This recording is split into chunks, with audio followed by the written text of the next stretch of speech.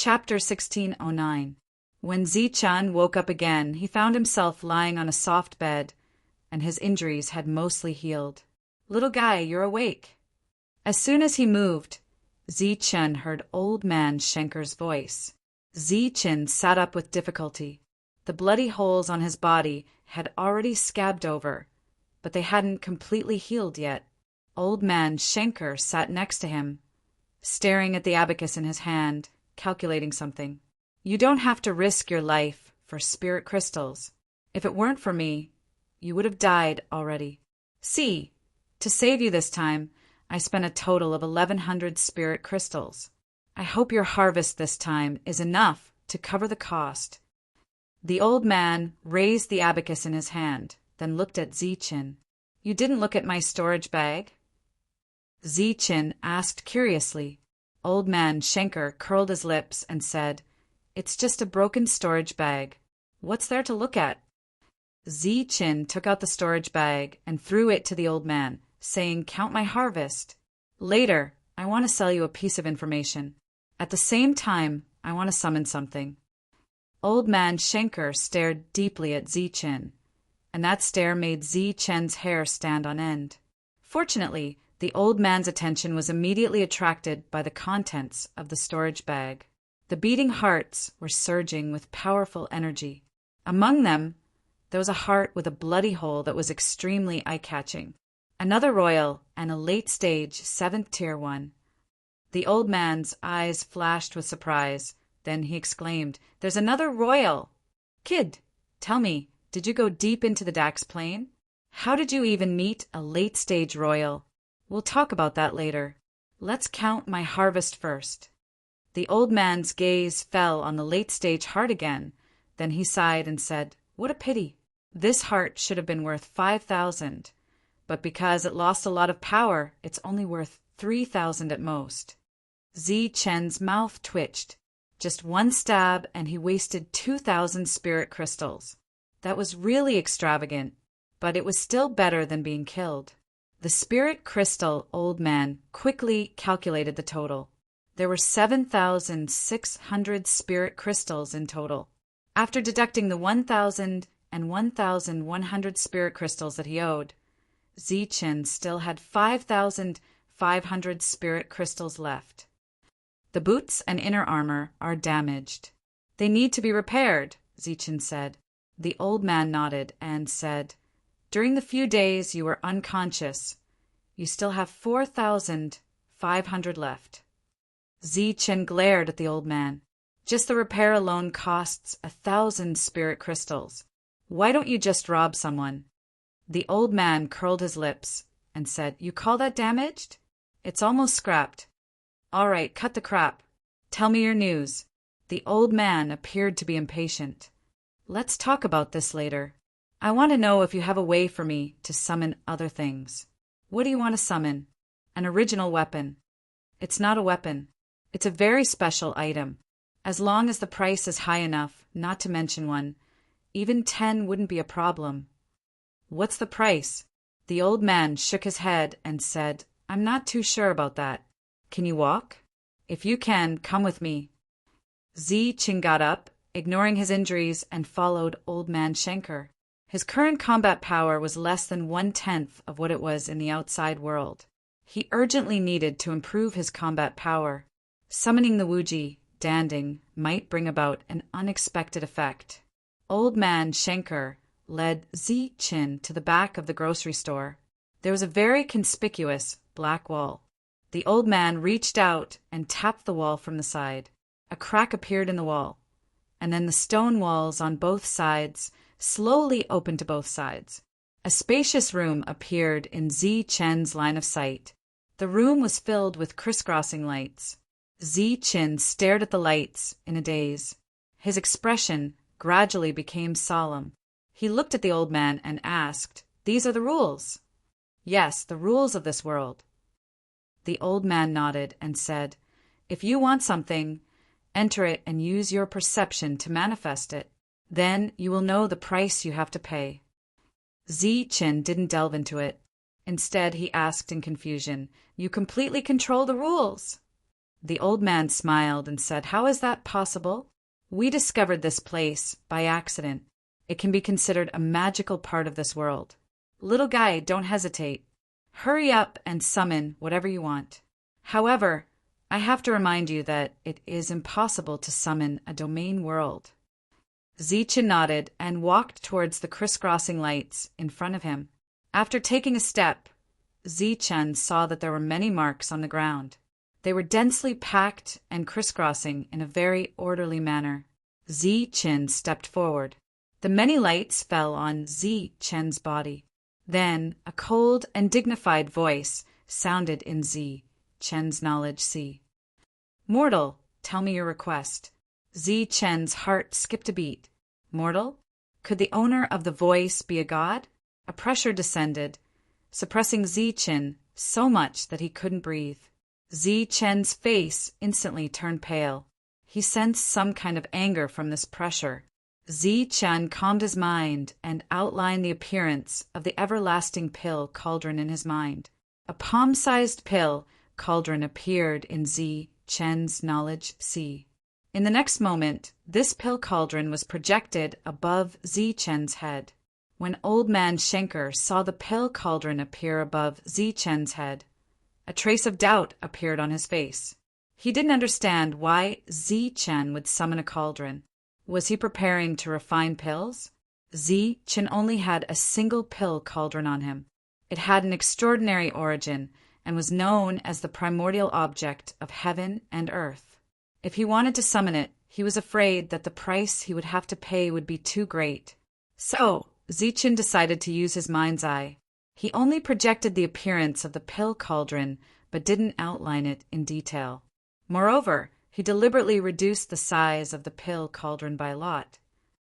At this moment, the blurry pill cauldron in Old Man Schenker's eyes was simply an ordinary thing. He even felt a little pity for Zichen. If he wanted a pill cauldron, he had plenty of them here. Why go through so much trouble? The illusory pill cauldron disappeared, and the pressure that shrouded this space also disappeared. As for the light that filled the sky, it gathered together to form a shining crystal. The crystal slowly descended and landed in Zichen's hand. His face couldn't help but turn pale. "This price, isn't it a little too great?" "How is it? What price do you have to pay?" asked Old Man Schenker when he saw Zichen walk out. 1,000 alien hearts. Zichen put away the spirit crystal and smiled bitterly. "What, 1,000? The first time you summoned, and it was for a broken cauldron.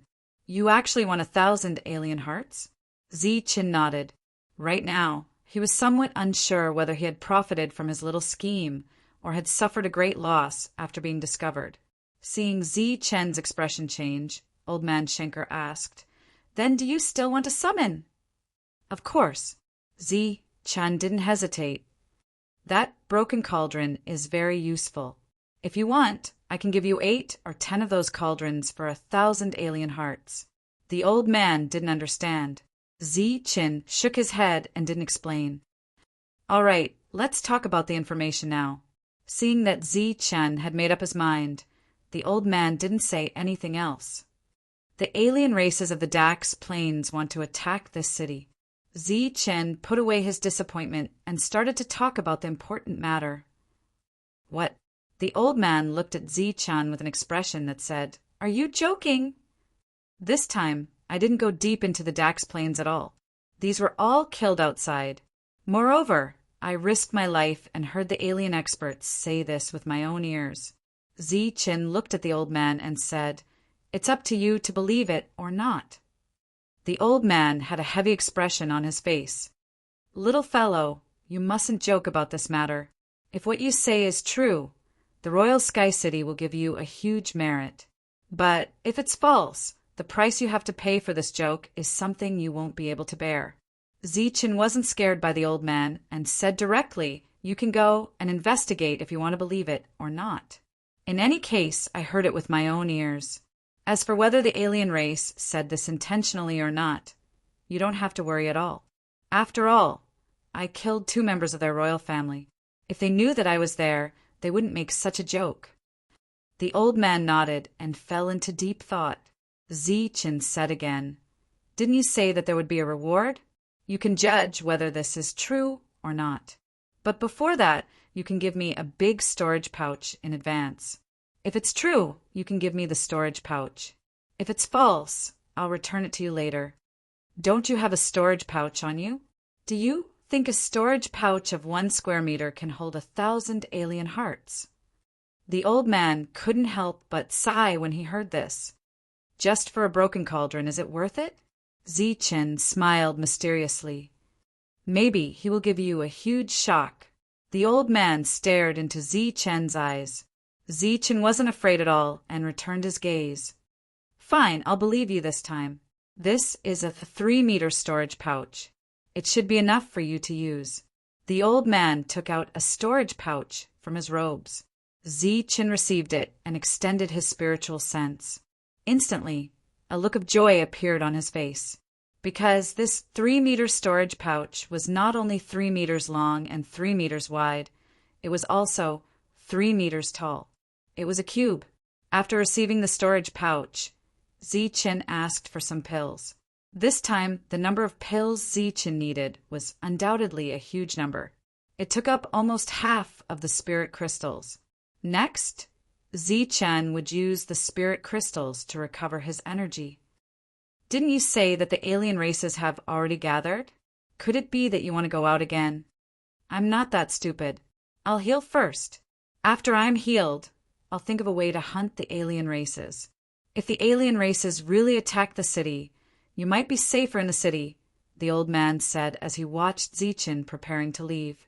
Zichen shook his head and said, "When the time comes, there will definitely be many experts in the city. So will the alien races. I don't want to be noticed and slapped to death." Zichen's battle strength was good. Once the city was attacked, it would be easy for him to kill ordinary 7th-rank aliens. However, because it was too easy, he would attract too much attention. If he was careless and was slapped to death by Jiu Chong, he would probably be slapped to death. The old man didn't stop Zichen anymore. Instead, he said, "You better keep a low profile. I recently heard that someone came here to look for Zichen."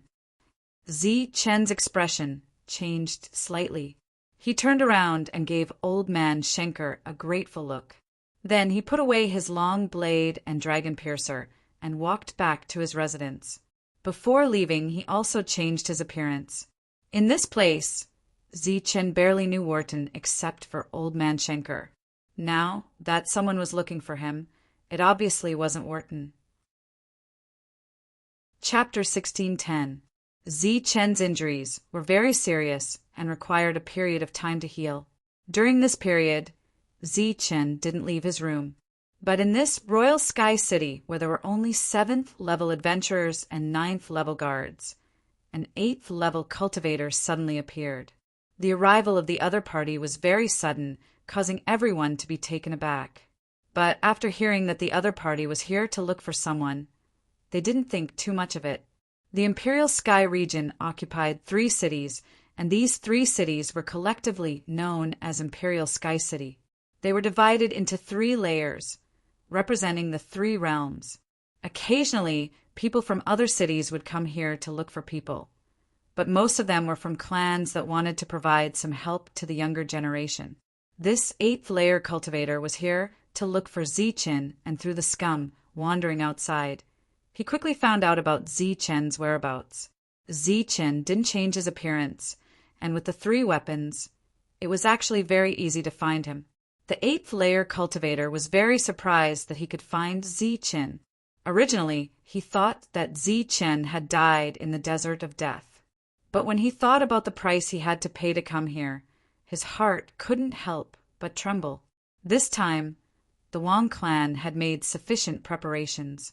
Other than the 7th-layer cultivator, they also sent the 8th-layer cultivator, a total of 5 8th-layer cultivators, and he was the only one that successfully made it here. After finding Zichen, the next step was to contact the other Wang clan members.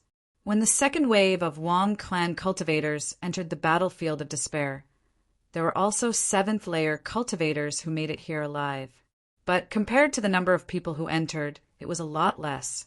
These people were scattered all over the city, intending to find out about Zi-Chen's whereabouts.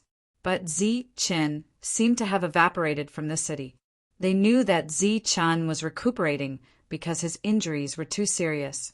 Once his injuries were healed, he would definitely come out again and go out to hunt again. In the blink of an eye, Zi-Chen had already been recuperating for 7 days. During these 7 days, Old Man Schenker had already reported the matter of the foreign invaders attacking the city. However, it didn't receive the attention it deserved, because this matter was too inconceivable. It seemed that ever since the Imperial Sky City was occupied by the human race, such a situation had never happened. However, due to Old Man Schenker's strong request, the cultivators of Imperial Sky City still sent some people to investigate the Dax Plains. Unfortunately, these people were all at Tier 7 and were unable to venture deep into the Dax Plains. Naturally, they were unable to see the foreign army.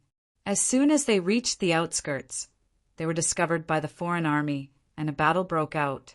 Some of them came back alive and reported that there were indeed many foreign races in the periphery, but they didn't find any foreign race army. The higher-ups signaled for the guards to be on guard, but they didn't ask for help from the other 2 cities. After a while, the foreign races in the Dax Plains would appear. It was said that there were too many of them, so they needed to expend some resources. This time they didn't mind. 10 whole days passed before Zi-Chen's injuries were completely healed. When he walked out of the room, he had already changed his appearance. First, he went to the market and made a round. After haggling, he used 3 crystals to buy a weapon. After that, he bought some cheap food and water. Then he took the weapon and carried a bag on his back and walked out of the city. With a 3-meter-long storage bag, Zi-Chen could store all of his weapons inside. It was impossible for the Wang family to find Zi-Chen through the previous information. Zi-Chen still believed what he heard that day. The foreign races would definitely come knocking on his door. At that time, if Zi-Chen was still in the city, even if he wasn't killed by the foreign races, he would definitely be killed by the Wang family. It was already full of danger, and Zi-Chen didn't want to be surrounded by enemies. Leaving was Zi-Chen's only choice. Walking out of the city, Zi-Chen clearly discovered that the number of adventurers outside the city had increased. They were using their sharp eyes to stare at the adventurers who were leaving. Everyone's gaze swept past Zi-Chen, who was holding a shabby weapon in the early 7th stage, and they completely lost interest in him. Faintly, Zi-Chen heard someone muttering, "Why is that guy's injuries still not healed?" Zi-Chen headed straight for the Dax Plains. That place was very dangerous, but it had attracted many powerful adventurers. These adventurers were all experts on the same level as Wharton. Even if they discovered humans, they couldn't be bothered to attack.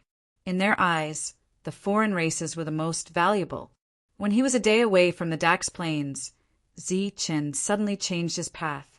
It seemed like he was going to go around the Dax Plains. Zi-Chen's journey took an entire 5 days. He directly went around the most likely place for the foreign races to appear.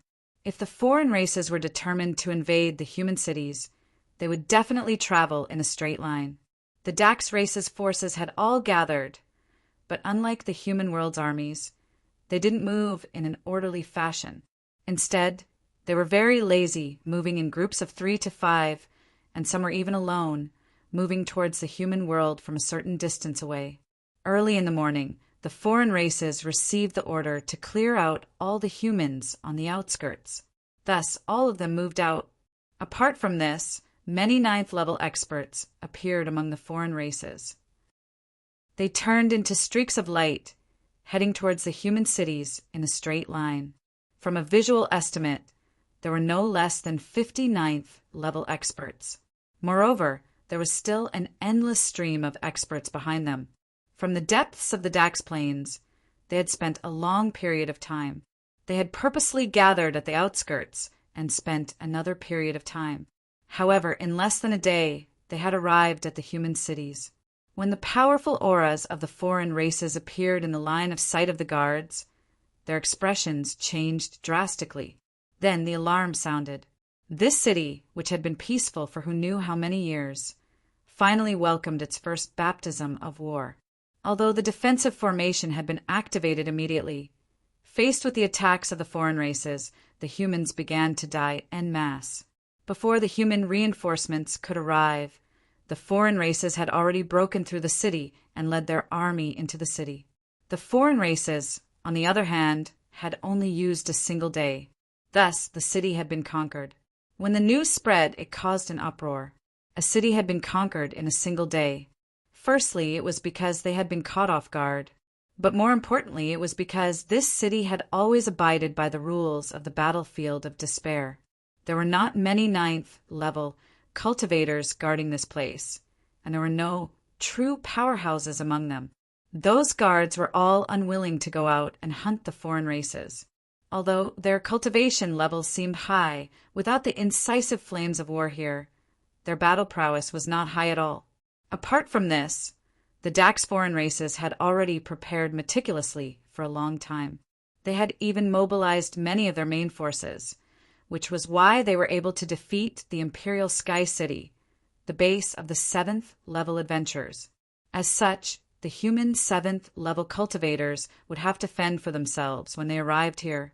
They would not be able to provide any support. After successfully conquering the city, the foreign races did not wantonly destroy it. In truth, there were many things that they were unable to destroy. For example, the ancient city walls, the towering 7th level military board, and the golden words on it. They did not even have the ability to destroy a small general store. It was said that this city was under the protection of the rules. Once they destroyed something that represented a special meaning, it would be equivalent to breaking the rules, and they would be punished. The rumor that the Royal Sky City originally existed was verified. This was something left behind by the original world. This was also the reason why until now, the words Royal Sky City still didn't appear on the entrance of the Royal Sky City. Chen was not clear about the fall of the 7th level stronghold. He just happened to go around the foreign race army and entered the depths of the Dax Plains. As if it was because they had turned out in full force, Chen rarely encountered any Dax foreign race experts along the way. Most of them were at the 7th level. As such, Chen began to slaughter without any hesitation. However, he was a lot more careful when he was killing. Although he did not know that the Imperial Sky City had been invaded, Chen had a faint feeling that once the foreign races invaded, the humans who did not care much would not be able to defend against them. Thus, even if Chen had to expend a bit of energy, he was determined not to let himself be injured. As for the energy he expended, he could slowly recover it. After all, he had spirit crystals that could recover energy, as well as inner armor that could recover energy. The foreign races had taken over the first city of the Imperial Sky region, but they were not satisfied. They quickly mobilized their army and began to move towards the second city. However, this time, the Imperial Sky region was prepared, and the foreign races were destined to return without success. The foreign races who were successfully repelled could only helplessly defend the first city. What followed was a war of attrition between the two sides. It was very difficult for the foreign races to take down the second city, but it was also extremely difficult for the human experts to reclaim the first city. As time passed, the number of humans who went out to train without any support gradually increased. At the same time, the Dax foreign races' territory also increased. This was very suitable for Chen. Thus, he specifically targeted a few foreign races who were alone to kill. At the Desperate Soldiers ranking, which was where Chen had first reported, there were foreign races who were paying attention to the rankings of the human adventurers. Apart from being able to see the top 100 rankings, they could also see the situation of all the 7th level human contribution points. During the time when they had taken over the city, the foreign races had been paying attention to the rankings. Among them, there were two names that attracted the foreign race's attention. One was called Chen, and the other was called Wharton. Wharton's contribution points had already reached 6,000, In other words, he had already killed 6,000 foreign races. Moreover, this number was increasing every day, ranging from a few to a dozen. As for that person called Zichen, he only had a few hundred contribution points. It could be seen that he was still a rookie among the humans who had just entered this world. However, his contribution points were increasing extremely quickly. Every day he would kill at least a dozen, and on a single day he would kill as many as 40. In other words, there were dozens of 7th-level foreign races that died at the hands of this human called Zichen every day. Unfortunately, they could only see the increase in contribution points, but not the human's position. This made the foreign races extremely angry. News of the loss of Imperial Sky City quickly spread through the mouths of the foreign races. Zichen, who had hundreds of foreign hearts in his storage pouch, naturally knew of this news. At this point, Zichen knew that there was no turning back. If the cauldron spirit he summoned didn't have the effect he had imagined, Zichen would be exhausted to death. Furthermore, because he had killed hundreds of enemies, Zichen's spirit crystals had been greatly depleted. Gradually, he began to show signs of exhaustion. Chapter 16:11. A loud and joyful dragon roar reverberated through the plains, and the image of a dragon appeared on the dragon's soul spear. Looking ahead, the alien that had been pierced by the spear was shriveling at a speed visible to the naked eye. It was as if all the energy and vitality in his body had been sucked out. A string of information appeared in Zichen's mind. Devour. Devour the vitality, soul, and energy of all life forms. Feedback. Feedback the vitality, soul power, and spiritual power of all life forms according to your will. The minimum amount is 1%. As these two strings of information disappeared, Zichen felt a sudden surge of rich energy from the spear. This energy contained vitality, energy, and soul power, and it flowed into Zichen's body. The energy that Zichen had expended in the previous attack was instantly replenished. Feeling the replenishment of energy, Zichen was overjoyed. He wanted nothing more than to hug the dragon soul spear and give it a kiss. However, in the next moment, he let out a strange cry and looked at the alien in front of him. He saw that all the vitality in his body had been sucked out. Even his beating heart had withered and lost all its energy. Although he had recovered the energy he had expended, he had lost a heart. This price was too great. Because of the dragon roar and Zichen's strange cry, it naturally attracted the attention of the other alien races.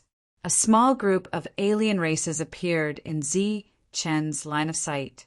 The leader was a mid-stage, 7th-stage cultivator, and the rest were all early-stage, 7th-stage cultivators.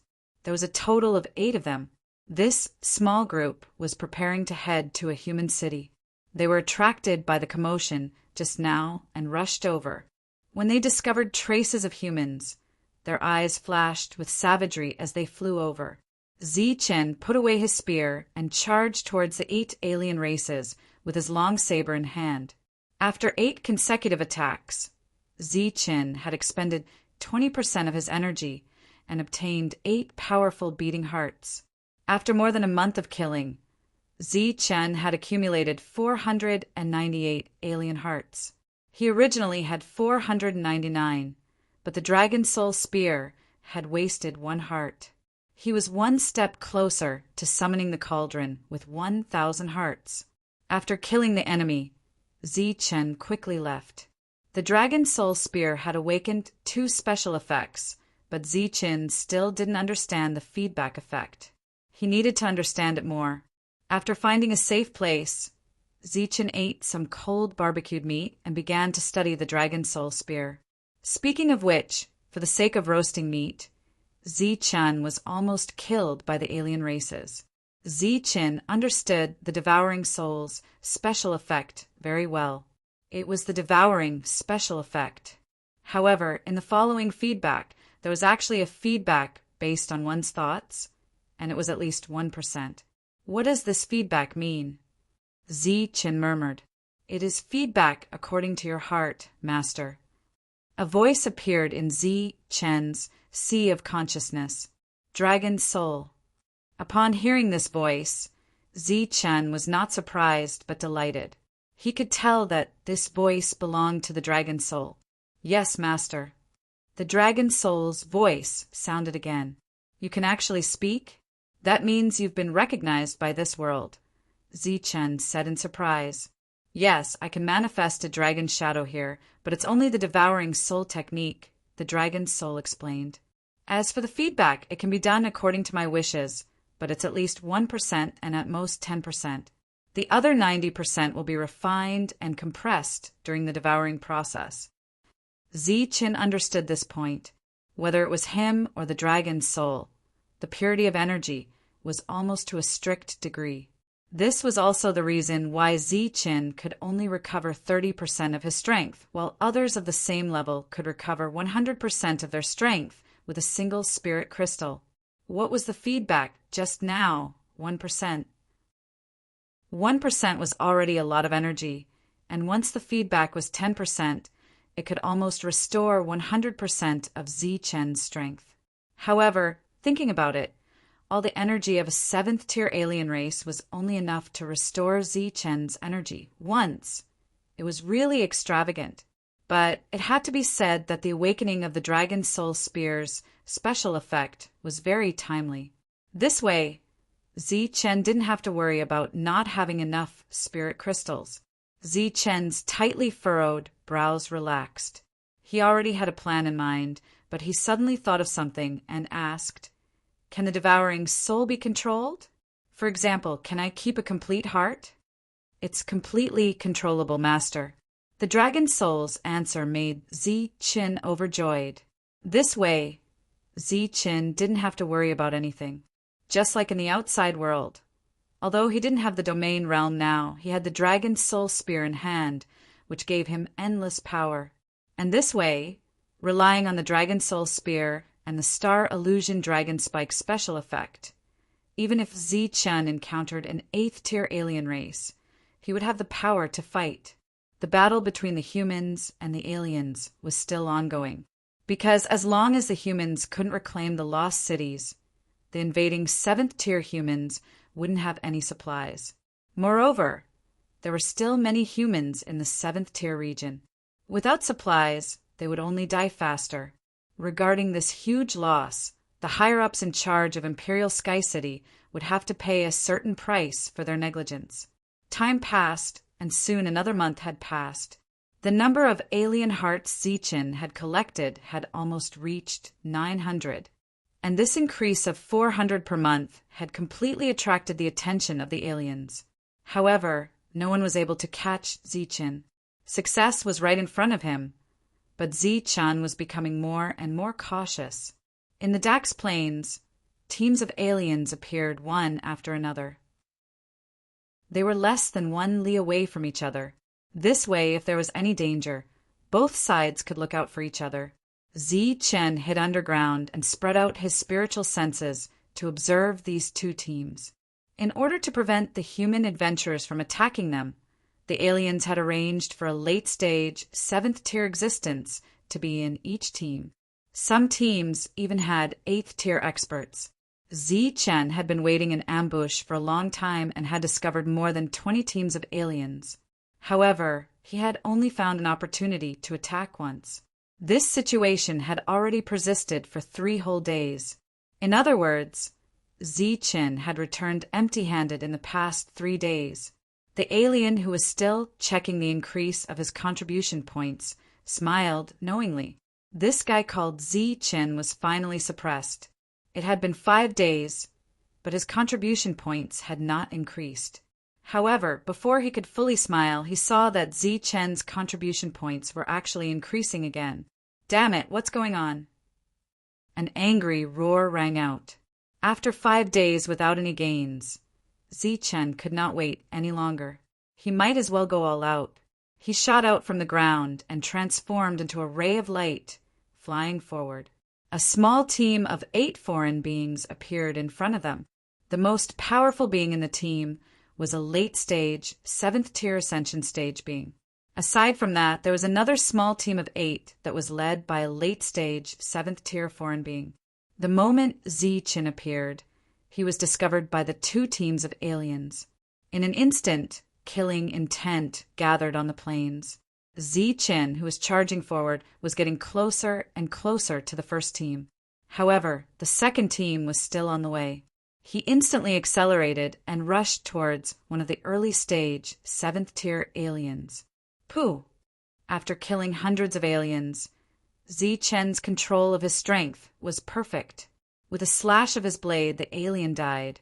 At the same time, Zi-Chen moved with extreme speed and dodged several attacks. Pooh! Pooh! During this period of time, Zi-Chen relied on his uncanny speed to kill another 2 outsider experts. After killing the 3 outsiders, he was surrounded by 13 outsiders. Among them, there were even 2 7th-level late-stage experts. Kill! With an explosive shout, the 13 of them charged towards Zi-Chen. Zi-Chen's current speed was not enough to dodge all the attacks. Hence, he dodged a few fatal attacks and allowed the others to land on Zi-Chen's body. Immediately, several wounds appeared on Zi-Chen's body. Some were so deep that his bones could be seen. Swoosh! At the same time, Zi-Chen counterattacked. A strong light flashed, and Zi-Chen tapped on the body of one of the aliens. At the same time, he transmitted a thought to himself. 3%. 3% was the energy that came from not devouring the heart. Not only could it replenish one's energy, the life force within could also heal Zi-Chen's wounds. The alien's body instantly shriveled. As Zi-Chen withdrew his spear, a pure energy entered Zi-Chen's body. The small wounds on Zi-Chen's body healed at a speed visible to the naked eye. Even the deep wounds stopped bleeding and formed scabs. Of course, during this process the battle continued. Zi-Chen, who had just recovered from his injuries, would have several more wounds on his body. However, as long as Zi-Chen struck out with his spear, it did not matter if he could kill the enemy. As long as he hit the enemy, he would be able to devour their energy.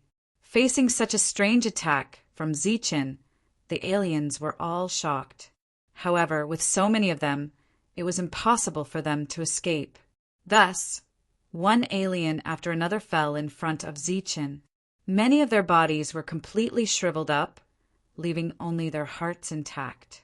Zi-Chen's black robe had no less than 30 cuts, all caused by this battle. However, under the 30 cuts, there were only 7 or 8 large wounds.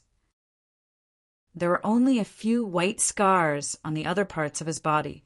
Soon, 14 of the team of 16 were killed. Only 2 of the strongest were left. Their faces were filled with shock. Not only did this human have a strange weapon, his recovery ability was also astonishing. Pooh! The long spear in Zi-Chen's hand trembled. Because of the fear of the long spear, the strange being retreated. Zi-Chen quickly followed up. This time, he directly pulled out the dragon spike and pierced it into the strange being's heart. Ignoring defense, killing in one strike, the last alien saw that the situation was bad and turned to run. The sharp black saber turned into a ray of black light and stabbed into the back of the alien's heart. Immediately after, a surge of energy gushed out from the black saber and destroyed the alien's soul. At this point, the team of 16 was completely wiped out. Soon, the next wave of aliens would arrive. Zi-Chen hurriedly cleaned up the battlefield. After taking away the 16 hearts, the new aliens had already discovered him. However, Zi-Chen did not stay. He sped up and ran, completely disregarding the cost of his escape. This was because, after months of fighting, Zi-Chen had finally killed 1,000 aliens. This was also why Zi-Chen, who had always been cautious, was now risking his life. Chapter 1612. Among the Dax race, there was a rumor that a human rookie who had just entered the battlefield of despair possessed great battle prowess. The 2 teams of pursuers saw Zi-Chen from afar and began to pursue him with all their might. to be able to kill 2 teams by himself. It was clear that Zichen was the human they were talking about. As for that human, the moment they discovered him, they would kill him with all their might. The 2 teams continued to pursue him, flanking him from both sides. Apart from that, one of the Dax race members suddenly turned back to call for reinforcements. During the chase, more and more pursuers appeared behind Zichen. In response, Zichen could only flee with all his might. Now that he had enough hearts, Zichen only needed to summon the everlasting pill cauldron. As for these Dax race members, it didn't matter if he killed them or not. However, the pursuers behind had set their sights on Zichen and were determined to kill him. After fleeing for about 15 minutes, Zichen sensed a powerful aura behind him. This aura had already surpassed the 7th stage, reaching the 8th stage. Damn it! Zichen's expression changed as he cursed. He directly activated his boot's 10% speed boost and shot forward like a streak of light. At this moment, Zichen didn't care about consumption at all. Very quickly, the early and mid-stage 7th stage cultivators were left far behind. As for the late-stage 7th stage cultivators, they still hadn't given up. At the very front was an early-stage 8th stage cultivator. Zichen, who was fleeing with all his might, expended a lot of energy. During this time, he scanned his surroundings, trying to see if there were any life forms around. After flying for several kilometers, Zichen finally discovered Beast. It was a Dax Black Wolf. Because the Dax race wanted to attack Imperial Sky City, all the beasts in the Dax plains had been chased out. Zichen quickly shot towards the Dax Black Wolf. Sensing danger, the Black Wolf howled and turned to flee. All feedback. Zichen transmitted a thought, and the spear in his hand turned into a bolt of lightning that pierced through the Black Wolf's body. Zichen's body did not stop. His long spear carried the Black Wolf forward at an extremely fast speed. On the spear, the Black Wolf that was pierced through struggled madly, emitting miserable cries. But it was unable to break free from being swallowed up by the dragon soul. Soon it shriveled up. A dense energy entered Zichen's body through the spear, and Zichen's energy was instantly restored. Zichen didn't slow down at all as he flew. Soon, the late 7th tier outsider was left far behind. However, the early 8th tier outsider was getting closer and closer to Zichen. It was as if they were determined to kill Zichen. They would not give up at all. Just like that, the chase continued for 4 hours. During this time, Zichen had recovered his energy several times, and the outsiders were also recovering their energy. Apart from the 2 of them, all the other pursuers gave up. Very quickly, another 4 hours passed. Both of them had expended a lot of energy. However, upon seeing that the humans were once again brimming with energy, the 8th stage being flew into a rage. Every time the humans ran out of energy, such a situation would occur. If this continued, his strength would be depleted. When that happened, he would no longer be able to catch up to the humans. In fact, after discovering how strange the humans were, he knew that it would be very difficult to catch up to them. Now, he couldn't give chase, but he also couldn't give chase. Just as he was hesitating, he suddenly discovered that the humans in front of him had stopped, and their bodies were once again brimming with energy. Looking at the cold eyes of the humans, the 8th stage being suddenly had a bad feeling. However, it was clearly impossible for him to escape at this moment. He turned into a streak of light and chased after the humans. In front of him, Zichen rushed over with his spear. Since this guy was courting death, Zichen didn't mind harvesting the heart of the 8th stage being. Clang! The spear was blocked by a large saber. A powerful force surged, and Zichen was forced to retreat a few steps. The 8th stage being pushed off the ground and shot toward Zichen, slashing down with a large saber in his hand. Zichen exerted strength in his back, bending his body, and the saber almost brushed past Zichen's cheek. After dodging this attack, Zichen pulled out his saber, and a flash of saber light shot forward. Then, clanging sounds rang out continuously, and energy surged wildly in the forest. As soon as the battle began, the 8th stage being had the upper hand, and Zichen gradually realized the difference between the two. However, Zichen's calm response also caused the 8th stage being to suffer a lot. The 8th stage being was very powerful, but he had used up too much energy in the chase. After the 8th stage being was forced back by Zichen, he suddenly threw away the long saber in his hand and glared at Zichen angrily, as if saying, "You've angered me. Prepare to die." Zichen suddenly felt a life-and-death crisis in his heart. Without hesitation, he turned around and ran. Roar! A deafening roar came from behind, and a strong wind blew in the forest, and a murderous aura surged wildly. Zichen ran even faster, and in the blink of an eye he was 200 meters away, and then he looked back. Behind the 8th stage being, a tall beast shadow suddenly appeared. This beast shadow looked like a high-level life form launching a powerful attack.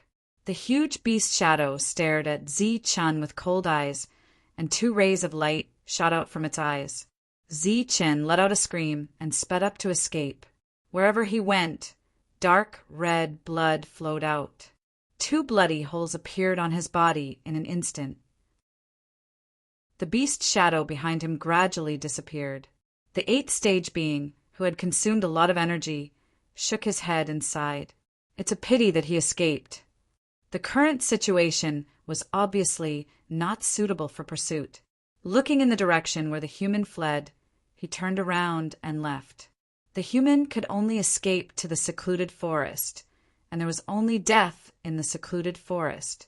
The secluded forest was very dangerous, but the periphery was relatively safer. That was Zichen's ultimate goal. The attack from the beast, I was very strong, and it injured Zichen. Moreover, the injury healed very slowly. The dragon soul spear reflected energy several times before it gradually showed signs of improvement. Zichen went all the way to the outside of the secluded forest, and then opened up a safe area of a few hundred meters before sitting down. Next, it was time to carry out the divine summoning. During this time, for safety, Zichen used spirit crystals to recover his energy to peak condition, and his injuries were also completely healed. He took out the blood-colored crystal. This was a one-time use item. As long as Zichen gathered the hearts of the outsiders, he could crush it. Zichen opened his storage bag and poured out the hearts. With a sweep of his spiritual sense, he found a total of 1,000 hearts. Now, Zichen only had 4 left in his storage bag. After thinking about it, Zichen kept 4 late-stage, 7th-stage hearts. In just a few months, he had gathered 1,000 hearts. One had to admit that Zichen's killing speed was very fast. Of course, the continuous appearance of the outsiders in the periphery was also a very important reason. 1,000 hearts floated in the air, flashing with light and beating irregularly. It looked very shocking. Waves of power spread out in all directions, causing some strange sounds to ring out. Within the secluded forest, many small trees swayed as if they had been awakened by some kind of energy. They were very happy and stretched out their branches towards Zichen. At the same time, some beasts appeared in the distance. They greedily looked at the beating hearts. Even if they could devour one, their strength would greatly increase. Those beating hearts were the most fatal temptation to them. However, beside the temptation, there was also a thick, baleful aura. This was the reason why they did not move forward. For a short period of time, Zichen could still control the situation. However, as time passed, even more powerful existences would arrive, and Zichen did not have much time left. Zichen immediately crushed the blood-colored crystal. After it exploded, rays of light shot out. These were all law rays, and they were like a large net that fell on those beating hearts. Then the law rays began to spin, and a black hole appeared in the center. The hearts were swallowed by the black hole. The branches of those small trees did not extend indefinitely. They stopped when they were 100 meters away from Zichin. Their branches constantly trembled and slapped the ground, making strange sounds. They were anxious and unwilling. The other outsiders slowly moved forward, the greed in their eyes growing stronger. Their remaining reason seemed to be on the verge of disappearing. Zichin stood with the spear in his hand, and the spear in his hand pierced straight towards the sky. A loud dragon roar resounded, and a huge dragon shadow appeared. The dragon's power spread out in all directions. The outsiders' hearts trembled, and their eyes that had gradually lost their reason were filled with fear once more. Some even directly knelt on the ground, not daring to move forward. The black hole grew larger and larger, and it swallowed faster and faster. Finally, the 1,000 hearts disappeared. Zichen's expression became nervous. He could not help but feel worried. What if the other party took the item and did not do anything? Or perhaps Pill Cauldron was not recognized by this world's laws. Just as Zichen was extremely nervous, the law rays closed again and entered Zichen's glabella. In an instant, Zichen clearly felt that his consciousness was connected to the everlasting Pill Cauldron. His face immediately filled with joy. Summon the everlasting Pill Cauldron. Zichen did not hesitate. With a thought, the everlasting Pill Cauldron appeared. This was a small cauldron the size of a palm. It looked simple and unadorned. There were many carvings of beasts around it, but they looked very blurry. However, such an ordinary-looking cauldron consumed 1,000 non-humankind hearts. When the everlasting Pill Cauldron appeared, Zichen clearly felt the world tremble. Then, a wave of law energy fell from the sky. Zichen could also feel endless anger from this energy. Bang! The energy fell, and Zichen was instantly sent flying. The everlasting Pill Cauldron appeared according to Zichen's thoughts. It was very ordinary and very dim. Even the carvings of beasts were not clear. But as soon as it appeared, the laws detected it. Then, they expressed their anger to Zichen. The moment Zichen was sent flying, the everlasting Pill Cauldron suddenly shook. Then, it burst out with a dazzling brilliance. With the everlasting Pill Cauldron as the center, the world's energy instantly became violent. Many forces surged, and even the space began to distort. A powerful suction force came from the Pill Cauldron, and the surrounding world's spirit energy was crazily swallowed by the Pill Cauldron. Then, the dim beast carvings around the Pill Cauldron gradually became clear. Roars of beasts came from the walls of the Pill Cauldron one after another. The beast carvings became very clear and lifelike, as if they were all about to come to life. Zichen, who was sent flying, looked at the scene in a daze. He could not suppress the joy on his face. After causing such a big commotion, the Pill Cauldron should not be ordinary. Chapter 1613. The everlasting Pill Cauldron was still absorbing energy. Space twisted crazily, and the entire world changed color. The Pill Cauldron that came to this world was no longer simple and unadorned. It was no longer as low-key as before. Instead, it was extremely ostentatious, overbearing, and surging with boundless power. The Pill Cauldron trembled, causing the entire space to tremble as well. Boundless power spread out in all directions. The strange beasts that were attracted by the alien's heart were terrified. They fled in all directions. As for the small trees in the forest, they screamed in horror and quickly collected their branches. Around the Pill Cauldron, powerful and terrifying energy surged. But a white-robed old man stood in the middle of the surging energy, laughing heartily. The violent energy couldn't touch him at all. Seeing the power of the Pill Cauldron, Zichen quietly hid in a corner and laughed foolishly. Wang. The world shook as the power of rules appeared out of nowhere. They came from several directions, streaking across the sky and converging in the air. forming a large net of rules that spun towards the pill cauldron below. The white-robed old man looked up and saw this scene. He smiled faintly and said, "It's too late to seal it now." As soon as he finished speaking, the pill cauldron shook. The beast carvings on the walls seemed to come alive.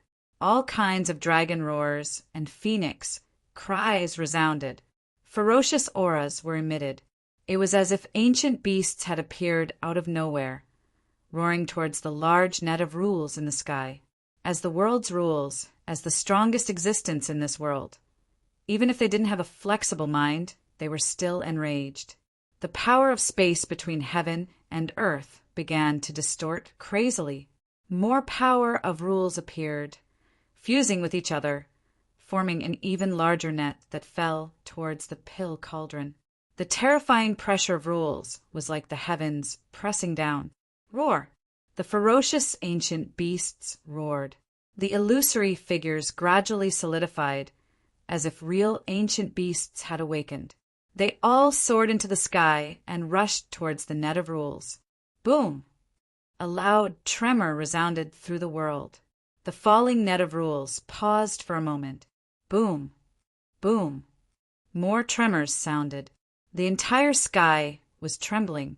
Many ancient beasts dissipated in the air, destroyed by the rules. But the entire net of rules became unstable and finally exploded with a loud bang. Due to the shattering of the laws between heaven and earth, a strange power spread out. This power spread out in all directions and was sensed by a few experts. Unfortunately, by the time they began to pay attention to all of this, everything had disappeared without a trace. The violent energy between heaven and earth disappeared, and the cauldron floated in the air. It once again became simple, majestic, and natural. The carvings of the beasts on the walls were so clear, so mighty, and so ferocious. The white-robed old man was still as spotless as before. He turned around and smiled at Zichen. "Senior," Zichen called out in surprise. Cauldron's spirit nodded and said, "Zichen, you have come to a good place." Zichen was stunned when he heard this. "Good place." Cauldron's spirit smilingly replied, "A really good place." Zichen smiled bitterly and said, "Maybe this place is really good, but it has different rules from our world." Cauldron's spirit looked at Zichen and comforted him. "Don't be discouraged.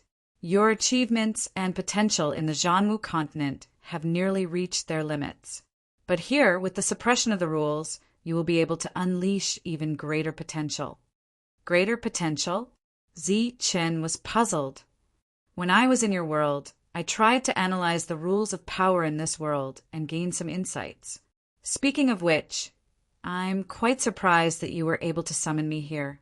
Try to feel the rules here and try to integrate them into your body.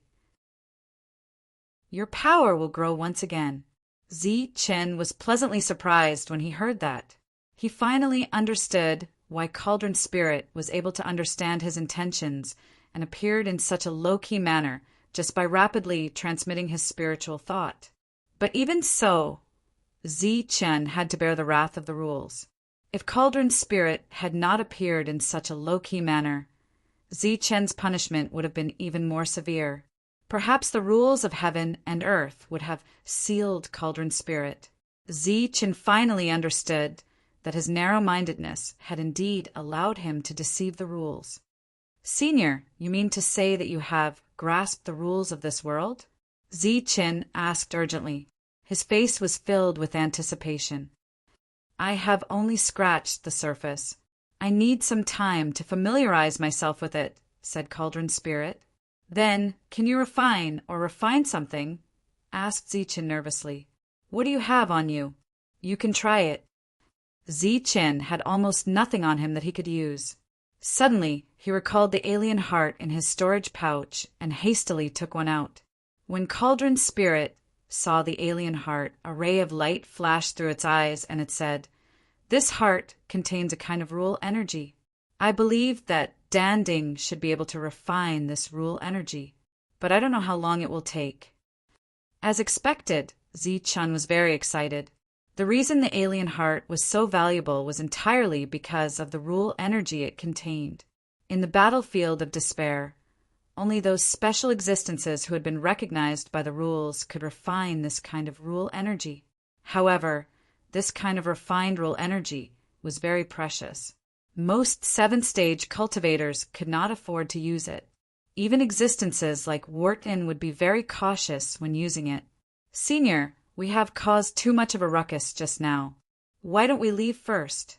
suggested Zi-Chin. "All right. I will take this opportunity to study the rules of this world," said Cauldron Spirit. Zi-Chen then took out the other 3 alien hearts and handed them to Cauldron Spirit. Cauldron Spirit transformed into a ray of light and disappeared into the cauldron. Under Zi-Chen's will, Danding shrunk to the size of a palm. While Cauldron Spirit was shrinking, Zi-Chen sensed that his soul energy was constantly being consumed. He couldn't help but curse, F***CK. Obviously, the rules of this world were unable to seal Cauldron Spirit. Instead, they had shifted the burden onto him. Now, whenever Zi-Chin activated Danding, he would consume a large amount of his soul energy. Vaguely, Zi-Chan seemed to see a repulsive, smiling face in the sky. After cursing angrily, Zi-Chan looked at the secluded forest ahead of him. His face immediately lit up with joy. His luck was pretty good. He had made the right bet. Danding had given him a huge surprise. Originally, Zi-Chan thought that Cauldron Spirit would need to spend some time in this world before it could manifest some of its techniques. However, Cauldron Spirit's techniques, at this moment, had greatly surprised him. Now that the alien races had already noticed him, it would undoubtedly be much more dangerous for him to go to the Dax Plane to slaughter them. Zi-Chin could no longer go to the Dax Plane. Or rather, he wouldn't be going there in the near future. During this period of time, he could only rely on Cauldron Spirit and hope that Cauldron Spirit could bring him an even greater surprise. Therefore, while Cauldron Spirit was studying the alien hearts, Zi-Chin walked towards the secluded forest. He planned to first penetrate the secluded forest and then the desert of death. Zi-Chin entered the secluded forest with spear in hand. Actually, he did not know that the beginning of the battlefield of despair was actually the periphery of the secluded forest. After progressing one step at a time, one would become a true expert of this world. However, this was only true for those special existences who had been recognized by the edicts. Although Zi-Chen was not a special existence, having Cauldron Spirit by his side not only made up for his shortcomings, but also allowed him to concentrate even more. The secluded forest was very sensitive to the presence of humans. Therefore, when Zi-Chin arrived, he was immediately detected by the nearby saplings. Soon after, the saplings launched their attacks. Tree branches filled the sky as they shot towards Zi-Chin. They whistled through the air like spears. Zi-Chin unsheathed his long sword and drew a perfect circle in the air. The sharpness effect was activated and those tree branches were instantly severed. Immediately after, Zi-Chin shot his spear towards one of the saplings in front of him. PFFF! The spear pierced through the saplings and the soul-devouring effect was activated. The saplings shriveled at a speed visible to the naked eye, and a pure energy was fed back to Zi-Chin. The energy Zi-Chin had expended was instantly replenished. Immediately after, the blade in Zi-Chen's hand flashed again, and the saplings nearby were severed at the waist. After destroying 5 saplings, Zi-Chin obtained 5 portions of tree sap. Tree sap was considered the lowest currency in the battlefield of despair. 100 portions could only be exchanged for 1 spiritual crystal. However, it was said that those pharmacists only needed 80 portions of tree sap to successfully refine 1 spiritual crystal. In this way, the pharmacist only needed to refine 5 portions of tree sap to make a profit of 1 spiritual crystal. One could see how high the efficiency was. Just as Zi-Chin officially stepped onto the path of becoming an expert, news of the battlefield of despair's destruction of a city spread throughout the imperial sky domain. At the same time, there was also a statement regarding the summoning of experts. Of course, although it was called summoning, it was actually a forceful demand. Moreover, most of them were 8th and 9th layers. After all, they had already lost the 7th layer city. Without any support, they would only be heading towards a dead end. The most urgent matter at hand was to retake the cities that belonged to the humans as soon as possible. It seemed to be rather difficult for the Cauldron Spirit to refine the heart of a late 7th layer alien right off the bat. Even after half a day, the Cauldron Spirit showed no signs of activity. During this half a day, Ziqin had successfully collected 100 portions of tree sap. He handed the tree sap to the Cauldron Spirit and attempted to refine it. The refining process was very simple.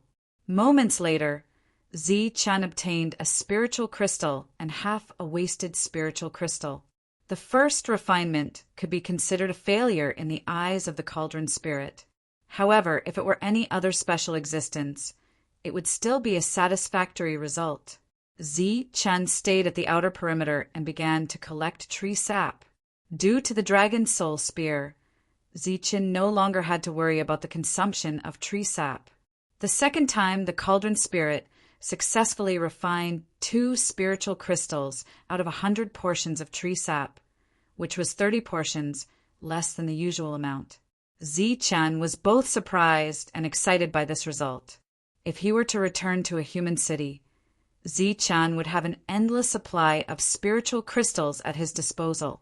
In the blink of an eye, Ziqin had stayed in the secluded forest for 3 months. The quality of the tree sap grew higher and higher as he ventured deeper.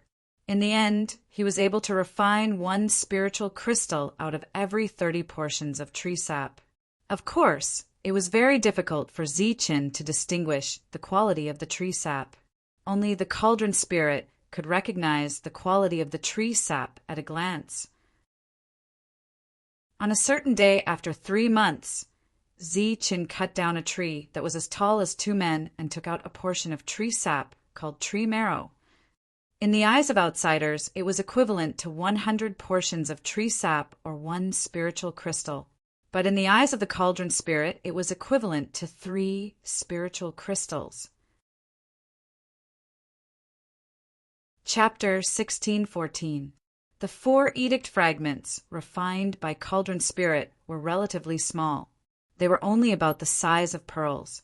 However, they were very pure and contained only 1 type of edict.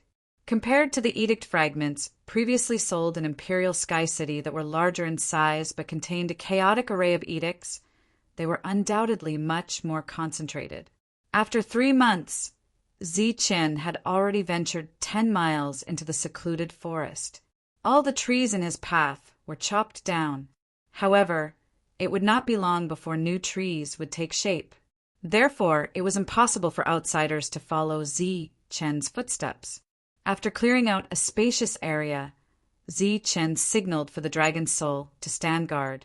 Cauldron continued to refine the tree pith while Ziqin refined the 4 edict fragments. Among the 4, 2 represented strength, 1 represented agility, and 1 represented speed. Ziqin first refined the energy fragments and familiarized himself with the edict of this place. 3 days later, the 2 fragments representing the edict of strength were completely refined. Ziqin spent another day familiarizing himself with the edict. When he drew his blade again, Ziqin could already produce 2 blade lights with a single swing of his blade. In just 3 short days, Ziqin's strength had nearly doubled. Of course, this strength was still far from being comparable to the outside world. Subsequently, Ziqin's agility and speed were only slightly improved. The effect was negligible. A new batch of spiritual crystals was successfully refined. This time, there were a total of 35 spiritual crystals. Ziqin had only provided 10 portions of the essence. In addition to the 35 spiritual crystals, Ziqin also obtained a tiny fragment of the Edict of Life. It was about the size of a fingernail, but it was a rarely seen Edict of Life. After refining the Edict of Life, Han Shua's comprehension of the Edict of Life had increased. It would also be of great help in the recovery of his vitality. This was an unexpected surprise. Therefore, Zichen began to search for more tree pith so that he could obtain even more fragments of the Edict of Life. Zichen put in a lot of effort into his attacks. Perhaps because he had been attacking so many times, Zichen's comprehension of the Edict of Strength had also increased. He felt that it wouldn't be long before he could produce 3 blade lights with a single swing of his blade. During this time, trees fell one after another, and tree marrow was collected by Zichen. Through the refinement of the pill furnace, Zichen obtained more and more fragments of the laws of life. The more tree marrow Dan Ding refined at once, the higher the chances of successfully condensing the law of life. In the blink of an eye, another 3 months passed. The battle between the humans and the aliens was still going on, attracting more and more powerful beings. But it had nothing to do with Zichen. Outside the secluded woods, the non-human kind's encirclement and annihilation of the human race had been very successful. However, most of those who had died were the weak ones. Those who were truly strong were constantly making the non-human kind suffer great losses, one after another. In Zichen's line of sight, a tree that was dozens of meters tall appeared. Its entire body, including every leaf, was glowing. This was a form of natural defense. Swoosh! Without any hesitation, Zichen raised his saber and slashed out in the blink of an eye. A large number of flying branches were cut off. The saber light landed on the tree trunk, leaving 3 deep marks. After slashing out, Zichen instantly retreated. He knew that the effect of sharpness had been activated, but the other party's defense was very high. The tree screamed in pain and turned to attack Zichen fiercely. Its branches extended like snakes. They could quickly detect Zichen's direction and launch fatal attacks on Zichen. The long saber in Zichen's hand danced faster and faster. Every strike had a sharp effect, and the branches were cut off one after another. However, it was as if there was no end to these branches, and they were almost silent. Uft! He didn't know how long he had been killing like this. When Zichen found that there were no more branches around, he directly went forward and cut the tree in half. By then he had already used up 90% of his strength. He successfully dug out a tree crystal from the heart of the tree, but the light of the tree crystal had become very dim. Sure enough, this is the case. Zichen sighed. He knew that he had already reached his limit. If he went any further, there would be a huge inverse ratio between the gains and losses. The quality of this tree crystal was much higher than that of a spirit crystal. He could also condense life, law, fragments from it. Unfortunately, Zichen's combat strength was limited. Every time he would wait until the tree crystal was almost exhausted before he could kill it. As a result, he could only obtain high-quality spirit crystals. It was very rare for him to obtain life law fragments. Moreover, every time he killed one, Zichen would need to spend a lot of time and energy. It was really not worth the loss. Therefore, Zichen decided to return. Of course, on the way back, Zichen would kill some tree pith and obtain some life fragments. In the blink of an eye, half a year had passed since he summoned the cauldron.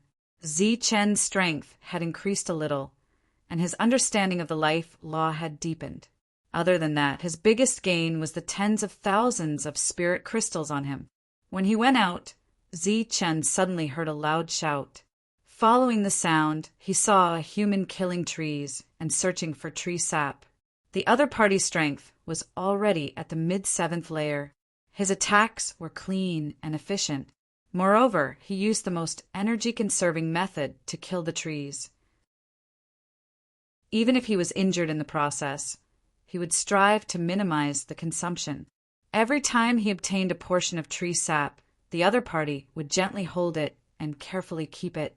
Zichen watched the other party for a full quarter of an hour. During this quarter of an hour, Zichen saw the other party attack 3 times and obtain 3 portions of tree sap. He had less than 10% of his energy left, but Zi-Chan did not see him absorb a single drop of tree sap. Soon, Zi-Chan understood the reason behind this. The human city had fallen, and they could not obtain any spirit crystal supplies. They could only find their own way. Although there was tree sap in other places, the amount was much less than in the secluded forest. Therefore, the secluded forest was the best place. Sure enough, Zi-Chan found traces of several humans. They were all here for the tree sap. Zi-Chan shook his head and walked out. His next destination would be the desert of death. As for whether these people lived or died, Zi-Chan suddenly had a thought. He felt that since he had the ability, he should do something at this time. These people could survive until now. They were undoubtedly true powerhouses. Their purpose in coming to the battlefield of despair was to gain experience and strengthen themselves. They were different from those scumbags. After pondering for a while, a thought appeared in Zi-Chen's mind. Thus, Zi-Chen took out 3 weapons again and walked out. If he wanted to help others, he had to have the strength to do so. Otherwise, he would just be throwing his life away. Zi-Chen released a powerful murderous aura and walked out in a straight line. During this time, not only did he alarm the trees, but he also alarmed some powerhouses who were carefully collecting tree sap. Swoosh! Dozens of trees attacked Zi-Chen. All kinds of branches whistled toward him. Zi-Chen unsheathed his long saber. 3 saber lights scattered in all directions, cutting off the branches and the nearby trees. In the blink of an eye, Zi-Chan obtained more than 10 portions of tree marrow. In the distance, the human cultivators saw the scene. Their pupils could not help but shrink. This move seemed fierce, but it consumed a lot of energy. In their opinion, Zi-Chen was at a disadvantage. The human city had been lost for too long. It had been so long that the alien hearts they had on them were purely decorations. On the contrary, every drop of tree marrow had become a treasure. Compared to Zi-Chen's recklessness, they were more careful because their weapons would be damaged and their energy would be consumed. Zi-Chen did not have any scruples as he walked forward. He took out a spirit crystal and began to absorb it. When everyone saw the spirit crystal in Zi-Chen's hand, their eyes widened. Of course, there was no lack of people's gazes falling on Zi-Chen's storage bag. Perhaps there were more spirit crystals in the storage bag. Such wanton display of wealth caused a dense killing intent to reverberate in the forest. The other humans who were still hunting trees stared at Zi-Chen and began to follow Zi-Chen from afar, walking out of the forest. Zi-Chen did not seem to notice the killing intent around him. He walked straight out, destroying everything in his way. By the time he reached the outside world, Zi-Chen had already consumed a total of 5 spirit crystals. 5 spirit crystals might not be much to people on ordinary days, but at this time, 5 spirit crystals were enough to make them fight with their lives on the line. In their eyes, a human who had consumed 5 spirit crystals and obtained less than 400 drops of tree sap was undoubtedly a huge loss. However, from another perspective, this human must have countless spirit crystals on him. Finally, Zi-Chan walked out of the secluded forest and walked towards a spacious area. At the same time, a few more humans walked out of the forest. There were no less than 10 of them. Most of them were at the middle stage of the 7th layer, and the rest were at the late stage of the 7th layer.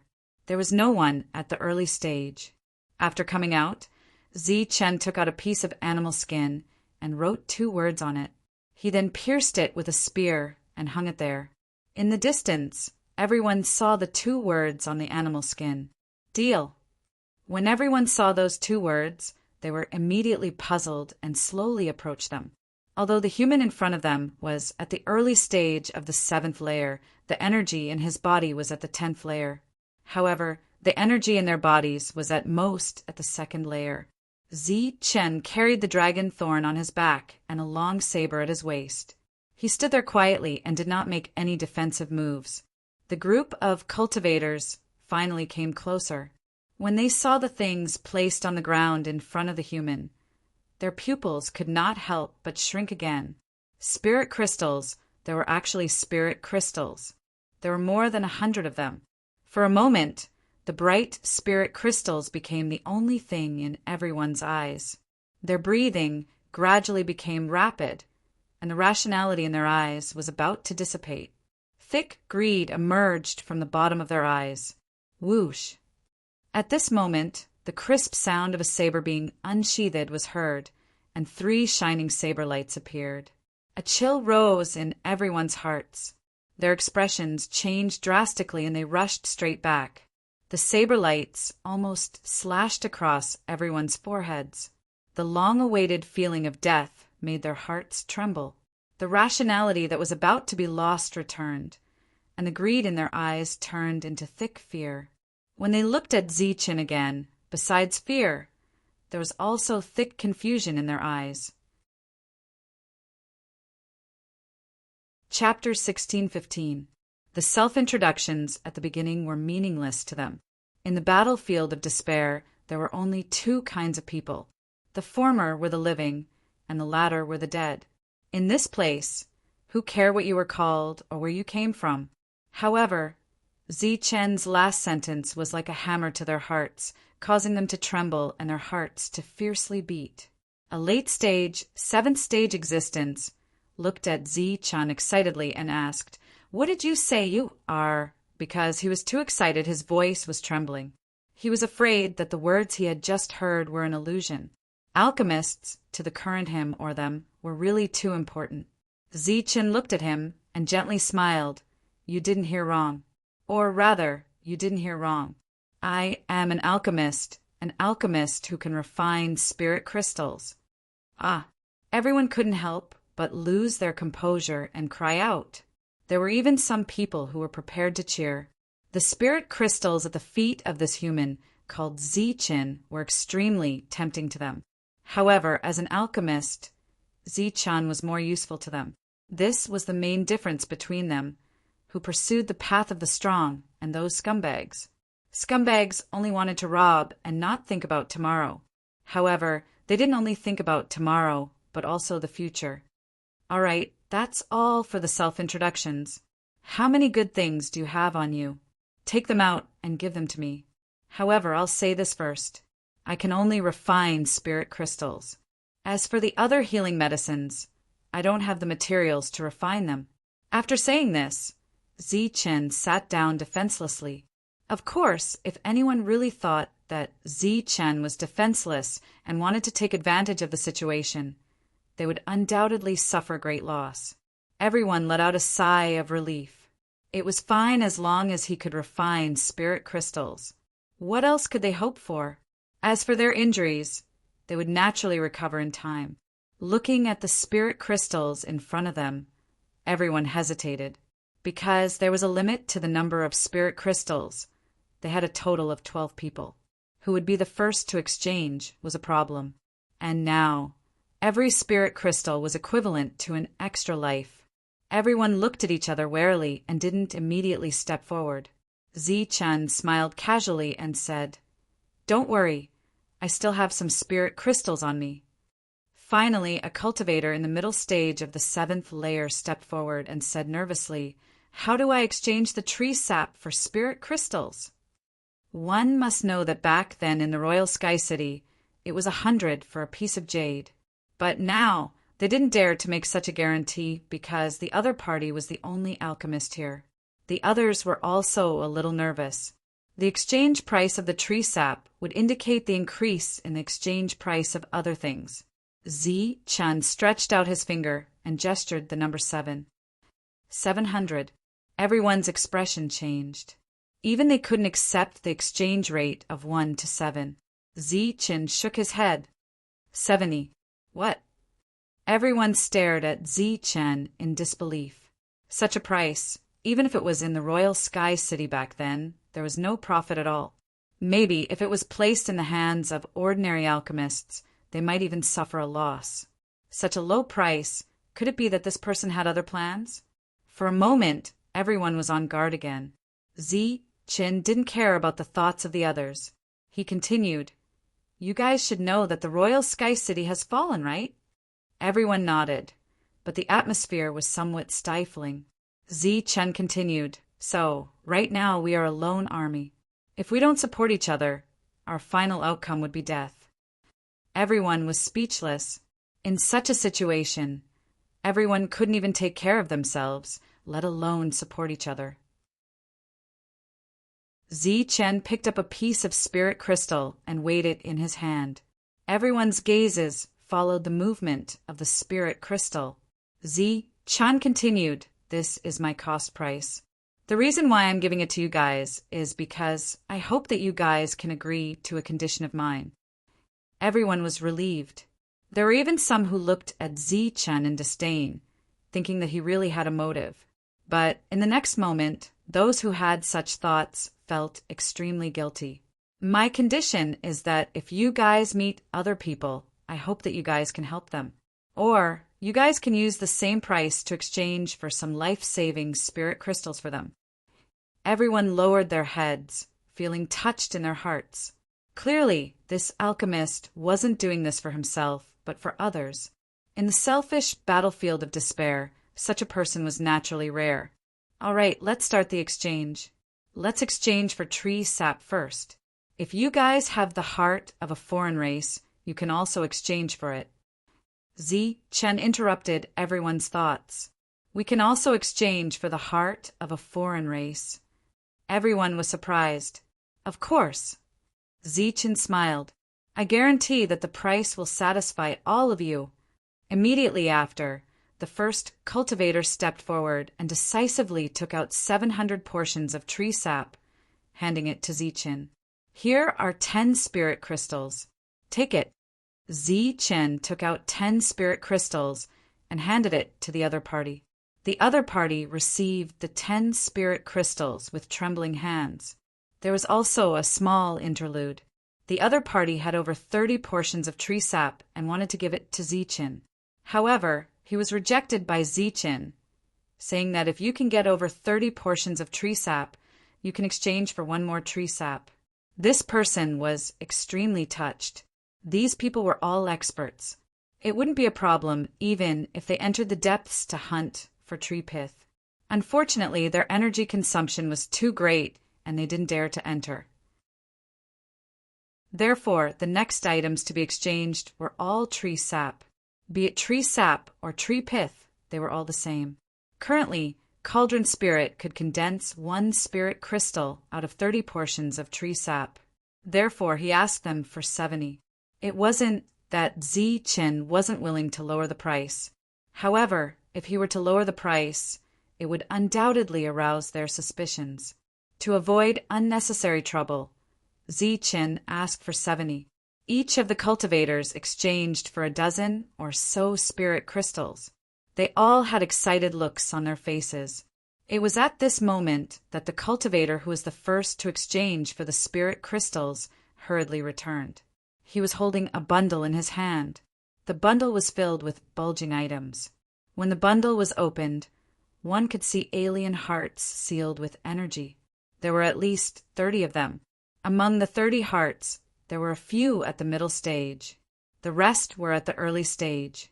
After bringing the alien hearts to Chen, the cultivator nervously asked, "Can these be exchanged?" Chen nodded and replied, "Of course you can. However, I am not too familiar with refining alien hearts. Therefore, I won't give you too high a price. At most, I will give you 80 to 90% of the price in Imperial Sky City." The cultivator hastily nodded. 80 to 90%? He thought that Han Shuo would only give him 50%. Chen simply didn't know anything about these hearts. Therefore, he directly gave them the lowest price. 20 for each of the early 7th stage heart, 200 for the middle 7th stage heart, and 2,000 for the late 7th stage heart. Soon after, the other cultivators also came over with alien hearts. In the blink of an eye, Chen's 10,000 plus spirit crystals were all exchanged. Apart from that, Chen also owed a debt of 5,000. He owed it to a late-stage, 7th-tier Ascension Stage cultivator. The other party had 3 hearts of late-stage, 7th-tier Ascension Stage cultivators. Zichen expressed that he could not accept it. The other party threatened to owe him first, and only offered 5,000. Zichen was speechless, but when he thought about it, it made sense. The other party definitely couldn't bear to part with them. That was why he wanted to give them to Zichen. All right then, I have to find a safe place to refine these things. I will come back here half a month later. At that time, there might be some unexpected surprises. Zichen mysteriously smiled. An unexpected surprise. Could it be a law crystal? Everyone felt their hearts trembling. Zichen took out the interspatial pouch in his hand and smiled. With so many alien hearts, I think I should be able to condense some. Naturally, the price wouldn't be lower than the price in Imperial Sky City. If you guys want exchange for them, it's best that you kill more alien races. Now is a dangerous time. I suggest you guys form a group. Form a group? Everyone was stunned. Zichen smiled. He glanced at the late 7th stage expert who owed him a debt and continued. After forming a group, your strength will increase and your rewards will naturally be greater. In addition, you won't die so easily. After speaking, Zichen walked towards the depths of the forest. Undoubtedly, he was charging in recklessly, not caring about the consumption of his energy. Even though everyone had hundreds and thousands of spiritual crystals on them, they couldn't help but click their tongues at this sight. They inwardly exclaimed that this was what it meant to be rich and overbearing. After clearing a safe area and making sure that no one was around, Zichen transmitted his voice to Cauldron. "Senior, how is it?" "The more the better." Cauldron's spirits. Laughter sounded. The more he refined, the deeper his understanding of the edicts of this world would be. As for the time required to refine, it was nothing to Cauldron's spirit. One must know that back in the Martial Heaven continent, Cauldron's spirit could refine hundreds of thousands of pellets in one go. As for the tree sap that Zichen exchanged for, he could refine them all in one go. As for the alien hearts, he needed to refine them 3 times. He could refine all of them 1 level at a time. In this world, Cauldron's spirit could be considered an existence that completely ignored the edicts. Moreover, he wasn't afraid of the consumption of his energy. However, Zichen couldn't. He had to put all of them into his cauldron. During this period of time, he would consume a large amount of his soul energy. This was also why the edicts were unable to do anything to Cauldron's spirit. Instead, they gave Zichen a heavier punishment.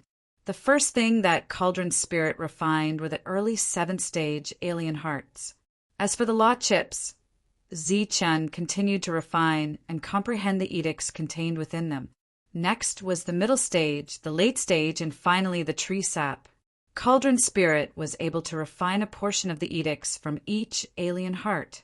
After exchanging for over 100 early 7th stage alien hearts, Zichen was able to refine over 100 portions of the edicts.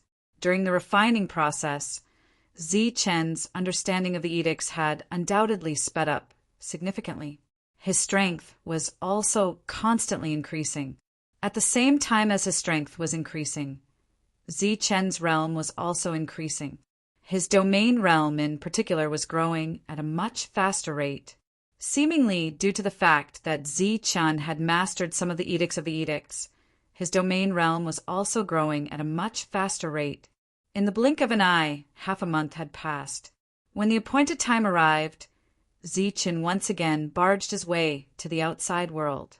When Zichen arrived at the outside world, the corners of his mouth couldn't help but twitch when he saw the group of people who were already waiting there.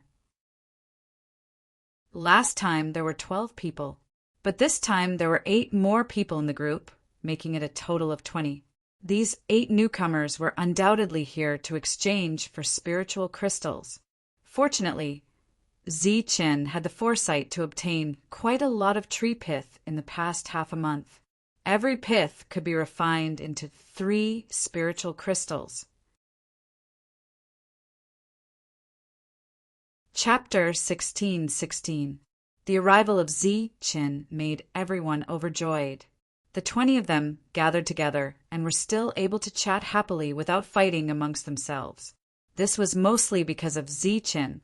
Normally, they were all arrogant and unruly. Although they didn't dare to fight whenever they met, it was impossible for them to sit together and chat like today. However, the alien race had cut off their escape route, so this impossible situation became possible. The 8 people who came after him all curiously sized up Zi-Chin. They didn't immediately go forward and chose to wait. Before arriving, Zi-Chin looked at a late-stage 7th-layer cultivator and said, "You're..." The late-stage 7th-layer cultivator immediately said, "Grandmaster Zi-Chin, just call me Mio-Si." Alchemists were all addressed as grandmasters in the battlefield of despair. Zi-Chin nodded and said, "All right, Mio-Si, this is worth 5,000 spirit crystals." As he spoke, Zi-Chin threw a small crystal to Mio-Si. Subconsciously taking the crystal, Mio-Si probed with his spiritual senses in puzzlement. He really couldn't figure out what it was that could be worth 5,000 crystal stones. It should be known that even a rule crystal was only worth 100 crystal stones. However, as he sent in his spiritual sense, Mio-Si's eyes widened as he looked at Zi-Chin in disbelief. Due to his excitement, his body was actually trembling slightly. Yes, this is the law contained in a late-stage 7th-layer heart. However, it's a pity that I failed twice out of 3 and only managed to condense this little bit. "If you think it's not enough, I can give you some spirit crystals," said Zi-Chin. When the others heard this, their expressions changed. One had to know that although this law crystal was much smaller than normal, it was of high quality. However, the late-stage 7th-layer alien race's heart was worth at least 5,000 spirit crystals. Mio-Si quickly shook his head and said with a trembling voice, No, that's not what I meant. Grandmaster Zi-Chin, tell me the truth. This thing is really worth 5,000 spirit crystals. If I'm not wrong, this thing can be sold for at least 20,000 spirit crystals in the original Imperial Sky City." "Oh, 20,000. Zi-Chin was a little surprised. The others were very puzzled. It should be known that under normal circumstances, a late-stage 7th-tier spirit crystal was worth 20,000 spirit crystals. However, Master Zi-Chin's spirit crystal was obviously much less. Mio-Si said with certainty, 20,000 is my conservative estimate. Maybe someone can offer 40,000 or even 50,000 because the rules here are not messy. There is only one." Gasps could be heard from all around as they looked at the small fragment again. Their eyes began to shine, and when they looked at Mio-Si, they were filled with envy. If what Mio-Si said was true, then this thing was really worth 40,000 spirit crystals. Zi-Chin waved his hand. Now that the Royal Sky City is no longer around, there's no need to talk about standards. In the future, just follow my standards. On average, I can only succeed once out of 3 times, and the profits aren't that great. In the future, I'll give you guys 6,000 for the same thing. Normally, he would only succeed once out of 3 attempts, and each attempt would consume 2,000 crystals. It could be said that Zi-Chin did not benefit from this at all. Based on this point alone, the 8 people who had come after him were convinced by Zi-Chin. Mio-Si excitedly accepted the law chip, and the transaction began. This time, Zi-Chin took out the first item. It was a fingernail-sized law chip. He placed it in his palm and said, "This is an early-stage 7th-tier law chip. The rules inside are also single, and the price is 60. How much?" Everyone in the surroundings opened their eyes wide as they stared at Zi-Chin in disbelief. One must know that there were at least 100 in the Royal Sky City. Moreover, the laws here were all messy. 60, my success rate isn't high. Zi-Chin emphasized. Everyone knew that Master Zi-Chin had misunderstood their meaning. Even a mid-stage 7th-tier expert didn't point out. He chuckled, and as though he was afraid that Zi-Chin would go back on his words, He directly took out 3 early-stage hearts and said, "Master Zichen, this is exactly 60. Zichen tossed out the law chip and kept the 3 hearts. Following that, he took out over 10 law chips of the same size and said, "There are still these. Who still needs them?" The people who had made the transaction previously all knew of Zichen's rules. Every heart was purchased at the lowest price in the Royal Sky City. However, this didn't mean much because the law chips Zichen was selling were also sold at the lowest price. Soon, these law chips were exchanged by everyone. Following that, Zichen took out a mid-stage law chip. This was slightly more expensive at 600 spirit crystals, or 3 mid-stage hearts. To the crowd, this price wasn't expensive at all.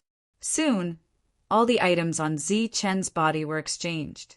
As for the late-stage law chips, Zichen took out a few according to the number of hearts he had purchased previously. They were also exchanged by the late-stage experts. After exchanging all the law chips, the 8 newcomers also took the opportunity to exchange some tree sap and alien hearts for some spirit crystals. After the transaction, everyone looked at Zichen anxiously. Clearly, they were hoping to know when the next transaction would be. Zichen muttered to himself for a moment before saying, "Use these spirit crystals sparingly. I'm preparing to make a trip to the Desert of Death. It might take a month or 2. What? The Desert of Death? Everyone's expression changed. That late-stage, 7th-stage expert, Miao Si, immediately said, "Master Zichen, that place is filled with danger." Even a 9th-stage expert wouldn't dare to enter. "Do you need anything? Why don't we accompany you?" The others nodded. Right now, Zichen was like their ancestor in their eyes. If something happened to Zichen, no one would be able to survive. They naturally wouldn't let Zichen take the risk. Immediately, over 10 of them expressed that they would follow Zichen to the Desert of Death. Seeing the worry in everyone's heart, Zichen said, "Don't worry, I won't enter the depths. I'll just stay in the periphery. When I first arrived, I fell into that desert and have some understanding of it. How about this? We'll meet here 1 month later." Everyone looked at Zichen in surprise. They didn't expect that this master's luck would be so bad. He had come to the Desert of Death the first time and had come back alive. This undoubtedly proved that he was extraordinary. Now that he dared to go, it was obvious that he was full of confidence. No one tried to persuade Zichen, but they all signaled him to be careful. "Right, if you have time, I hope you can help me find some healing herbs. I'll try to refine some healing elixirs next time." Hearing about healing elixirs, everyone's eyes lit up. A few early-stage, 7th-stage experts immediately nodded and said that they had time. In the end, Zichen looked at everyone and said, "You all have to be careful when you go out. During this time, it's best if you don't kill the foreign races. You should improve your strength. The next time I come back, we'll go and kill the foreign races." After saying that, Zichen went around the secluded forest and walked toward the Desert of Death. Everyone watched Zichen leave until Zichen's figure completely disappeared. Then the whole team split up. Under the circumstances that they weren't attacking the foreign races, they wouldn't team up. Thinking back to how he had almost died in the Desert of Death, Zichen was full of confidence for this trip to the desert. For this trip to the desert, Zichen had high hopes for Danding. Soon, the second summoning order for the battlefield of despair was sent out. This time, it included all 7th-stage experts. Any cultivator who was qualified to enter the battlefield of despair could enter. It was half summoning and half forcing. For true experts, this was the summoning order. For those who feared death and lacked ambition, entering the battlefield of despair was the same as forcing them to do so. From afar, Zichen saw the yellow sand. In the absence of any external objects, the sand was quiet. Zichen slowly walked toward the sand. He tightly gripped the spear in his hand and the sheathed black saber at his waist. As for the dragon stinger, Zichen put it away. He only needed these 2 weapons for the upcoming battle. Danding flew out from his storage pouch. Zichen first threw in a few late-stage alien hearts and signaled Cauldron Spirit to start refining them. Zichen, on the other hand, held his weapon and walked toward the desert step by step. Zichen walked 500 meters into the desert and did not encounter any danger. However, the sharp senses of his spiritual senses detected that some of the sand in the distance had begun to sink. He activated his defensive light barrier and allowed the energy to drain away. He did not advance any further. The twin scorpions of the Desert of Death were extremely sensitive to energy. The sand around Zichen began to move. The twin scorpions were approaching. Suddenly, the twin scorpions launched an attack. The first to attack was the female scorpion. Its long and sharp thorns pierced through the sand and mercilessly pierced toward Zichen. Whoosh!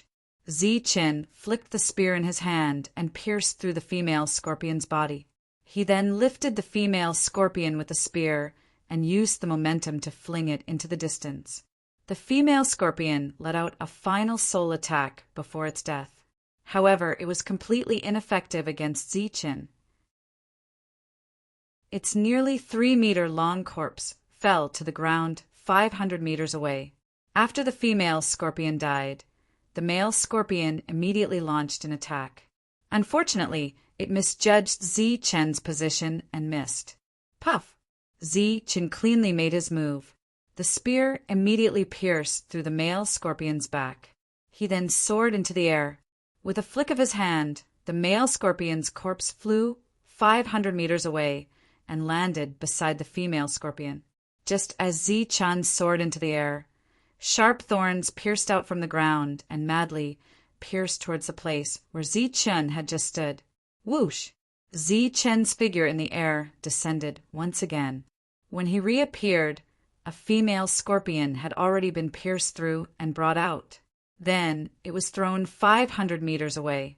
As long as one was not afraid of soul attacks and had enough energy to recover, this desert of death really could not be considered terrifying. Of course, this was on the premise that one had enough energy. If one lost all their energy and could not fly, even if a 9th layer came, they would die under the endless attacks of the twin scorpions. Zichen repeatedly attacked and killed the giant scorpions one after another. Their corpses were directly flung to the ground 500 meters away. The other twin scorpions did not dare to approach that place at all. When 90% of his energy was consumed, Zichen had killed more than 20 giant scorpions. During this period, the number of female scorpions was slightly higher. With the remaining 10% of his energy, Zichen returned to the periphery of the secluded forest. At the edge of the desert, many twin scorpions appeared. However, it seemed that due to the rules, even if they were extremely envious of those corpses, they still did not leave the desert. They could only unwillingly launch a few soul attacks before slowly hiding in the sand. Chapter 16-17. Before the everlasting pill cauldron finished refining the alien's heart, Zichen had fully recovered his energy. He swept his gaze across the 20 or so giant scorpion corpses in front of him before turning his gaze back to the boundless yellow sand. This time, Zichen was here purely for the armor-piercing effect. In order to enter the secluded forest and obtain more tree essences and grasp more of the Edict of Life, the black saber's sharpness alone was no longer enough. Zichen wasn't sure if a weapon could have 2 special effects, but after seeing the soul-devouring effect on the dragon soul spear, Zichen knew that it was possible. This time, Zichen hoped that the cauldron spirit would be able to condense the male scorpion's armor penetration effect and add it to the black saber. With a tap of his foot, Zichen dashed towards the desert. This time, he advanced another 500 meters.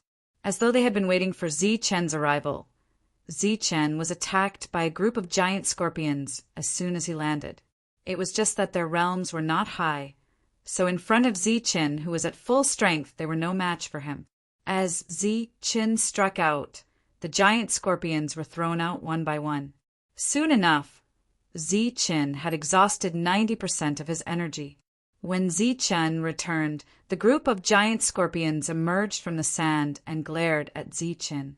However, they could do nothing to Zi-Chin. As for the secluded forest, Zi-Chin had cleared out a large area. Even though the other saplings coveted the corpses, they could not extend their branches to this area. By the time Zi-Chin exhausted all his energy for the 5th time, there were more than 100 giant scorpion corpses piled up on the ground. It was at this moment that the cauldron spirit appeared. It spat out a dozen or so law chips from its mouth. Zi-Chin put away the law chips, while the cauldron spirit sized up the giant scorpion corpses on the ground. Zi-Chin pointed at a giant scorpion corpse and said, "This is a female scorpion. It specializes in soul attacks. This is a male scorpion. Its sting is poisonous and has the armor penetration effect." The cauldron spirit nodded and gestured for Zi-Chin to throw a female scorpion corpse in. 2 hours later, cauldron spirit appeared. Zi-Chin immediately asked, "Senior, how is it?" Cauldron spirit replied, "It only contains some laws related to soul energy. It also has a special effect." "What special effects?" "Reduce energy consumption. Everyone's energy would be depleted when they entered the desert." This was the rule of the desert, and Zi-Chin had long been aware of the female scorpion's nature. Pill Crucible had only refined one, and yet he was able to sense this special effect. It was truly extraordinary. However, for Zi-Chin, who was only 500 meters deep, this special effect was really dispensable. Instead, it was the soul rule that attracted Zi-Chin. "Release another male scorpion," instructed Cauldron Spirit as he pointed at a 3-meter-long male scorpion. Zi-Chin nodded and consumed his soul power to release another male scorpion. It also took Cauldron Spirit 2 hours to decipher one law and one special effect. The rule was the poison in the giant scorpion stinger. It was considered a type of rule, and its special effect was armor penetration. Next, Cauldron Spirit asked Zi-Chin which one he should refine first. After pondering for a moment, Zi-Chin chose the male scorpion. The armor penetration and poison of the male scorpion could immediately increase his combat strength. On the other hand, the soul rule of the female scorpion did not provide much of an improvement. "All right, let's refine the male scorpion first. But we need more of them." The Desert of Death had a lot of twin scorpions. Therefore, Zi-Chin spared no effort in slaughtering the male scorpions. As for the female scorpions, Zi-Chin spared them. While Zi-Chin was doing his best to kill the male scorpions, Pill Crucible was refining the hearts of other alien races with the tree sap that Zi-Chin had exchanged with him. In short, Pill Crucible was not idling around. Zi-Chin used a total of 4 days to hunt down nearly 200 male scorpions and put them all into the pill cauldron at once. On the other hand, Pill Crucible only used 8 hours to completely refine the male scorpions after 4 days of hard work by Zi-Chin. Cauldron Spirit appeared after the refinement was completed. Zi-Chin did not obtain the poison fragment.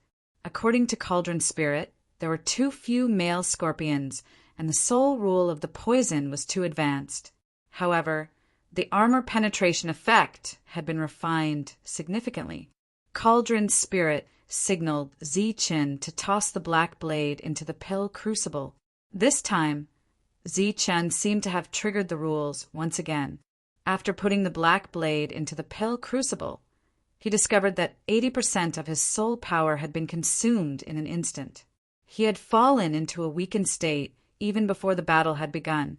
The pill crucible seemed to be extremely unstable after the black blade entered.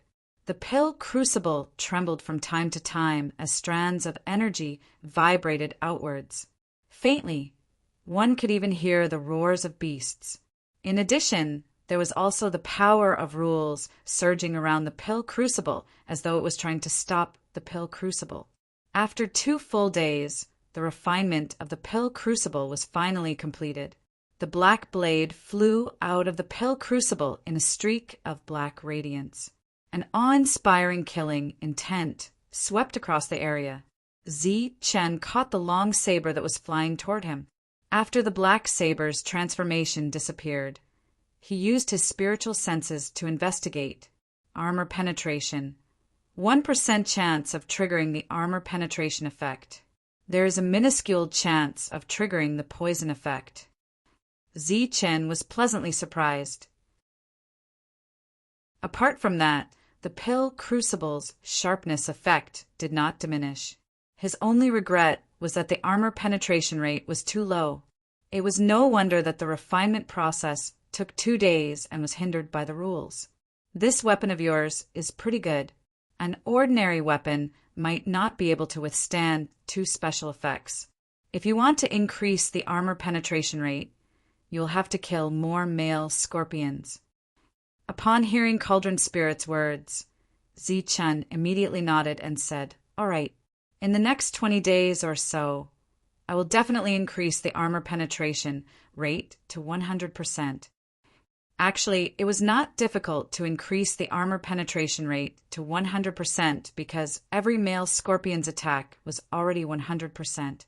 Of course, this was relative to Zi Chen's current realm. If he were at the 9th stage, the armor penetration rate would be significantly lower.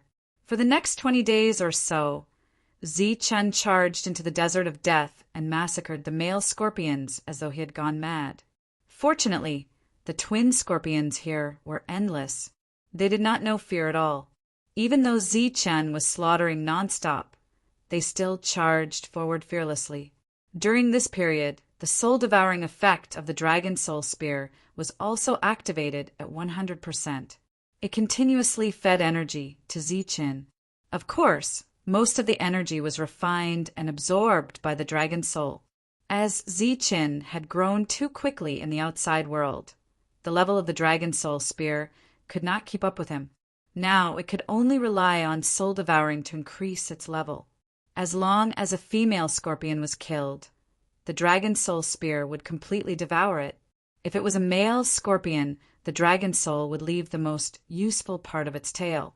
During the continuous process of killing and devouring, the Dragon Soul Spear let out a cheerful dragon roar. The Dragon Soul Spear had grown by 1 level during this period. But even so, there was still a huge gap between the Dragon Soul Spear and Zi Chen's current level. According to the Dragon Soul, the Dragon Soul Spear should be at the 4th stage of the King class. In just over 20 days, Zi Chen had killed more than 2,000 twin scorpions and more than 1,500 male scorpions. After the Cauldron Spirit had completely refined and gathered all the items together and consumed 80% of his soul energy, Zi Chen once again placed the black blade into the cauldron. This time, it took 3 full days before the cauldron finished condensing and the black blade reappeared. The black blade that reappeared trembled on its own. Waves of chilling killing intent surged in all directions.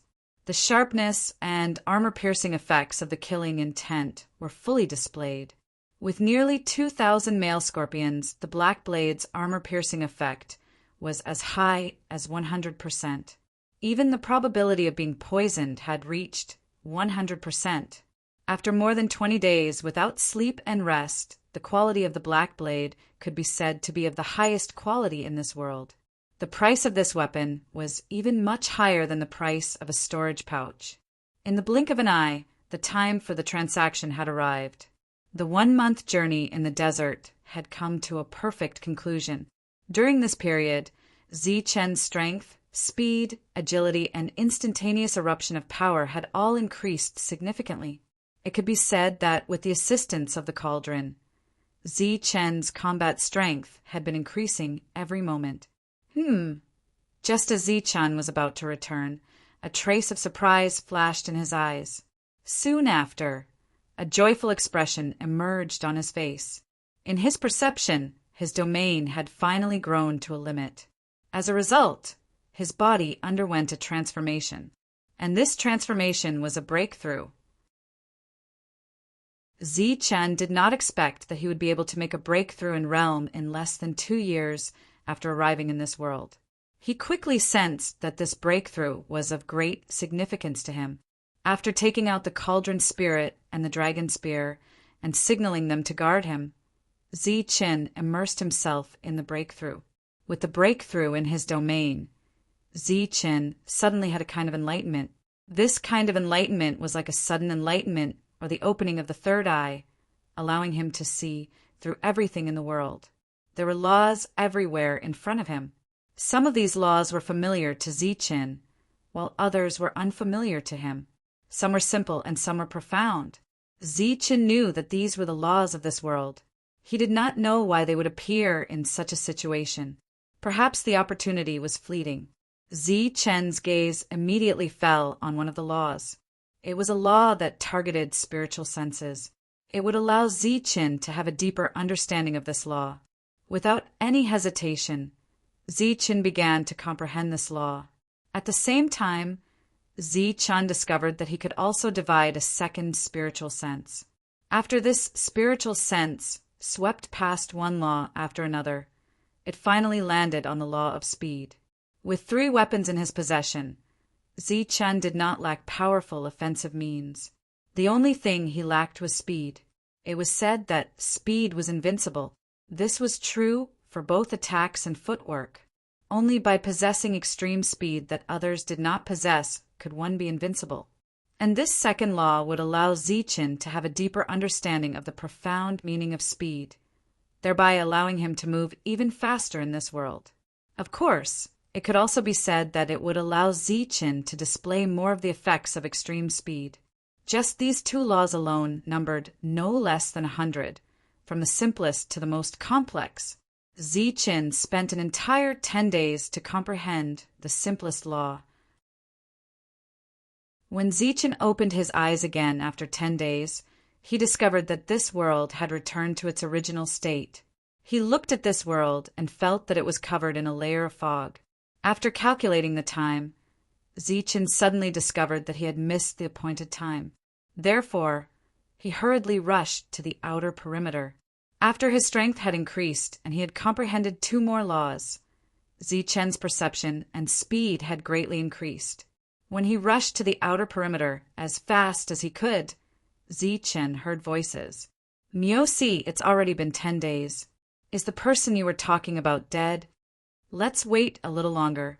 Master Chen might have something to do." Chapter 1618. The one talking to Miyoshi was a man in the late 7th layer. He wore a black battle armor and held a black long sword in his hand. His whole body was exuding a strong, murderous aura. In the battlefield of despair, the price of battle armor was very high. Being able to afford such an expensive battle armor was a proof of one's strength. Miyoshi, who was at the same level as him, was very cautious when she stood beside this man. However, when she heard the other party speaking to Grandmaster Chen so rudely, a trace of anger appeared on Miyoshi's face. She said in a low voice, "Ao Gute, watch your tone. Grandmaster Chen saved all of our lives." Ao Gute turned his head and glanced at Miyoshi with disdain. He smiled sinisterly and said, "What? You look like you're ready to fight me." Miyoshi's expression changed, but she didn't back down. She glared at Ao Gute. The others who had made deals with Chen also glared at Ao Gute. It seemed like they would attack at any time. A bunch of cowardly rats. Just as well. When your grandmaster arrives, I'll take him down and make him work for me. As soon as Ao Gute finished speaking, an indifferent voice came from behind him. What a big tone. Ao Gute turned around and saw Chen. A trace of killing intent flashed in his cold eyes. Grandmaster Chen. Grandmaster Chen is here. When the others saw Chen, joy appeared on their faces. They turned around and walked toward Chen. Boom! A powerful energy surged, and a dense killing intent swept out. Ao Gute glanced at Zichen and said coldly, "You're Zichen, the Grandmaster they're talking about." "Ao Gute, what are you doing?" "Don't be rude to Grandmaster Zichen." "Ao Gute, do you really think you're invincible here?" Shouts rang out as more than a dozen cultivators stood in front of Zichen, blocking his path. One should know that the price Grandmaster Zichen offered was even cheaper than the price of the Imperial Sky City. To them, this was a great favor. If they let Ao Gute capture Grandmaster Zichen, they would be the ones to suffer. No one would watch as their own interests were damaged. Zichen scanned the field and found that besides these people, there were a few others who were also glaring at Ao Gu with righteous indignation. However, there were still a few others who were indifferently standing on the periphery. Among them, there was even a late-stage 7th Divine Realm expert wearing a battle armor. Facing more than 10 people, Ao Guti's face was still disdainful. A cruel smile hung on the corner of his mouth as if he was about to attack. Of course, Zichen couldn't just watch these people die for him. Just as he was about to make a move, an indifferent voice came from afar. "Enough. We don't even have a base anymore. Can't we be a little more united at a time like this?" As the indifferent voice arose, a man came from a distance. Although he wasn't wearing armor, the murderous aura around him wasn't weaker than Ao Gu's. Lord Wharton. It's Lord Wharton. It was Wharton whom Zichen knew. The latter walked through the crowd, indifferently glancing at Ao Gute. Then he came to Zichen, looking at Zichen as he said, "I didn't expect that the master they were talking about was really you." Zichen joked. "I didn't expect that Lord Wharton would come here either." "Good boy, you dare to joke with me. Oh, you've broken through." Wharton looked at Zichen in surprise.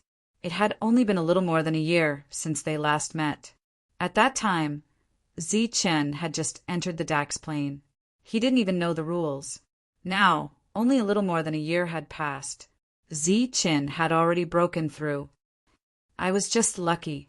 Seeing the two chatting happily, the others heaved a sigh of relief.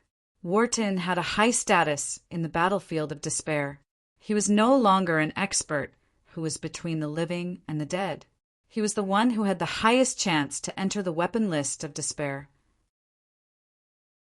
With Wharton here, he obviously had to take charge of the situation. Moreover, the two seemed to be familiar with each other. Obviously, Master Zichen's crisis had been resolved. "Wharton, you want to stop me?" Auguste glared at Wharton. Although Auguste had some fame, he couldn't compare to Wharton.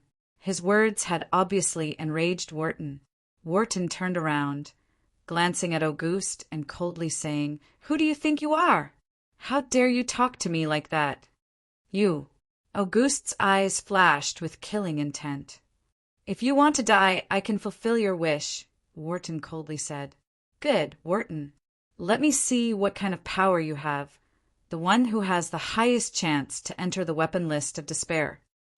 Auguste was obviously enraged by Wharton's attitude. He raised the black sword in his hand, pointing it at Wharton. Wharton frowned, looking at Auguste. "You're courting death." At this moment, what humans needed was unity, not infighting. Wharton actually didn't want to kill anyone. Clang! The black sword vibrated, releasing a wisp of power, causing the space to tremble. Apparently, Auguste had also comprehended the rules, which was the source of his confidence in not fearing Wharton. The others scattered, obviously not wanting to get involved. However, it was more likely that they didn't want to get hurt. Auguste was indeed annoying. They didn't mind Wharton teaching him a lesson. Auguste took several steps back, pointing his black sword at Wharton, provoking him, "Come, let me see your power." Wharton was finally enraged. He shouted, "Courting death!" dashing towards Auguste. He didn't use any weapon, but just threw out a punch. The air shrieked. Wharton's punch had a deep understanding of the rules of power. Not many people could resist it. From the moment he appeared, Zichen had been frowning. Seeing Wharton take action, Zichen's brows were still knitted. Wharton's punch had given him a deeper understanding of Wharton's power. Auguste might have some tricks, but in front of Wharton, he was simply courting death. At this moment, Zichen seemed to have figured out the key to the problem. His right hand gripped his saber tightly. At this moment, Wharton's punch landed on Auguste's sword. He had obviously held back his power, but Auguste was still pushed back. Everyone's attention was on the battlefield. Their faces were filled with shock. No one paid any attention to Zichen. Of course, no one noticed that the other person in armor, who hadn't said a word since the beginning, was quietly approaching Zichen. When he was 2 meters away from Zichen, he launched a sneak attack towards Zichen. This was also a long sword aimed at Zichen's back. This attack was aimed to take Zichen's life. However, facing this sneak attack, Zichen seemed to have eyes on the back of his head. The moment the long sword arrived, his body bent forward, and the tip of the sword brushed past Zichen's back. At the same time, he unsheathed his black saber. His body spun, and a flash of saber light slashed towards the back. Puff! A deep wound appeared on the armored cultivator's abdomen. The wound turned black under the naked eye. It was the black saber's armor-piercing and poisoning effect. The late stage, 7th stage, cultivator covered his wound and retreated. He pointed his sword at Zichen, his face full of disbelief. The commotion attracted the attention of the surrounding people. When they turned around and saw the injured late stage, 7th stage, cultivator, their faces changed. Wharton understood what was going on. When his eyes fell on Auguste again, there was a murderous intent in his eyes. I stopped playing this kind of trick when I was in the mortal realm. Die! Zichen's eyes flashed with murderous intent. His body flashed, leaving behind a series of afterimages, and swept past the late stage, 7th stage cultivator. With the armor-piercing and sharpness effects, the late stage, 7th stage cultivator's body was cut in half. This scene shocked everyone. They never thought that a late-stage, 7th stage cultivator would die in the hands of a mid-stage, 7th stage cultivator like Zichen. On the other side, Auguste, who saw that the situation was not good, shouted. The energy around his body surged wildly, forcing Wharton to take 2 steps back. Then he turned around and ran. Since the Wong family sent you to die, then you can die here. An indifferent voice suddenly came from Auguste's side. The latter's face changed greatly. He shook the black saber in his hand, and without thinking, he directly slashed towards the direction of the voice. However, this slash hit nothing. Then he felt a pain in his waist and saw that there was a wound on his body. Auguste, who felt his strength quickly draining, raised his head with difficulty and looked at Zichen in disbelief. He couldn't understand why he couldn't even block a single attack with his armor. Bang! Auguste still didn't understand what happened until his lifeless body fell to the ground. On the contrary, when Wharton saw this scene, his pupils couldn't help but shrink. When he looked at the black saber in Zichen's hand again, his eyes were filled with dread. After killing the famous Auguste with a single attack, the surrounding people were shocked. They all stared at this scene with wide eyes, unable to believe what they had just seen. At this moment, Zichen turned around again. His cold eyes swept across the crowd and landed on the strangers. When they met Zichen's cold eyes, their hearts couldn't help but tremble. Zichen's lips curled into a sneer. Since you don't plan to run, then you can die here. After saying this, Zichen moved forward at an astonishing speed. Then, under everyone's shocked expressions, he chopped off a head with a single slash. After killing another person, Zichen didn't stop there. He quickly moved to the side and killed another person. Until his death, this person didn't manage to launch a sneak attack. After killing 4 people in a row, everything was over. This was the additional killing intent that Zichen sensed from the rule he had comprehended. It had to be said that these two people didn't know how to conceal their killing intent. When they launched the sneak attack, they revealed their killing intent. After the battle, Zichen didn't hesitate to break the four people's abdomen, took the spirit crystals and their weapons. During this period of time, the crowd watched everything without uttering a single word. They were still in a state of shock. Furthermore, they had never imagined that Grandmaster Zichen, who appeared to be extremely gentle, would actually possess such extraordinary abilities. Chapter 1619. Everyone seemed to have woken up from a dream. They all came forward and took out what they had gained. Some of them followed Zichen's instructions and didn't go out to kill the foreign races. Instead, they were searching for medicinal ingredients that could be used to refine healing medicine. Some people also prepared large amounts of tree marrow to exchange for spirit crystals. There were currently 25 people gathered here, but Zichen couldn't guarantee that there weren't any members of the Wang family among them. Perhaps there were, but they were too well hidden. However, the possibility wasn't high. Soon, everyone exchanged most of Zichen's loot. Wharton exchanged the most, just the hearts of the late-stage, seventh-stage foreign races. Wharton took out more than 10 of them. After the exchange, everyone was overjoyed. The late-stage, seventh-stage mystic C stepped forward and asked carefully, "Master Zichen, what should we do next?" Everyone had just witnessed Zichen's power and terror. At this moment, they were even more respectful towards Zichen. Zichen looked at everyone and said, "You guys can do whatever you want for the next few days. After I finish refining all the healing medicine, we'll do something big." Everyone immediately nodded with obvious joy on their faces. Zichen turned and walked towards the secluded forest. Dan Cauldron was a secret and definitely couldn't be exposed. The sound of footsteps sounded. Wharton suddenly followed. Zichen stopped and looked at Wharton in confusion. "That saber of yours has 2 special effects." Wharton went straight to the point. Zichen shook his head. Wharton frowned and said, "Don't lie to me. That attack just now had armor penetration and poison." Zichen shook his head again and said, "I'm not lying to you. It doesn't have 2 special effects. It has 3. 3. Wharton was so shocked that he couldn't say anything.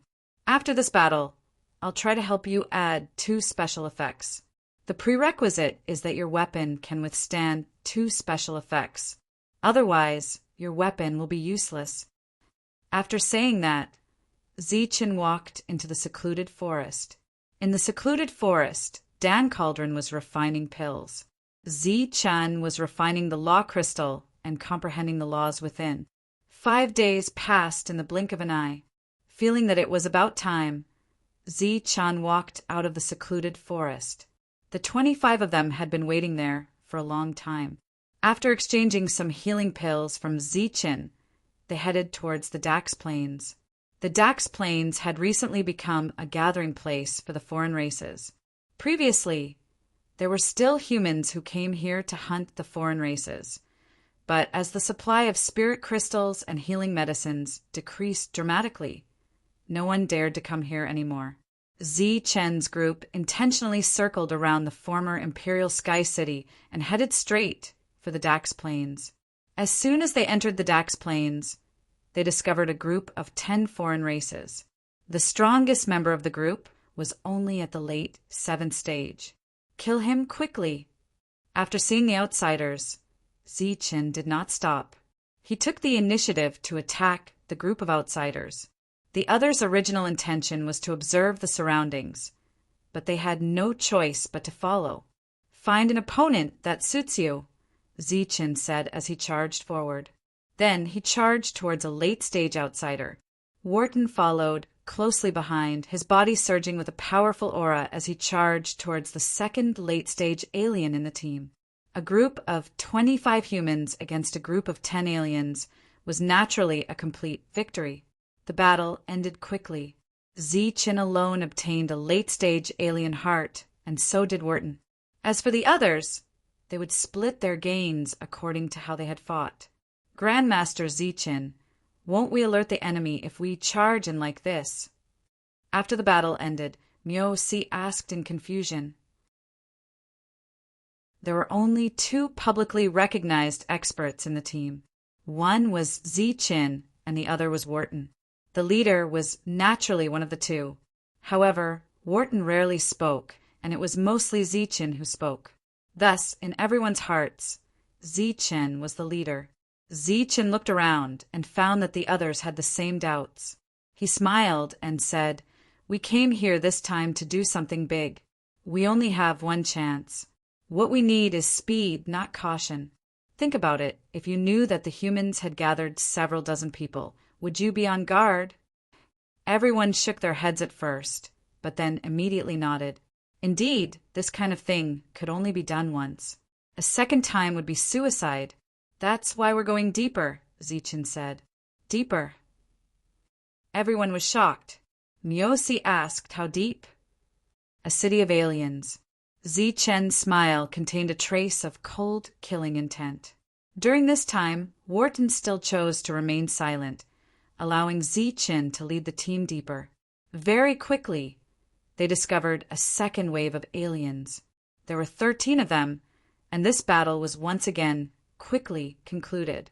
Next, they went in a straight line. As they went deeper, the number of aliens they encountered gradually decreased. It wasn't just 1 or 2, but 3 or 5. Each battle was quickly concluded. Just like that, Zichin led the team in a straight line for 7 days. During these 7 days, they didn't encounter any danger. In these 7 days, the team had gone nearly 1,000 kilometers, and their gains were not small. On the 8th day, a small village appeared in their line of sight.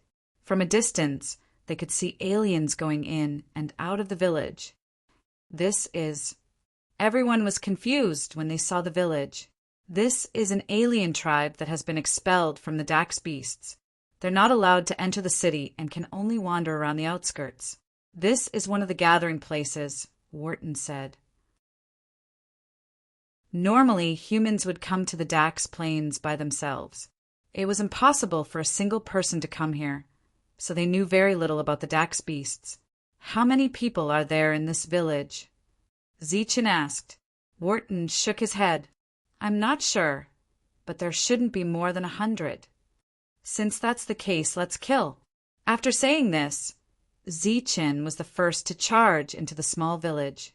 There were many different kinds of beasts living in the village, and they were all at the early or middle stage. When Zichen's team arrived, they were like tigers in a flock of sheep, wantonly slaughtering. However, during this time, a distress signal soared into the sky from a building. Now, Zichen's team of 26 was completely exposed. 15 minutes later, the battle ended. The 56 aliens in the village were all killed. Not a single one was left alive, and not a single one escaped. Apart from the alien hearts, they also obtained a few rare human weapons, as well as a few spirit crystals. These were all spoils of war for the aliens. "Our tracks have been exposed. What do we do now? Do we just go back like this?" a cultivator asked. Zichin smiled coldly. "Go back? How can that be? After we clean up the battlefield, come with me." Zichin led his team out of the village. When the aliens saw the distress signal, they gathered for a long time before gathering a team of 50 people. At this time, a large portion of the aliens had gone to the human city that they had just conquered. In this region, the aliens' greatest threat was the humans. Now that they had conquered the human city, they were much safer. Thus, there weren't many aliens left in the Dax Plains. The team of 50 was led by 5 late-stage, 7th-stage soul formation cultivators. To be honest, they didn't know what had happened, but when the distress signal appeared, they had to gather. Could it be that they were attacked by a pack of wolves? One of the aliens couldn't help but think. The team quickly advanced, heading straight for the village that had asked for help. When they passed by a sandy area, the sand suddenly flew up and something jumped out. It was a human. The instant it appeared, it charged towards a late-stage alien. Then, a flash of saber light flashed past. The late-stage alien didn't even have time to react before the saber slashed across his neck, and his head flew high into the air. Bang! Bang! Then a series of explosions rang out. One figure after another burst out of the ground, charging towards the surrounding aliens. For a moment, all sorts of energy attacks shot out. After killing one of them, Zichen's figure flashed, dodging an attack from the side. The saber in his hand slashed again, and a mid-stage, 7th-stage alien was cut in half at the waist. With 3 special effects, the sharpness and armor piercing, Zichen had the ability to insta-kill enemies of the same level. Pooh! After killing another early-stage, 7th-stage alien, Zichen used his spear to deflect another alien's weapon. The spear directly pierced through the alien's heart, and the alien's body shriveled up at a speed visible to the naked eye. After recovering his energy, Zichen charged forward again, charging towards a late-stage alien leader. Speaking of which, although this breakthrough allowed him to comprehend 2 of the simplest laws, Zichen's battle prowess had increased tremendously. He unsheathed his black saber, and the saber turned into 3 rays of saber light, shooting towards 3 different aliens. The defenses of the 3 aliens were instantly broken, and their bodies were sent flying backwards by the force of the saber light. However, this attack wasn't enough to kill them, but just as the 3 of them stood up, 2 of them staggered and fell to the ground. Black blood flowed out of their wounds, and it was obvious that they were poisoned. After being poisoned, the 2 didn't die, but they lost their battle prowess and were killed by the humans who came after them. The 50-man team was caught off guard by the 20 humans, and by the time they counterattacked, more than half of them were dead. Following that, Zichen and some other powerful existences showed their might once again, and this 50-man team was completely annihilated. This battle still resulted in 0 deaths, but a few people were injured, and their injuries weren't serious. In the process of cleaning up the battlefield, everyone looked at Zichen with eyes full of reverence. This wasn't only because of Zichen's battle prowess, but also because of Zichen's ambush methods. Out of the 50 aliens, almost 10 of them died in the hands of Zichen. After cleaning up the battlefield, Zichen led his people deeper into the city. Just like that, Zichen led his people deeper into the city, and in this period they destroyed 6 villages. Everything was just as Zichen had guessed. After conquering the human cities, most of the aliens were transferred to the Imperial Sky City, and the alien cities became extremely empty. When Zichen destroyed the 9th village, he finally found an 8th-stage alien. This was another realm, and they had extraordinary methods and were very difficult to deal with. Chapter 1620. The appearance of the 8th-rank alien put a lot of pressure on everyone, and some of them couldn't help but look shocked. The difference of 1 rank was the comprehension of the world's laws. This was a huge gap.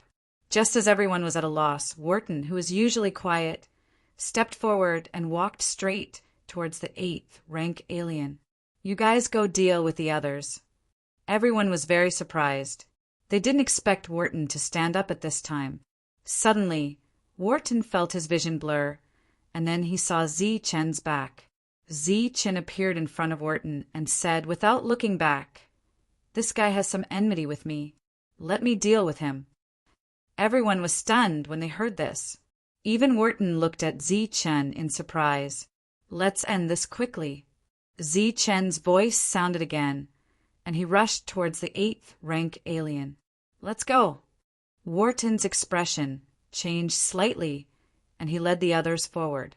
"It's you, human." The 8th-rank alien recognized Zichen at a glance. With a shout, he slashed at Zichen with his blade. Zichen blocked with his spear, and the sound of metal clanging echoed. Clang! The weapons collided, and sparks flew everywhere. Zichen retreated, the spear in his hand trembling. In a clash of strength, Zichen, who was at a lower rank, was clearly weaker. The 8th rank alien tapped his foot, and his body soared into the air. Holding his blade with both hands, he slashed at Zichin. A ray of light lit up on the blade, and a 5-meter-long blade light shot out. As it slashed down, the surrounding space distorted, and a spatial pressure enveloped Zichin. Facing this attack, Zichen's expression couldn't help but change. The opponent's use of power had obviously reached the level of spatial laws. Every attack contained spatial pressure, which was equivalent to using a king-rank battle skill in the Zhanwu continent. Swish! Zichen's body glowed, and energy shook like a tide. After slightly dispelling the spatial pressure, he dodged to the side. The blade light hit the ground, and a 10-meter-long crack appeared on the ground. After dodging the attack, Zichen pointed his spear at the 8th stage alien's chest. Because this attack was so fast, the space around it let out an ear-piercing screech. Clang! Hurriedly waving his saber to block, the alien lost his balance and fell back. Zichen's figure flashed, and he once again attacked with his spear. For a moment, the sky was filled with spear shadows. It could be said that Zichen was not at a disadvantage against an 8th rank foreign being. The two of them exchanged blows back and forth, locked in a fierce battle. Meanwhile, Wharton and the others took advantage of the fact that Zichen was stalling for time to attack the other outsiders. Bang! Wharton punched out, the blazing fist light slamming into a late-stage 7th-level ascendant. The latter's body trembled, and he coughed out blood as he was sent flying. With a tap of his foot, Wharton soared into the air. A broadsword appeared in his hand, and he chopped down with it. Pooh! A head was chopped off. Wharton had cleanly and efficiently killed an opponent at the same level as him. Immediately afterwards, the others quickly followed, and for a moment, all sorts of energy clashed. At the beginning of the battle, the 8th stage alien was blocked by Zichin. The outsiders were clearly at a disadvantage, and the 8th stage alien was constantly pinned down by Zichin. One by one, they died. Unable to take down this 7th-level human, the 8th stage alien was furious.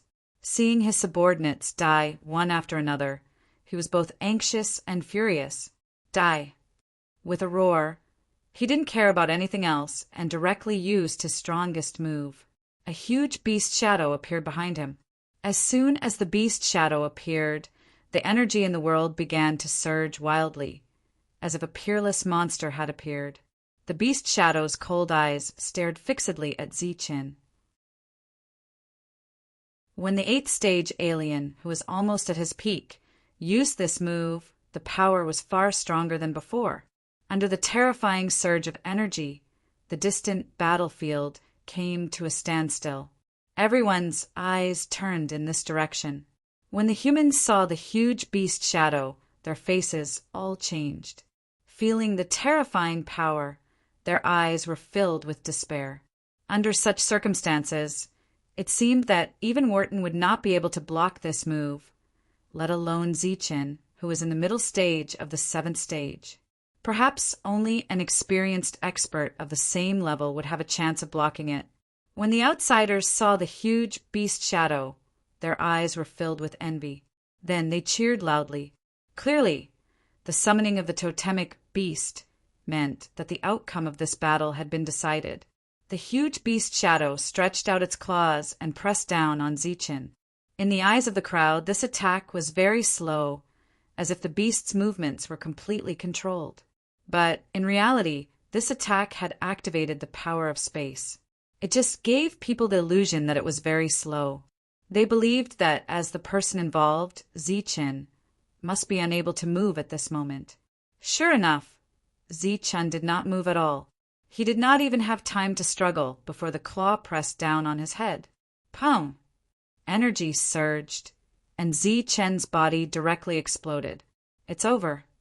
The crowd of humans was stunned, but they felt a little strange in their hearts.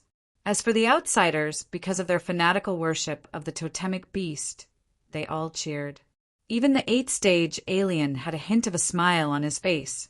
But just as this smile appeared before it could disappear, a sense of danger appeared in his heart. The long saber in his hand lit up, and he was about to slash backwards when suddenly an indifferent voice sounded in his ears. "You only reacted now. It's too late." A bright saber light flashed past, and the armor-piercing, sharpness, and poison effects were all activated. The saber light flashed past the 8th-stage alien's neck, and his head flew high into the air. In the records of the desperate soldiers list in the Imperial Sky City, Zi-Chen's contribution points suddenly increased by 10 points. This meant that Zi-Chen had killed an 8th-stage alien. Unfortunately, there were no longer any outsiders paying attention to the desperate soldiers list. In the hearts of the outsiders, it seemed that most of the humans were already dead. The cheers of the outsiders were stuck in their throats. Their eyes were wide open, and they stared at the headless corpse in disbelief. Some of the outsiders slowly turned their heads, and their necks seemed to be stiff, and it was very difficult for them to turn. Their gazes landed on Zi-Chen, and their eyes were filled with shock. The other humans were also stunned. They did not expect such a scene. Even Wharton had a look of confusion on his face. This idiot, if he had attacked directly, he would have done something. Unfortunately, he had to act cool. Zi-Chen sneered in his heart. It seemed that the attack from the outsider was very powerful, but after Zi-Chen's speed increased, he still had the chance to react. If the outsider had shot out 2 attacks from his eyes, Zi-Chen would have been heavily injured, even if he dodged. But now, Zi-Chen did not even have a light injury. Pooh! Another human head flew down, startling the people who were still in a daze. Zi-Chen had already rushed into the group of mutants. After waking up, everyone seemed to have been injected with chicken blood. They roared as they charged at the outsiders. Because of the deaths of their experts, the outsiders' confidence had greatly decreased, and some of them were even preparing to flee. This battle ended with total annihilation. Among them, Zi-Chen, who had obtained an 8-fold heart and a few other hearts, could be considered to have gained the most. This seemed to have become a habit. After every battle, in their eyes, Grandmaster Zi-Chen would gain the most, even more than Wharton. And on the battlefield, Grandmaster Zi-Chen was just like Lord Zi-Chen. After the battle ended, the next step was to clean up the battlefield. A day later, after killing a few more outsiders, Zi-Chen and the others saw a large city in the distance. This was already over 3,000 kilometers deep into the Dax Plains. This was the first city they had encountered. At this point, they had already been in the Dax Plains for 3 months. Their gains were so great that Zi-Chen and Wharton's bags of holding were completely full. There was no helping it. Only the 2 of them had bags of holding, so everyone's gains were all in their hands. Seeing the city in the distance, Wharton said, "I heard that the Dax Plains are distributed like us humans, with each realm occupying a city. This must be the 7-fold city." "Really?" Zi-Chen looked at Wharton. "I'm not sure. I've only heard of it," Wharton said. "That won't do. Even the 7-fold city, wherein has a 9th-stage expert. There must be one here as well." A hint of worry flashed through Mioci's eyes. The others were also very worried. But at a time like this, everyone's gaze unconsciously fell on Zi-Chen, waiting for Zi-Chen to make a decision. After pondering for a moment, Zi-Chen looked at the crowd and said, "Everyone, I feel that this city is tight on the outside but loose on the inside. Perhaps it is incomparably empty. This might be an opportunity for us to spread our names throughout the battlefield of despair. Of course, our original intention is still to harvest." Hearing Zi-Chen's words, everyone was slightly tempted, but some were still very worried. "What if there's a 9th-stage expert in the city?" a cultivator asked worriedly. "At a time like this, do you think the outsiders would put a 9th-stage expert here?" Zi-Chen didn't answer, but instead asked a question. "Then there should be one in the 8th stage." "Leave the 8th stage to me. Everyone was a bit surprised, but Zichen said, "Everyone, don't worry. If we see that the situation is bad, we'll immediately run. But let's say this first. After we enter, don't be too far away from each other." Everyone nodded, their faces filled with fervor. Next, it was time to recover from all their injuries and adjust their battle prowess to peak condition. 2 days later, a group of 26 people rushed towards the majestic city of the Outsiders. The city gate was guarded by outsiders, but they were all 7th stage experts. After Zichen and the others rushed to the gate, they slaughtered and then directly charged into the city. This was the first time the humans had truly attacked the city. For a moment, everyone's faces were filled with excitement. Even Zichen was no longer calm. Die. An 8th stage outsider appeared, his body surging with a powerful aura. "Continue the slaughter," Zichen shouted and charged towards the 8th stage outsider. Pooh! After consuming 30% of his strength, Zichen killed the outsider with a single strike. Immediately after, the Dragon Soul Spear's devouring and feedback effect was activated, recovering 30% of his strength. Seeing Zichen almost insta-kill the 8th stage outsider, everyone cheered and charged into the city. Zichen's powerful spiritual sense spread out. He was looking for the outsiders' trading location. This was actually the main reason why Zichen attacked this city.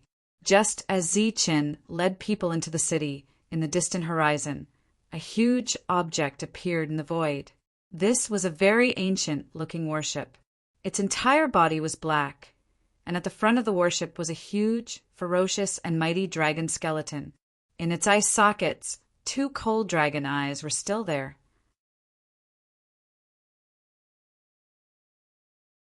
Chapter 16:21. Zichen led his party into the battlefield of the alien races without a hitch. During this period of time, they displayed tremendous destructive power. All the alien races they encountered along the way were killed.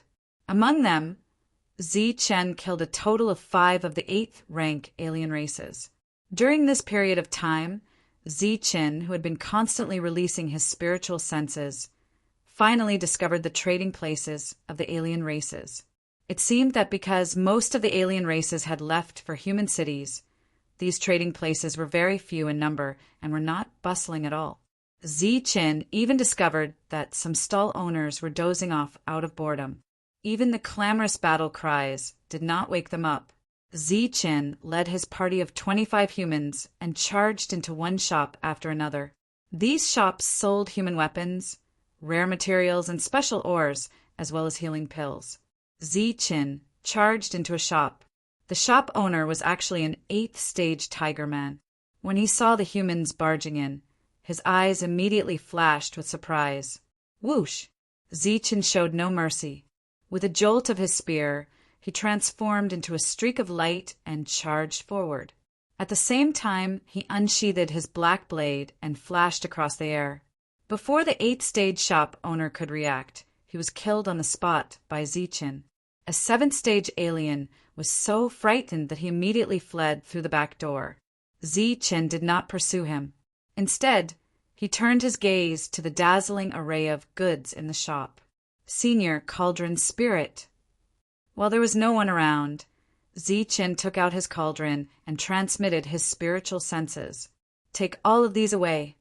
Cauldron Spirit appeared in his white robe. He swept his gaze across the goods in the shop. The quality of these goods was not bad. There were quite a number of good materials among them. Take all of them. Leave none behind. Zichen nodded. At this moment, the spear in his hand was still pointing at the 8th stage alien. The alien's body was shriveling at a rate visible to the naked eye. An unending stream of energy was converging into Zichen's body. Of course, his 8th stage heart was still intact. Kill these humans. Humans are invading. Quickly call for reinforcements. Kill these invaders. Loud shouts sounded from outside the shop. It was the aliens from other parts of the city who had heard the news and were charging towards the shop. In the shop, as Cauldron's spirit waved its sleeve, an enormous suction force appeared and pulled all the materials in the shop towards the cauldron. This could be considered a violation of the rules. Zi-Chen's spiritual power was rapidly depleting. Fortunately, he had the soul power of an 8th rank outsider to maintain it. For minutes had passed by the time everything in the shop had been taken away. During these 4 minutes, many outsiders rushed over after hearing the news, and some of them were still in the process of rushing back. Zi-Chen rushed out of the shop and saw many of his companions carrying large bags flying out of the shops. Their harvest was not small. Just as Zi-Chen had guessed, there were no powerful beings in this city. As long as Zi-Chen was given some time, he would be able to slaughter all the non-humankind beings in the city. Just as Zi-Chen was about to order a massacre, he suddenly felt his heart palpitating. Zi-Chen had never experienced such a feeling before. Even his soul was trembling because of it. A large shadow fell from the sky as though the dome of heaven was collapsing. The immense pressure made Zi-Chen breathless. It was as though a huge rock was pressing down on his heart. He raised his head with great difficulty and looked at the dome of heaven. Then Zi-Chen saw a large black ship. This was an ancient warship that seemed to have experienced the baptism of countless wars. It was riddled with holes and exuded an ancient aura of decay. The sails of the warship were tattered, as if they could fall apart at any time. But when Zi-Chen saw the complete appearance of the warship, his face was filled with shock. The hull of the ship was not tattered. Instead, it was a complete set of beast bones. It was at least 3,000 meters long, and there were 4 skeletal claws at the bottom of the ship. It seemed to be some kind of powerful creature. Looking at the hull, Zi-Chen could not recognize what kind of creature it was. But when his eyes fell on the skull at the bow of the ship, Zi-Chen's heart shook. A word that represented powerful, sacred, and dignified appeared in his mind. Dragon. It was a dragon's head that was perfectly connected to the skeleton ship. Clearly, this was a dragon ship or a dragon skeleton that had lost its body.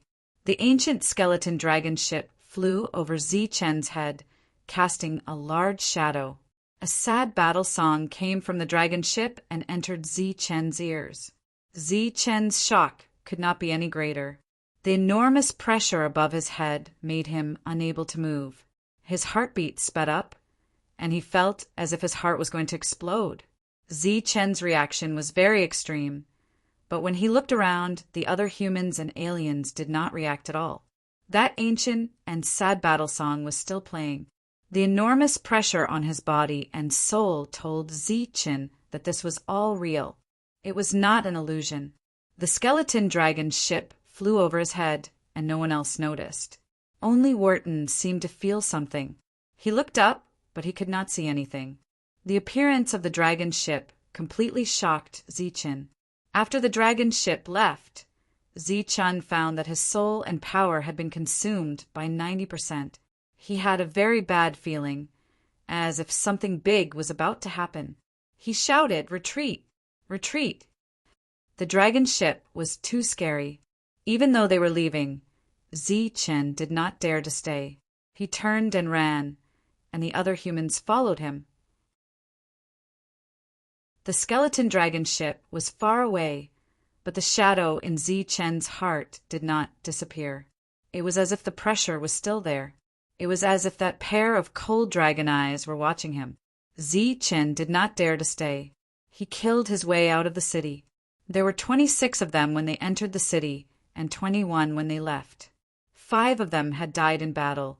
"You guys go first."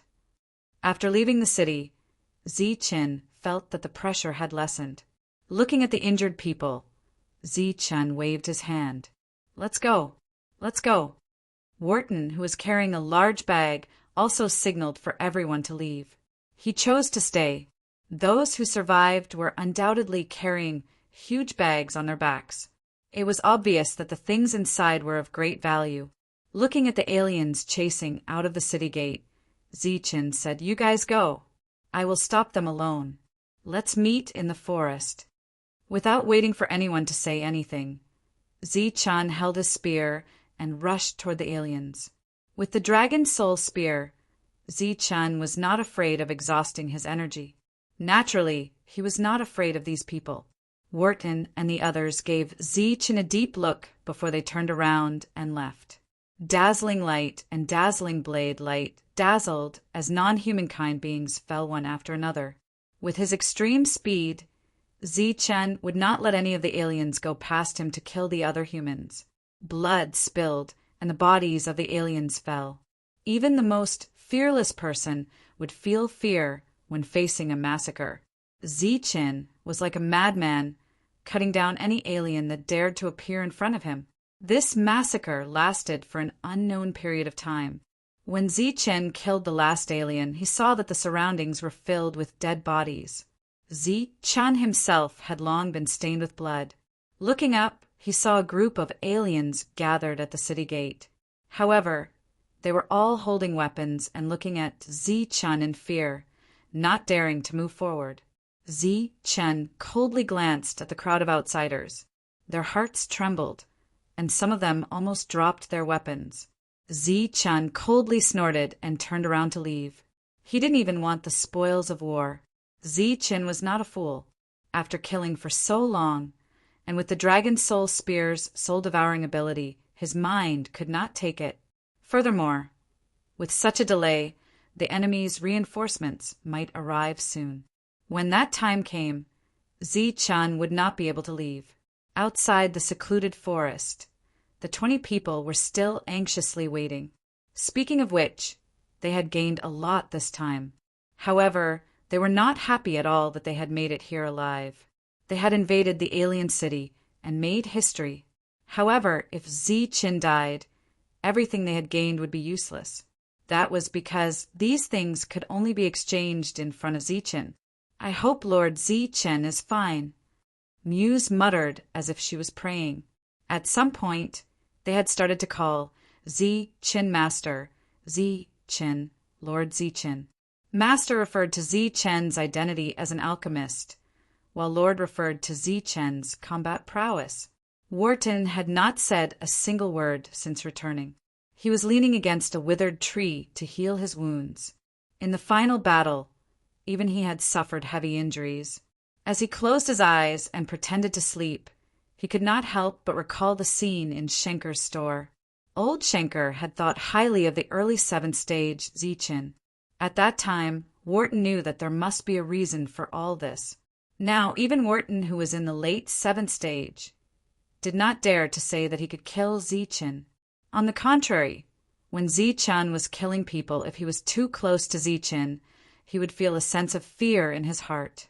In addition, there was also the sudden sense of danger. The moment he felt the danger, he looked around and found that no one else was abnormal. However, at that moment, he saw Zi-chan come out of the store. After that, Zi-chan seemed to have seen something and suffered something. His expression became very painful. At that time, Wharton followed Zi-chan's gaze and saw nothing in the sky. It was also at that time that Zi-chan announced the retreat. While waiting anxiously, time always passed very slowly. Half a day had passed, but everyone felt like half a year had passed. Finally, they heard a slight movement. Then, they saw a human covered in blood appear. Looking at the blood-stained spear, everyone's faces were immediately filled with excitement. They all stepped forward and loudly called out to Lord Zi-chan. "Lord Zi-chan, you're injured." Muse C was the first to step forward and ask with concern. "They're all minor injuries. It's not important. We can't stay here for long. Let's go deeper." Zi-chan shook his head. Everyone was stunned. Muse C asked, "This is the secluded forest. How can it not be safe? Are we going to go deeper into the forest?" "No, we're going to the desert of death. Let's go now. Speed up." Zi-chan emphasized the last sentence. After being together for several months, everyone had long been convinced by Zi-chan. Now that they heard Zi-chan's words, which were almost like an order, they did not ask any more questions. They immediately sped up in the direction of the Desert of Death. Even Wharton did not waste time. Instead, he helped a heavily injured, mid-7th stage human carry a bag. Not long after they left, a team of 20 foreign races made up entirely of 8th stage humans appeared. The leader of the wolf race was breathing heavily. He quickly locked onto the direction Zi Chen and the others were heading and immediately chased after them.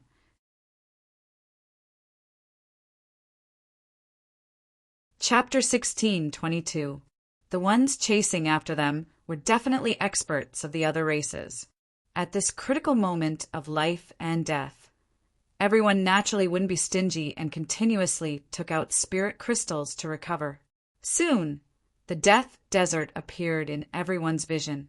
The drifting sand that filled the sky and the boundless yellow sand that stretched as far as the eye could see was something that even 9th-level powerhouses would feel intimidated by. Everyone let out a sigh of relief and couldn't help but slow down. Don't stop. Go deeper into the desert. Zi Chen was the first to soar into the air and fly deeper into the desert. The others didn't hesitate and flew while refining spirit crystals. Raise the defensive light barrier and increase your speed a little. Everyone followed Zi Chen's instructions and flew higher. The yellow sand churned and giant scorpions appeared one after another. However, the humans flew too high and their soul attacks were greatly reduced. After flying for about 20 miles, they felt a dense killing intent coming from behind them. The pursuers were here. Everyone ran even faster and disappeared in a flash. Looking at the humans gradually disappearing into the horizon, the 20 experts of the other races didn't chase after them. The Death Desert was known to be a place where even 9th-level experts had to stop. 8th-level cultivators like them didn't dare to rashly enter. Once they entered, only death would await them. In addition, they didn't bring many things to recover their energy before coming. However, they wouldn't let the humans have an easy time. The leading lion man coldly said, "Guard here for 3 days. I don't believe they can survive in the desert for 3 days." Outside the Imperial Sky City, where the 8th-level human cultivators were located, thousands of 8th-level experts gathered. Their bodies surged with a monstrous, baleful aura, and their eyes were as cold as blades. During this time, they blocked the attacks of the other races time and time again. Compared to the several thousand 8th-level cultivators on the human side, the other races were much more numerous. Just the 7th-level cultivators alone numbered in the tens of thousands. Other than that, there were no less than 10,000 8th-level cultivators. Almost 70% of the experts of the Dax Plains gathered here. They seemed to want to take down the human city in one go. Such a ferocious attitude was very puzzling. They had already carelessly lost a city. No matter what, the humans couldn't lose a second city. Thus, after the battle started, they kept transferring 9th-level cultivators to guard the city. Today, an expert on the desolate land list came. Su Ho. He was the only powerful existence that had entered the Desperate Zones list in the past 1,000 years. Although he was currently ranked in the top 100 on all 3 lists, it was enough to intimidate everyone present. Su Ho wasn't tall. He had a bald head and wore a flame-like armor. As soon as he arrived, he immediately went to battle. His opponent was also a powerful being on the list. At this moment, on the battlefield, tens of thousands of people were watching the battle between the experts on the rare list. There was no earth-shattering power in the battle between the two of them. However, the distorted space and the flickering power of the nomological laws were a testament to how terrifying their attacks were. This was the first time Su Ho had truly fought since he took charge of this place. However, he didn't expect that the Dax clan would send someone on the ranking as well. The two of them had been fighting for so long, but there was no clear victor. In the middle of the battle, for some reason, the two of them suddenly stopped and looked up at the sky. Their expressions became extremely solemn. Hence, the battle ended here. The foreign races returned to the Royal Sky City on the 7th level, while the humans retreated to the 8th level. During this period of time, there was still an endless stream of 8th-level cultivators entering the battlefield of despair from the Imperial Sky region. After returning to his residence, Su-ho asked with a frown. A moment later, his door was pushed open and an old man walked in. "You saw that thing too," Su-ho said as soon as the old man walked in. "Only an idiot wouldn't be able to see such a big thing," the old man said in annoyance. Su-ho snorted and said, "There are tens of thousands of foreign races and humans. Less than 5 people have seen that thing." The old man waved his hand and said, "That's enough. I'm not here to discuss this with you today. Didn't you find it strange that the foreign races would suddenly attack? Perhaps that's the reason." Su-ho's expression changed slightly and said, "How is that possible? The ancient dragon ship is known as the most mysterious thing in the world. The ancient warship, the Desolate War Song, summons powerful beings to explore the depths of the world. The appearance of the ancient dragon ship attracts the most powerful beings in the entire battlefield of despair. This is the biggest event in the battlefield of despair. How dare a mere Dax clan get involved?"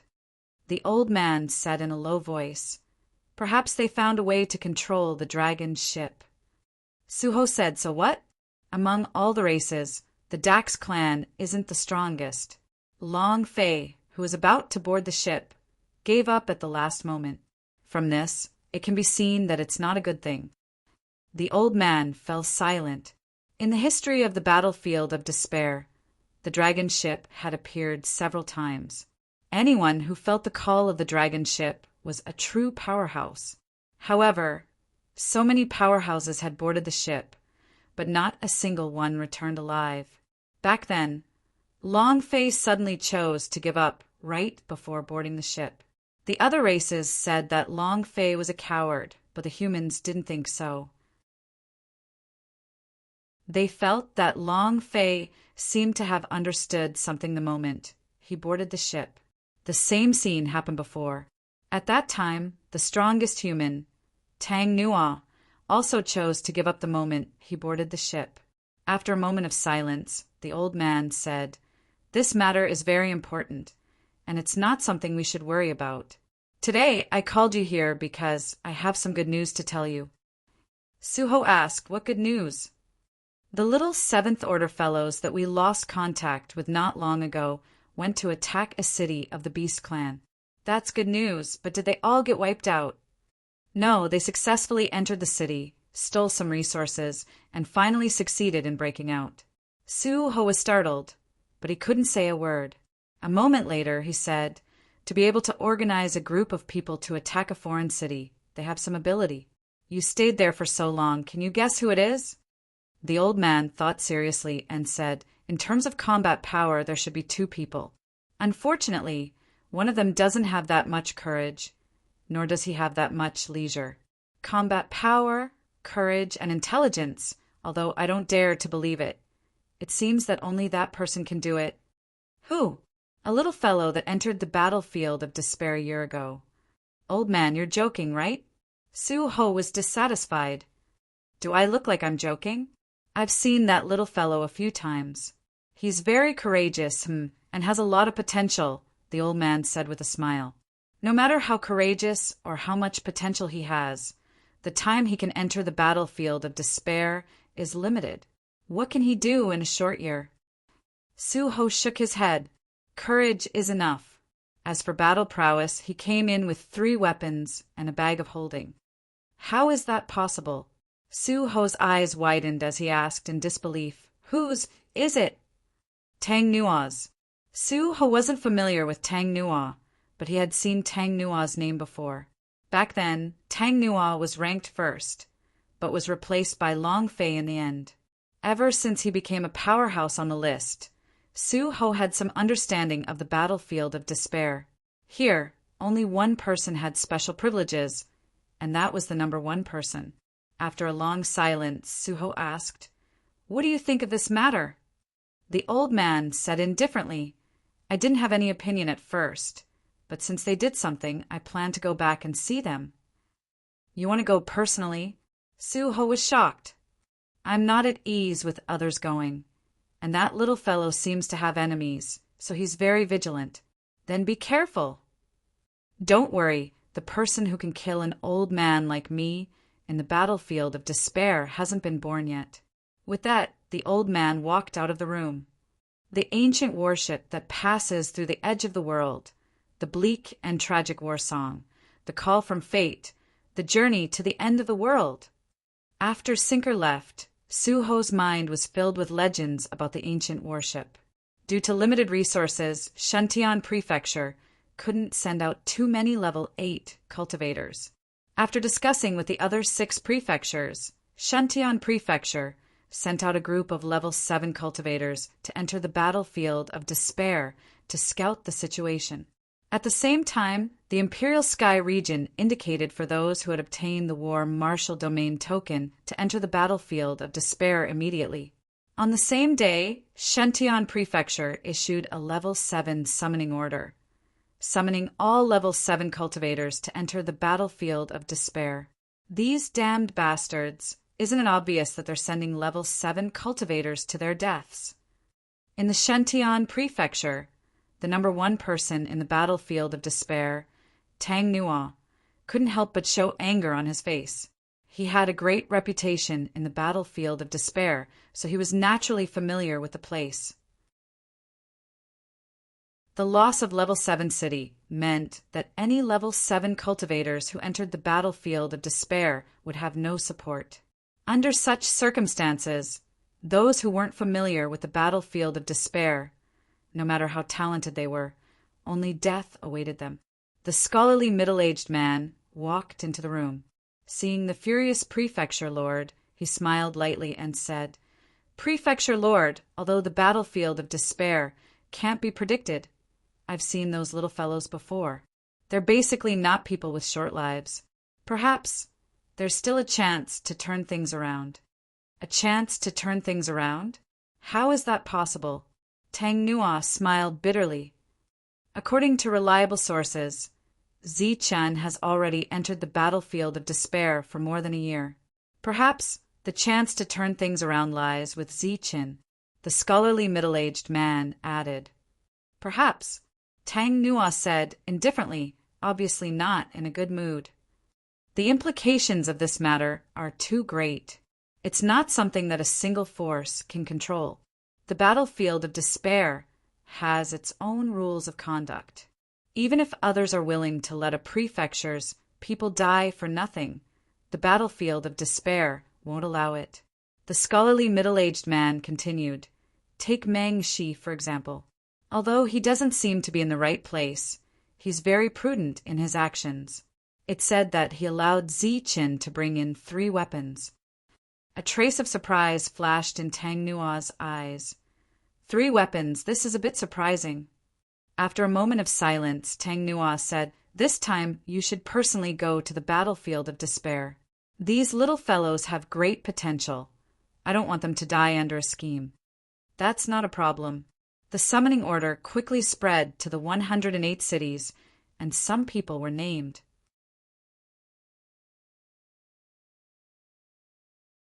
Chapter 16:23. These 5 people were the top 5 winners of the grand competition. They each received 5 War Martial tokens and were required to enter the battlefield of despair. As for the others, there were no other mandatory requirements. They could enter as they wished. For the others in the 108 cities, this gathering was an opportunity to enter the battlefield of despair. It was a place where true experts could train. Normally, only those with the War Martial tokens could enter.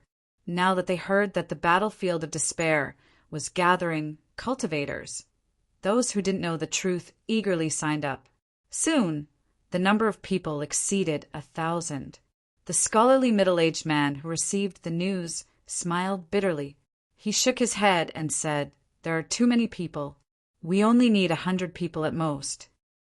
For the sake of these 100 slots, the various cities had almost arranged an additional battle between the powerhouses. Compared to the Shantian Prefecture, the cultivators from the other 6 prefectures refused to enter the battlefield of despair. Because it was their first time entering, they went according to their city's ranking. Every city in the top 100 had a spot. As for the bottom 8, they didn't have the qualifications. Of course, these 100 people didn't include the 5 war marshal tokens. The 105 people quickly gathered through the transportation formation and arrived at the Shantian prefecture. During this time, there were naturally some familiar faces. Shantian Dao, Jin Qingqing, Manshur, Wu Xie, Darkmantle, and the others were already very familiar with them. Other than some familiar faces, there were naturally some who were annoying. For example, Golden Leaf City's Yiming. His strength had also reached the 7th level, and he occupied the Golden Leaf City's spot. As for Jin Qingqing, she had the War Marshal token. When the two sides met, there was naturally no lack of banter. Everyone was already used to this and couldn't be bothered to find out who was right and who was wrong. After that, the middle-aged man led everyone into the Imperial Sky region. The group gathered in the Shantian prefecture. A day later, the scholarly middle-aged man led everyone into the Imperial Sky region. When they arrived at the Imperial Sky region and entered the tavern, he saw Meng Shi talking to a black-clothed man in a low voice. Seeing someone enter, Meng Shi immediately took away a priceless Imperial weapon material on the counter. The two seemed to have reached an agreement. The black-clothed man turned around and coincidentally saw the middle-aged man. He nodded at the other party and smiled kindly. Then he turned around and left the room. The fortune-teller's perception was very sharp. He saw indifference in the other party's smile and said, "The way he looked at us was like a dead man." Everyone's expression changed because no one doubted the fortune-teller's words. The scholarly middle-aged man's face turned ugly as he stared at Meng Shi in an unfriendly manner. Meng Shi looked at the other party and chuckled. "Oh, isn't this Brother Tian? What brings you here?" The scholarly middle-aged man lost his usual calmness and said indifferently, "This material should be used to buy their lives, right?" Meng Shi said unhappily, "Look at what you're saying. Would I, Meng Shi, do such a deal? It's just that I'm kind enough to give you a piece of material. But I just want to teleport these little guys together. This is a good thing, so how can I not help?" The middle-aged man's face turned even uglier. "Then tell me, where are you going to send them?" Meng Shi said without hesitation, "The desert of death." The scholarly middle-aged man stared at Meng Shi, his eyes flashing. Meng Shi stared at the middle-aged man with a smile. Neither of them said a word. In the rear, the faces of Shantian and the others became very ugly. They had just arrived, and they were already being schemed against. Just by hearing the name of the Desert of Death, they knew that it was not a good place. They originally thought that the scholarly middle-aged man would lead them away, or at least fight for fairness. Who would have thought that, after looking at each other for a while, the scholarly middle-aged man would actually agree? This time, even Meng Shi's eyes flashed with a hint of astonishment. "I'll leave them to you." The middle-aged man turned and left. Meng Shi chuckled and said, "Go back and tell Tang Nuo that he might be preparing the second batch of people soon." The middle-aged man paused for a moment and said, "Okay, I will definitely tell him." The scholarly middle-aged man left just like that. The crowd seemed to explode, and everyone had a bad feeling in their hearts. "Okay, little guys, follow me now. Since you're here, you have no other way out. Enter the battlefield of despair and head north." Meng Shi instructed as he walked. Seeing the middle-aged man leave, the black-clothed man from before walked out from the corner and quietly looked at the teleportation array in the distance. As the teleportation array opened, a large area of yellow sand appeared in his line of sight. It was indeed the Desert of Death. He nodded in satisfaction. After watching the crowd enter reluctantly, he returned to report. In the blink of an eye, all 105 people had entered. Meng Shi smiled. However, after a short while, he said in exasperation, "That damn guy, he actually left without worry. Did he really think that I wouldn't dare to kill him?" After muttering a few words, Meng Shi returned to the tavern, but in his heart he was thinking about what benefits he should ask for next time. The foreign race army waited outside the desert of death for 3 days. After 3 days, they turned and left. They hid in the dark and observed for another 2 days. When they did not see the return of those humans, they were completely relieved and truly left. 1 day later, Zichen brought the group back. After staying in the desert of death for 6 days, they had suffered greatly. Fortunately, there were no casualties. When they returned to the edge of the desert, everyone breathed a sigh of relief. They sent 2 people to stand guard, and the others to treat their injuries and recover. As for Zichen, he took out the spoils from his interspatial pouch and began to distribute them. Actually, this distribution was just a matter of registration. After the registration, the items returned to Zichen's hands. Everyone doesn't have many spiritual crystals left. If you recover from your injuries, get some more tree marrow so that you can refine the next batch of spiritual crystals. Before entering the secluded woods, Zichen instructed. After entering the secluded woods, Cauldron Spirit took out all the items from the shop. There were many refining materials, some medicinal pellets, and quite a lot of spiritual crystals. Unfortunately, there was no interspatial pouch. Zichen was very disappointed. Cauldron Spirit began to refine the alien hearts, while Zichen began to organize the spoils. He put aside the useful items and the useless items. In the blink of an eye, 1 month had passed. Zichen walked out of the secluded woods. Of the 20 people in the party, only 7 or 8 remained. The rest had temporarily gone elsewhere. After waiting for another day and waiting for everyone to return, Zichen distributed the fragments of laws that they deserved according to their harvest. After distributing the spoils according to their contributions, the party exchanged their tree marrow for a new batch of spiritual crystals from Zichen. During the exchange, Wharton was somewhat absent-minded. He had been thinking about how to enhance his weapons. Zichen had his own plans for this, but before he could give the order, a person suddenly appeared in his perception. It was a person who should not be here. Zichen's expression turned vigilant. He clenched his spear and looked ahead. The party's expression also became extremely cautious. When Old Man Schenker appeared and saw that everyone was looking at him vigilantly, a trace of astonishment flashed across his eyes. Soon after, he smiled and said, "What's wrong? Are you all in a battle stance? Do you not welcome me? Who are you?" Zichen looked at Old Man Schenker and asked indifferently. The old man stared blankly for a moment before he smilingly asked, "Who do you think I am? I have long guessed that you are very vigilant, but I didn't expect that even this old man couldn't do it. TSK. It has only been a short time and you have already made a breakthrough. It seems that your potential is really high." Zichen still stared at the old man unkindly. The old man did not care at all. Instead, he smiled and said, "Boy, you are looking at me so vigilantly. Are you going to renege on your debt?" "Renege on what debt?" Zichen remained calm. "When you took away the storage bag, you said that it was a debt," Old Man Schenker said.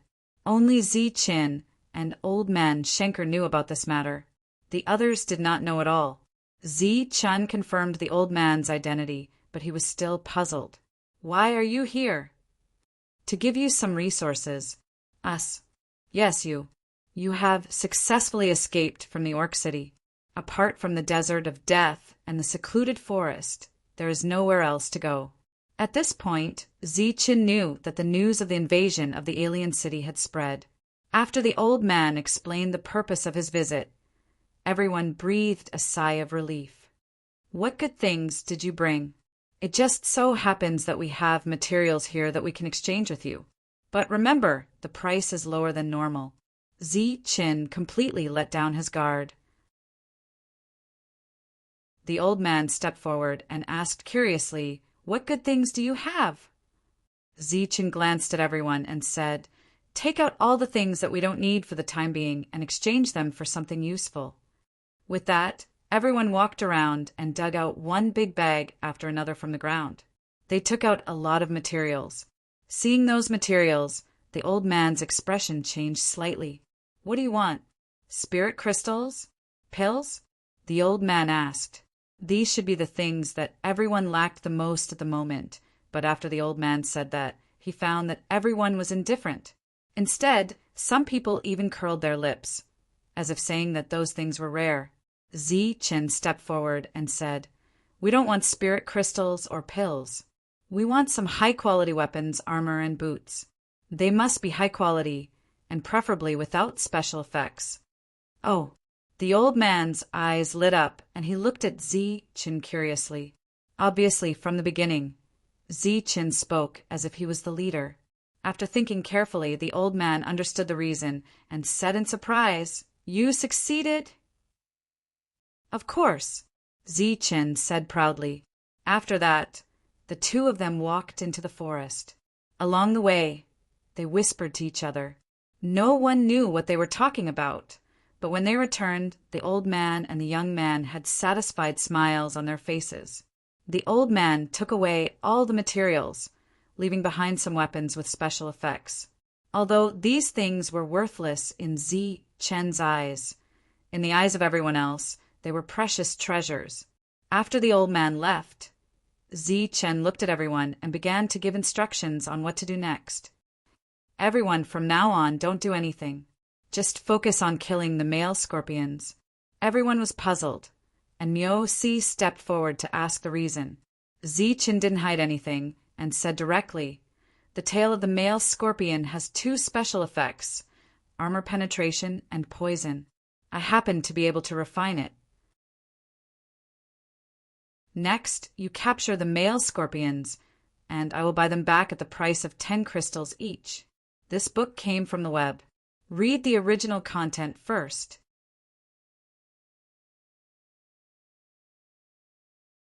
Chapter 16:24. If you wanted to get something, you had to pay a price. This was the rule of the battlefield of despair, and no one objected to it. Moreover, Zichen had bought it at a normal price. Thinking back to the shock Zichen's saber had given them, they were very excited. Weapons with the armor-piercing special effect were the most expensive of all the special effects. They didn't hesitate and headed straight for the Desert of Death. The fastest was Wharton, who had been eyeing the armor-piercing special effect for a long time.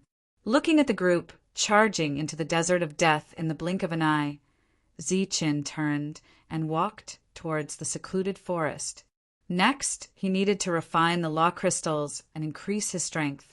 Old man Schenker would come again in a month, so Zichen only had a month to refine the law crystals. A month passed quickly, and Zichen finished refining them.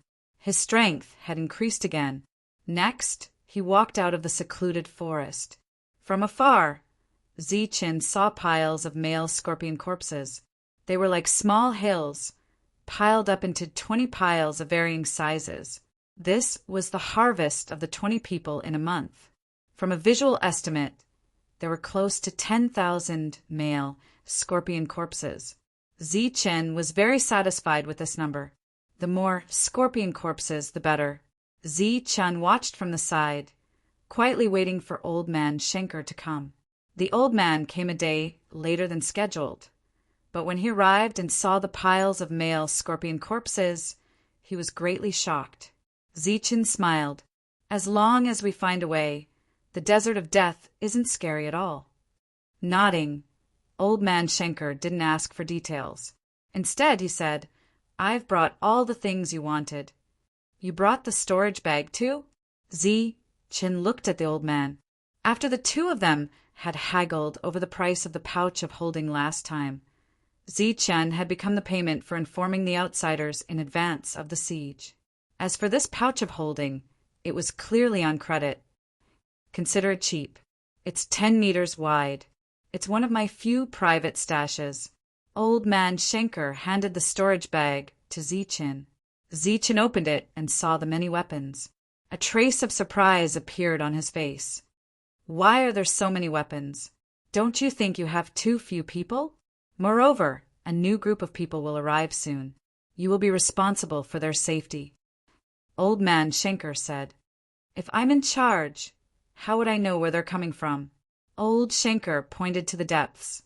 Zichin said unhappily, "Do you want me to run into the depths of the desert every day? I don't have that much free time. It's up to you whether you want to go or not. In any case, once a batch dies, another batch will appear soon. It doesn't matter. The Imperial Sky region doesn't have many things, but it has a lot of people." The old man didn't seem to mind. After rummaging through the storage pouch, Zichin stretched out his hand and said, "Where's the map? Give it to me. Kid, this is the crystallization of the wisdom of several generations. Its value is immeasurable." Old man Shanker reluctantly took out a glowing book from his bosom with a pained look on his face. "Don't worry. I promise you that I won't let you suffer a loss. These can be considered as the initial investment." Zichin snatched the money away without hesitation. The transaction was over. Of course, Zichin was once again in debt.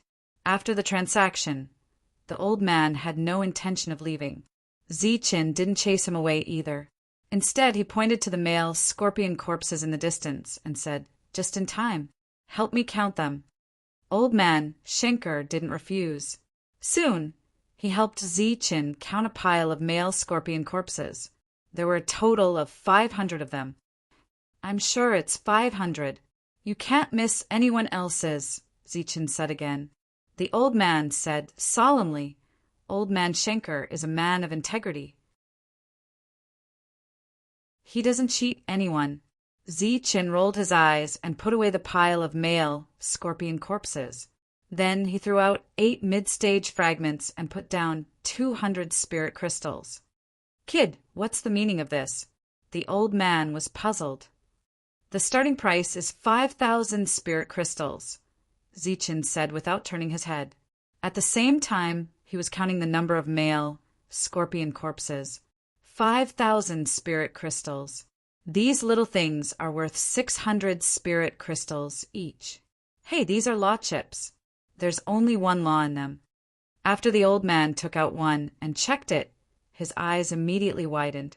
He said in disbelief, "These things are condensed by you, and it's only 600 spirit crystals each." Glancing at the old man, Zichin knew what the other party was planning. He said directly, "Special times require special treatment. 600 spirit crystals is just the cost price.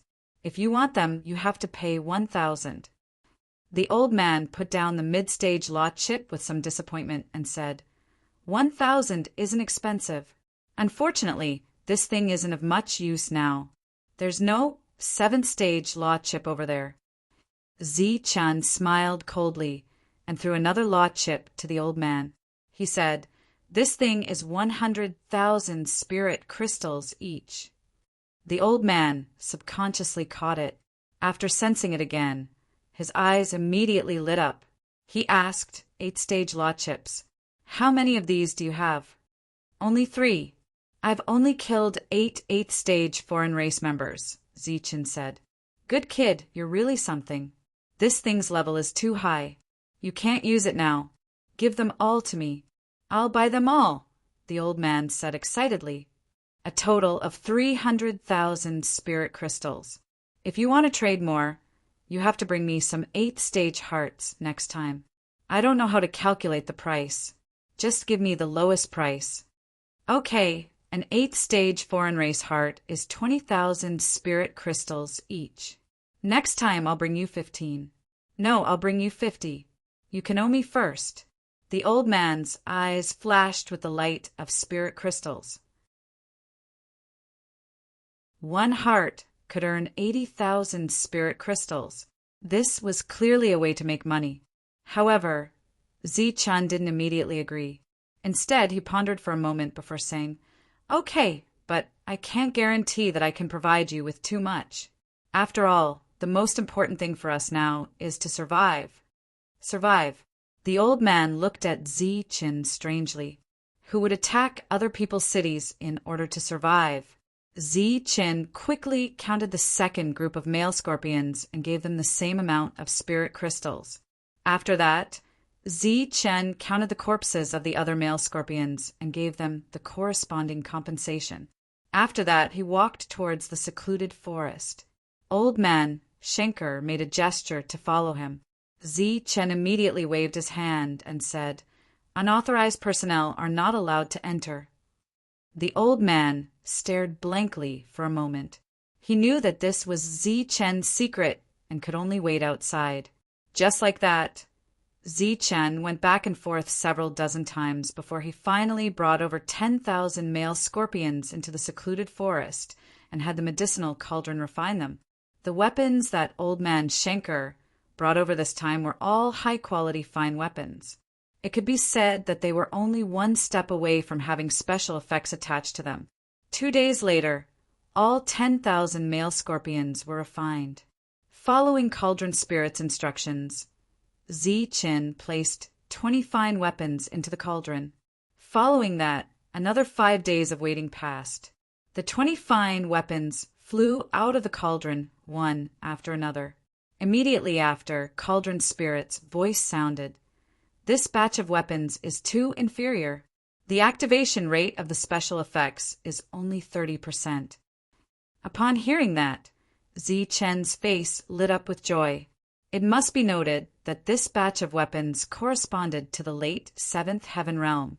Their activation rate was as high as 30% for weapons of the same level. Therefore, in the hands of an intermediate 7th Heaven Realm expert, the chances of breaking through armor would be as high as 60% to 70%. Chen took the 20 weapons that had been enhanced with special effects and walked towards the outside. When he arrived, he discovered that old man Schenker had yet to leave. There were 20 more piles of male scorpions on the ground.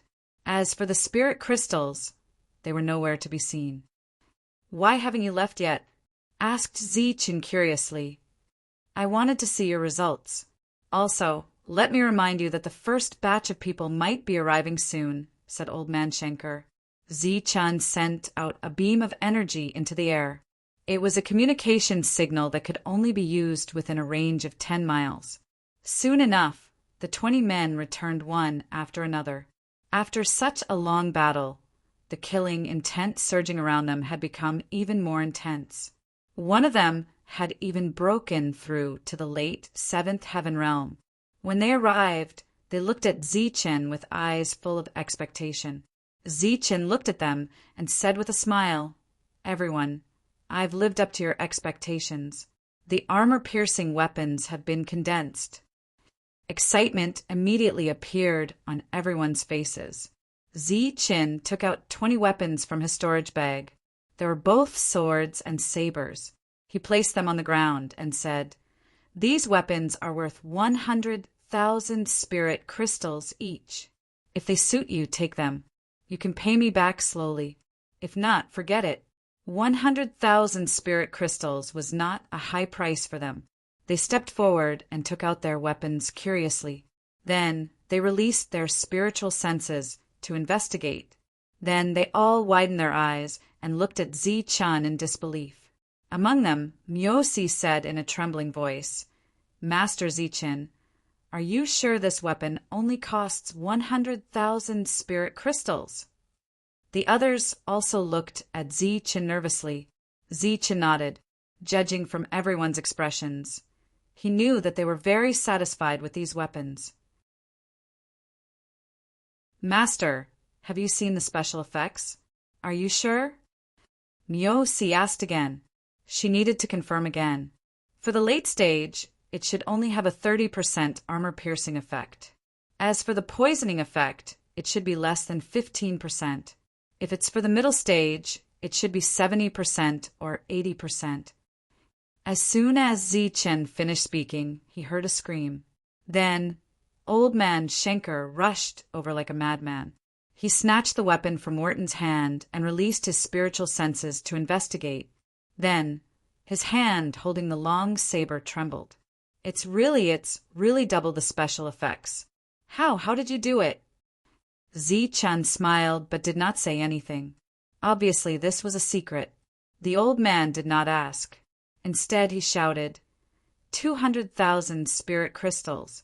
Sell it to me for 200,000 spirit crystals. I want all 20 of them." As soon as the old man finished speaking, everyone looked at him with unkind eyes. The old man suddenly came to his senses and smiled awkwardly. You don't need this thing now. Let's talk about it later. They need this thing the most now. Let's go with the original price. 100,000 spirit crystals for each spirit crystal. Next, you can pay with male scorpions or other things like tree marrow. After Zichen finished speaking, he rushed toward the desert of death. Where are you going? Old man Schenker asked. What do you think? Zichen replied in annoyance. Old man Schenker shouted from afar. How about I bring you a group of 8th rank soldiers next time? I'm only at the 7th rank. I can't condense an 8th rank special effect yet. After saying this, Zichen's figure disappeared into the horizon. Everyone already knew how powerful Zichen was. Now that they saw Zichen enter the depths of the desert, they were not worried at all. This guy, how did he do it? In just a few days, he made 20 weapons with special effects, and all of them are double the special effects. Could it be that he's condensing them in batches? After muttering to himself for a while, he realized that no one was paying him any attention. Old man Schenker felt bored and decided to go back. There were some things that couldn't be rushed. This book came from the web. Read the original content as soon as possible.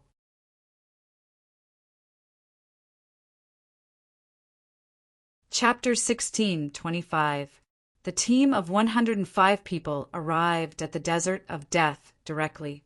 The same defensive light barrier and the same basic knowledge aroused everyone's curiosity about this area.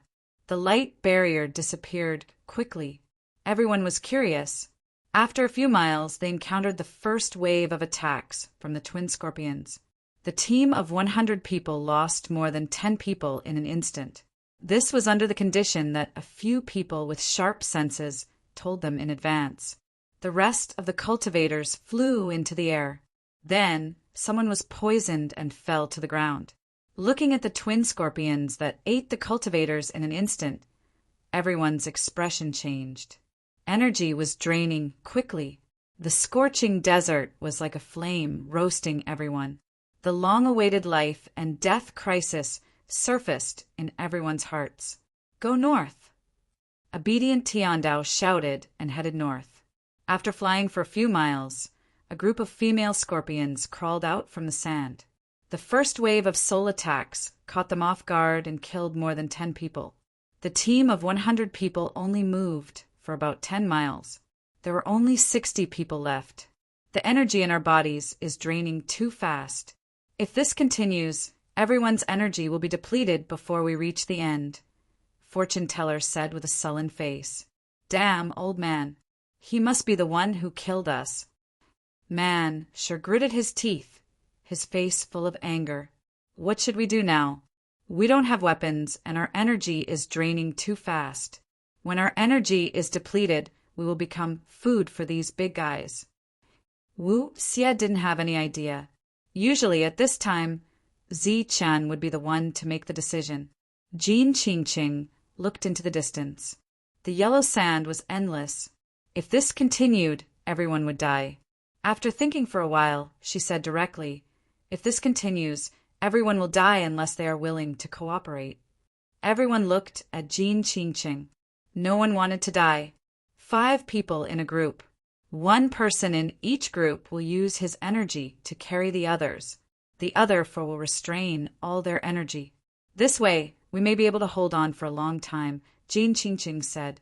This was indeed a method, but everyone quickly saw the drawbacks.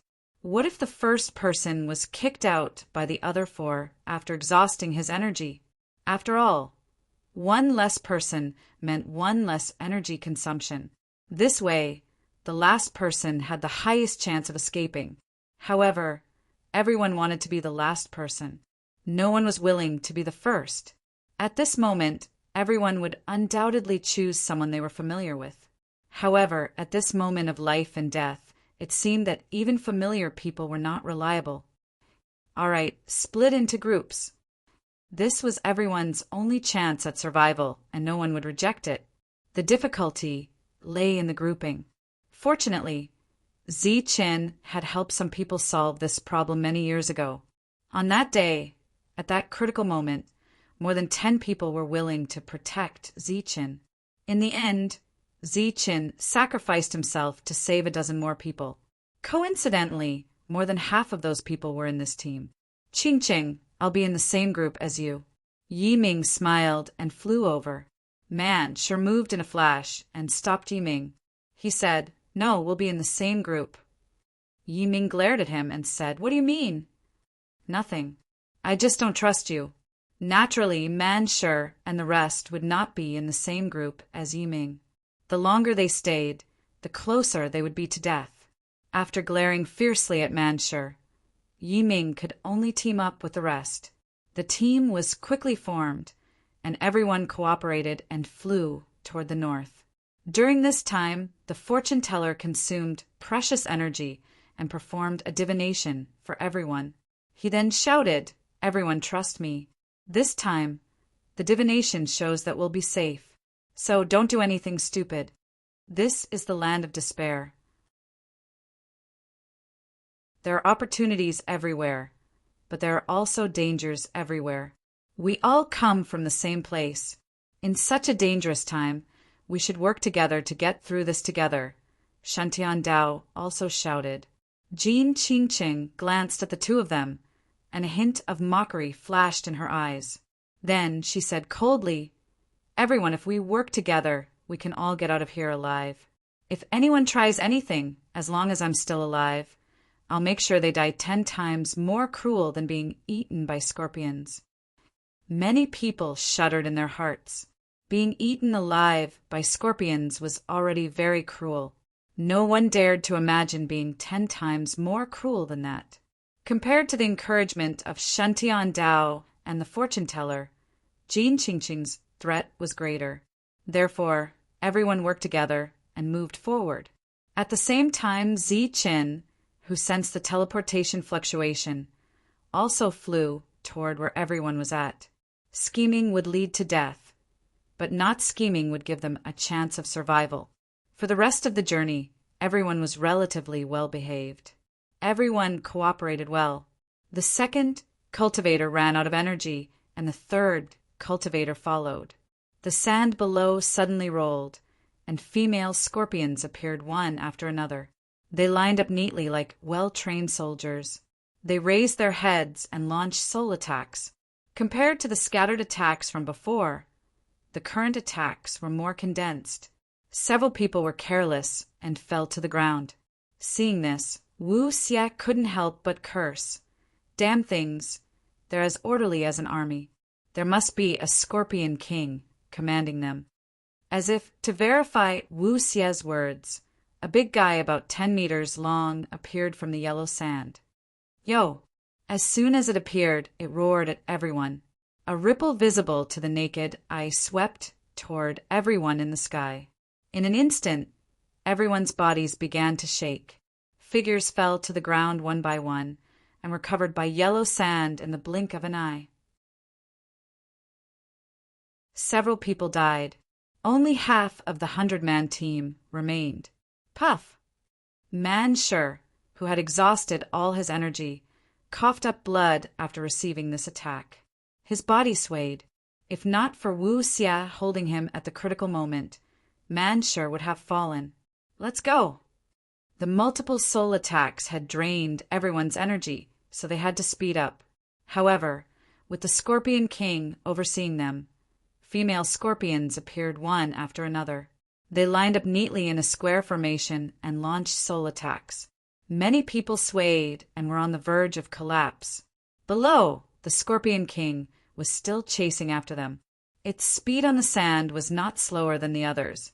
At the same time, it kept launching soul attacks one after another, draining everyone's energy. The fourth person's energy was quickly depleted, and the last person went up. The yellow sand was still endless, and the Scorpion King was still chasing after them. Everyone was in despair. However, in the next moment, something that made them even more desperate happened.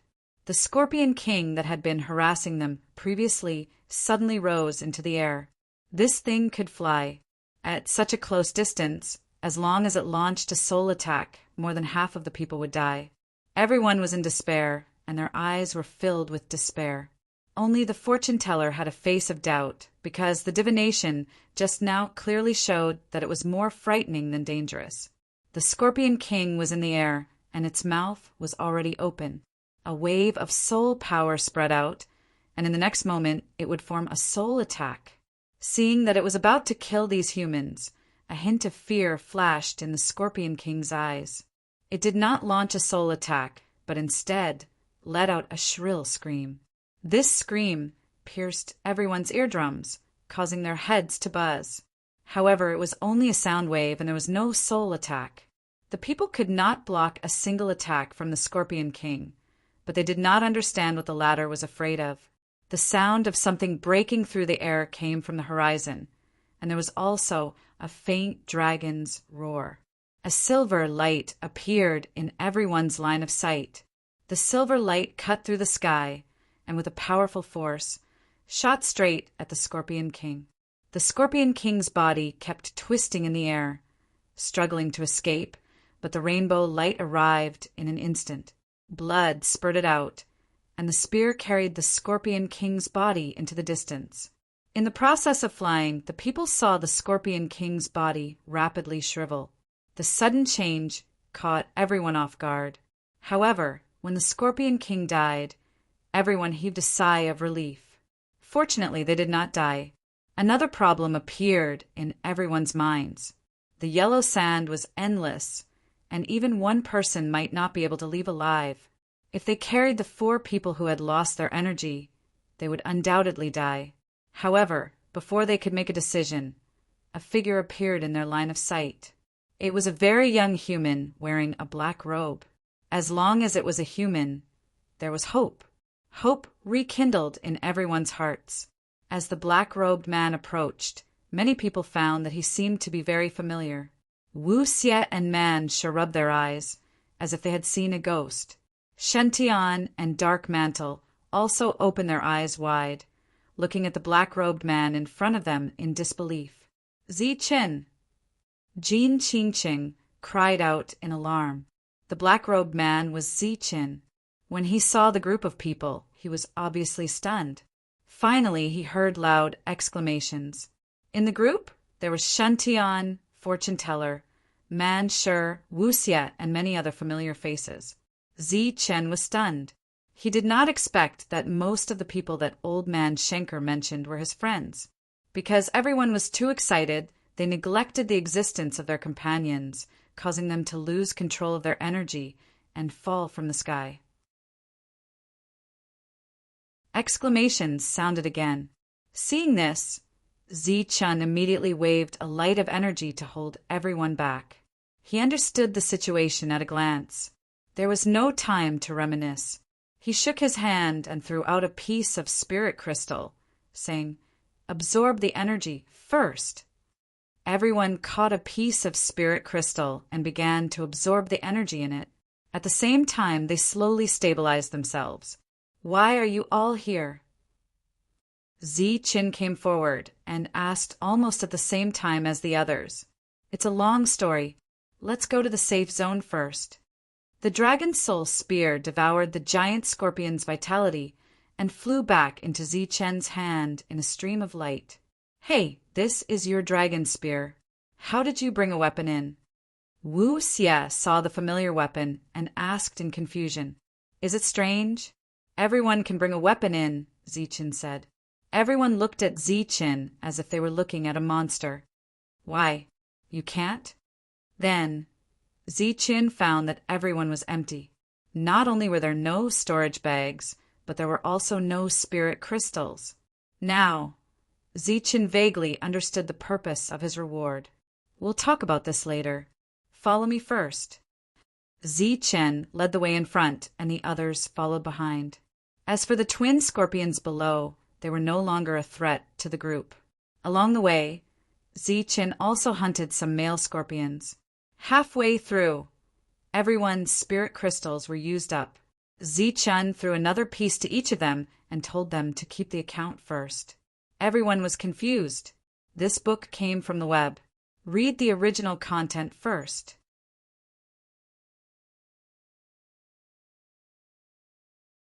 Chapter 16:26.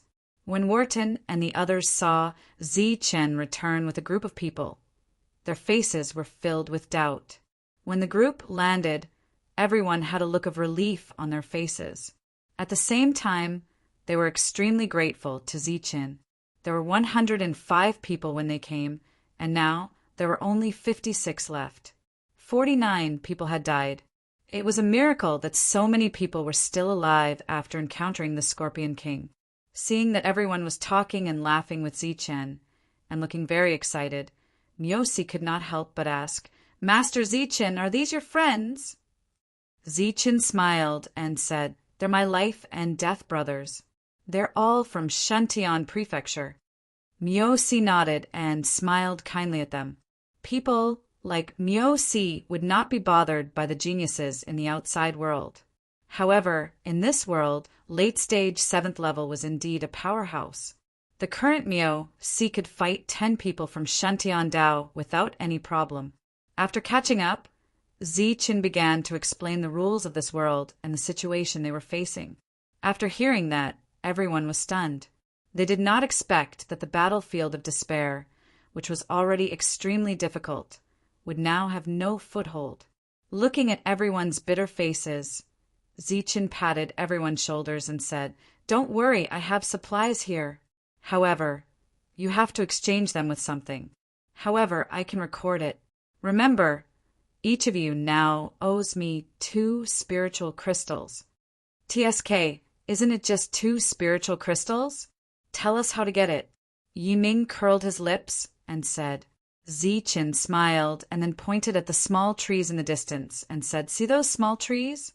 Kill 70 of them and take 70 of their sap. You can exchange it for 1 spiritual crystal. Isn't it just 70? It's a piece of cake." Yiming did not seem to care. However, when he was about to step forward, he suddenly realized a very serious problem. He did not have a weapon. Immediately, he stopped in his tracks and looked embarrassed. "If you have extra weapons on you, you can sell them to them." Zichun looked at the 20 people and took out a few ordinary weapons from his storage bag and distributed them to Wu Xie and the others. "These will be 2 spiritual crystals for you. Now you owe me 4. Looking at the serious Zichun, Wu Xie curled his lips and said, "I say, is it necessary to calculate so clearly?" Zichun nodded and said seriously, "Of course it's necessary. These are the rules of this world." Seeing Zichun's serious expression, everyone nodded solemnly. Almost everyone had gotten a weapon. Looking at those small trees, they were eager to give it a try. "In this place, your strength will be greatly suppressed, so you must not be careless." After that, Zichun didn't say anything else. They were here to gain experience. Only the path that they found on their own was the most suitable for them. There was no point in saying too much. Here, everything depends on oneself. Soon, everyone went to cut down those small trees one after another. Only Jin Qingqing was still there. Zichun asked in surprise, "Why don't you go?" Jin Qingqing looked at Zichun and smiled. "I want to see you." Zichun blushed with embarrassment. "You really haven't changed." Seeing Zichun's expression, Jin Qingqing smiled again. This time she was very happy. "You think I've changed? You're so calculative with them. Don't you think you've changed?" Zichun was silent for a moment. After a while he looked at Jin Qingqing and said, "You'll understand soon enough." Whether it was Jin Qingqing Manshur or the others, they all grew up in the Jianwu continent. They were favored by the heavens and never worried about resources. Perhaps the most dangerous place they had experienced in their lives was what they encountered in the manor world. However, Zichun was different. He had walked step by step from the Tianwu continent to this place. He had experienced too many things. They couldn't imagine what cruelty was. Cutting down trees seemed simple, but it was actually very dangerous. Soon a scream was heard. A seventh-level genius was swept away by a branch. No one knew whether he was dead or alive. The small tree was only equivalent to the peak of the fifth level in the Jianwu continent. Obviously, everyone couldn't adapt to this place. Soon, a second person died, and several others were injured. Cutting down trees was a very simple job, but everyone was in trouble. Zi-chan watched quietly from afar. He didn't interfere. Soon, the strong man sure succeeded in killing a small tree and obtained a portion of tree sap. However, he consumed 20% of his strength, which was equivalent to half a spiritual crystal. According to the numbers, it was obviously a huge loss. Looking at the tree sap that they obtained with great difficulty, and thinking that 70 portions of tree sap could only be exchanged for one spiritual crystal, everyone gradually understood the value of spiritual crystals. They also had a clear understanding of the debt. During this period of time, Zi-chan went deep into the secluded forest. It was unknown whether it was intentional or not, but Zi-chan used the most effortless method to kill a few small trees and take some of their sap. Then, he threw the tree sap to Jin Qingqing. Man sure said unhappily, "Why don't you give it to me?" Zi-chan smiled. "Ladies first." After Jin Qingqing took the tree sap, she didn't appreciate it at all. Instead, she looked at Zi-chan and said, "Zi-chan, if you want to pursue me, a few portions of tree sap won't do. At the very least, you have to erase my debt." Zi-chan pretended not to hear and quickly entered the secluded forest. Behind him, laughter came.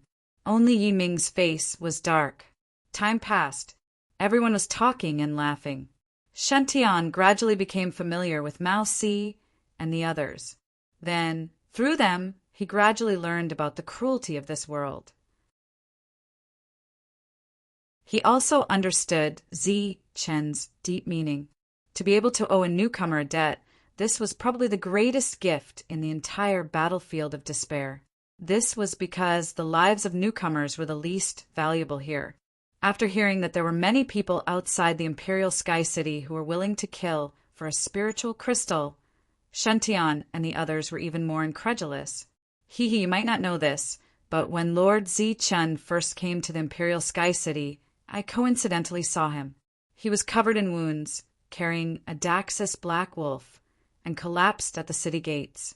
If it weren't for his good luck and falling within a kilometer, his abdomen would have been broken and his spiritual crystal taken away.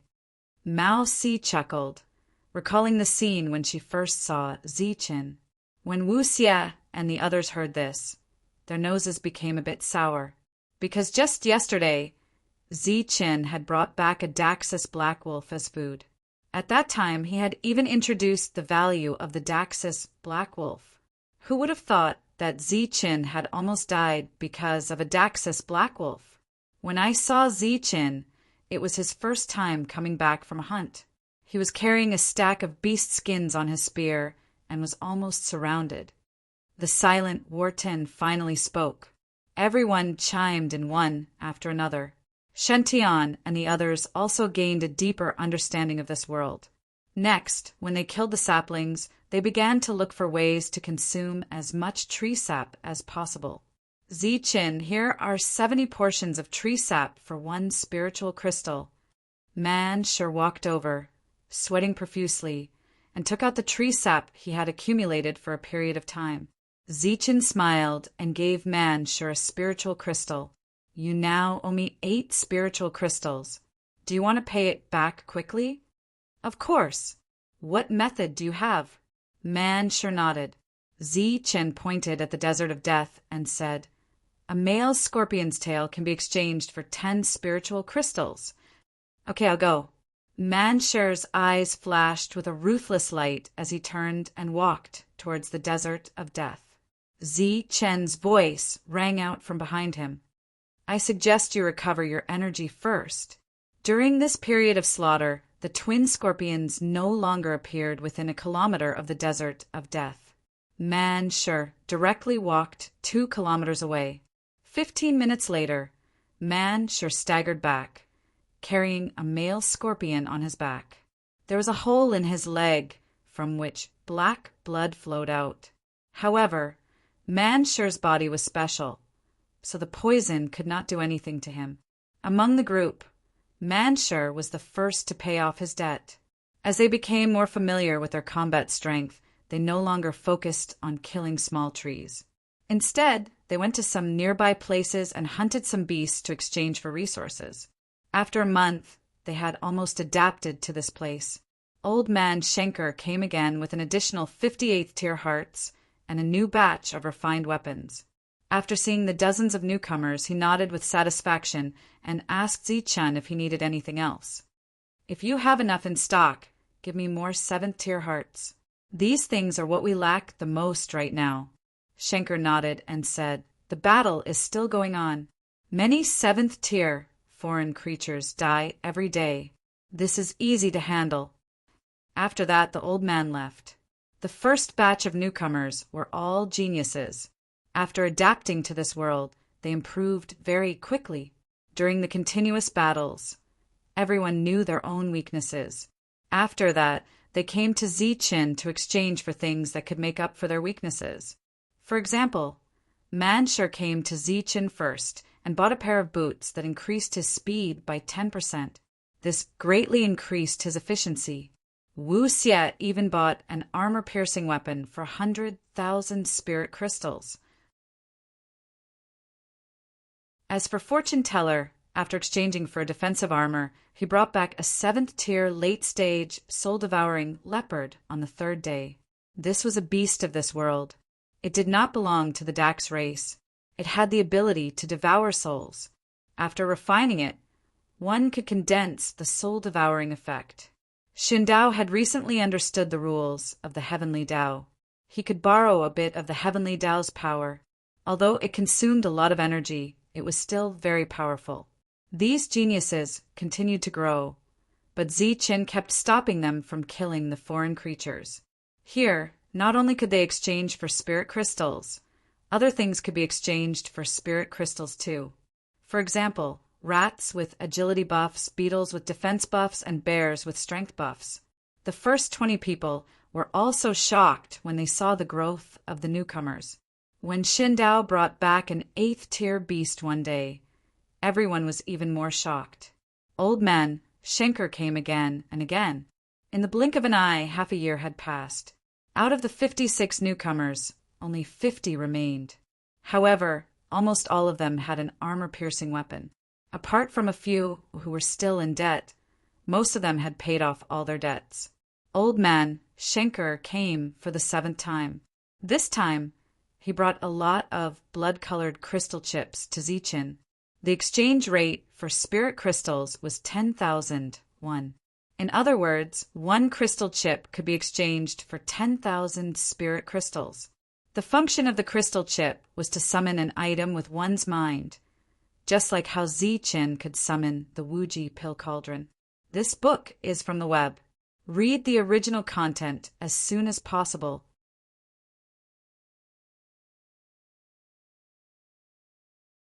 Chapter 16:27. Every time Schenker left, they would come to Zichun to see if they could exchange for something useful. Of course, this was limited to the previous 20 people. As for Shun Tiandao and the others, they didn't have so many spirit crystals left. What are these? Seeing the blood-red crystal, everyone came over curiously. These are special items that cost 10,000 spirit crystals each. Its only function is to summon something you've used before, Zichun explained. Is there such a good thing? We can summon anything? Everyone was a little moved. In theory, yes, but having the blood-red crystal is only one of the conditions. As for the thing you summon, the price depends entirely on the value of the item. What do you mean? Everyone was puzzled. This blood-red crystal is only a medium, a bridge to the domain world. It can't really summon. If you want to summon it successfully, you have to pay a certain price. As for what the price is, it has to do with the quality of the thing you want to summon. Zichun's explanation was very clear and everyone understood. After pondering for a moment, they shook their heads and chose to give up. They could only summon some weapons, and they couldn't guarantee whether the weapons would be recognized by the domain world. Although they had some savings, 10,000 spirit crystals was not a small amount. No one was willing to risk 10,000 spirit crystals. Give me one. Wharton stepped forward and gave Zichen 5 late-stage, 7th-layer beast hearts in exchange for a blood-red crystal. With the blood-red crystal in hand, Wharton's spiritual sense probed it. After a moment, Wharton put away the blood-red crystal and couldn't help but smile bitterly. Obviously, the price of summoning something was a bit high, but this also proved that this thing was special. Give me one. Another voice sounded, and the crowd split to the sides. Shen Tiandao walked over. Although Shen Tiandao was only an early-stage 7th-layer beast, he had killed an 8th-layer beast. No one present dared to underestimate him, not even Wharton. In addition to Shen Tiandao, fortune teller, Manshur, and the others were all geniuses. Although they had only been in the battlefield of despair for half a year, if they really went all out, it was hard to say who would live and who would die. Half a year ago, when Shen Tiandao had first entered the battlefield of despair, Mao Si still had the confidence to take on 10 Shen Tiandao members at once. But now, whether she could win in a 1-versus-1 battle was still a question. Zichen glanced at Shen Tiandao. Shen Tiandao raised his hand and said, "Same old rules." Under everyone's envious gazes, Zichen tossed a blood-red crystal to Shen Tian. As everyone gradually adapted to this world, Zichen no longer haggled over the gains and losses of spirit crystals. It was fine if they could pay their debts, but it was fine if they couldn't. Shen Tiandao, who had also extended his spiritual senses and put away the crystal chip, frowned slightly. Without saying a word, he turned around and left. Give me one too. Just as Shen Tiandao left, a light voice rang out. Jin Qingqing, dressed in a golden robe, walked over. Standing in front of Zichen, a pair of beautiful eyes stared straight at Zichen. Without even needing to pay on credit, Zichen immediately handed over a chip. "Thank you." Jin Qingqing gritted her teeth and thanked him softly. Deliberately, her voice was even softer to the bone. Zichen's expression froze, and a touch of annoyance flashed across his face. Everyone around couldn't help but laugh. Obviously, this coquettish "thank you" was very pleasant and comforting. However, Zichen would lose 10,000 spirit crystals just because of this. It was undoubtedly a big loss. It was very difficult to get the spirit crystals back from Jin Qingqing. It wasn't that the latter's combat strength was too weak to get the spirit crystals, but nearly 50% of her expenses were spent on clothes and other decorations. Jin Qingqing had 7 or 8 pieces of clothes with many special effects, and there were also a lot of boots with special effects. Because there were too many things, it was difficult to store them. She also owed Zichen a 2-meter-long storage bag. These were all debts. After Jin Qingqing left, the fortune teller came forward and took a blood-red crystal chip on credit. Manshur and Wuxia also came forward and looked at Zichen eagerly. Both of them had a new debt recently, and they were too embarrassed to ask for another debt. Therefore, Zichen could only give it away for free. In this way, the blood-red crystal chips sent by old man Schenker changed owners in the blink of an eye. Zichen couldn't even keep one for himself. After that, everyone began to work hard for the goal on the blood-red crystal chip. On this day, Zichen called Miao Si. Miao Si stood next to Zichen, looking a little cautious. Shen Tian and the others were very strong, and he didn't want to provoke them. However, the strongest person in the group was neither Shen Tian nor Wharton, but Zichen. During this period of time, although Zichen didn't make a breakthrough in his realm, his combat strength had increased to an unfathomable level. After telling Miao Si some things to pay attention to, Miao Si left with the 18 people except for Wharton. Zichen turned and walked toward the secluded forest.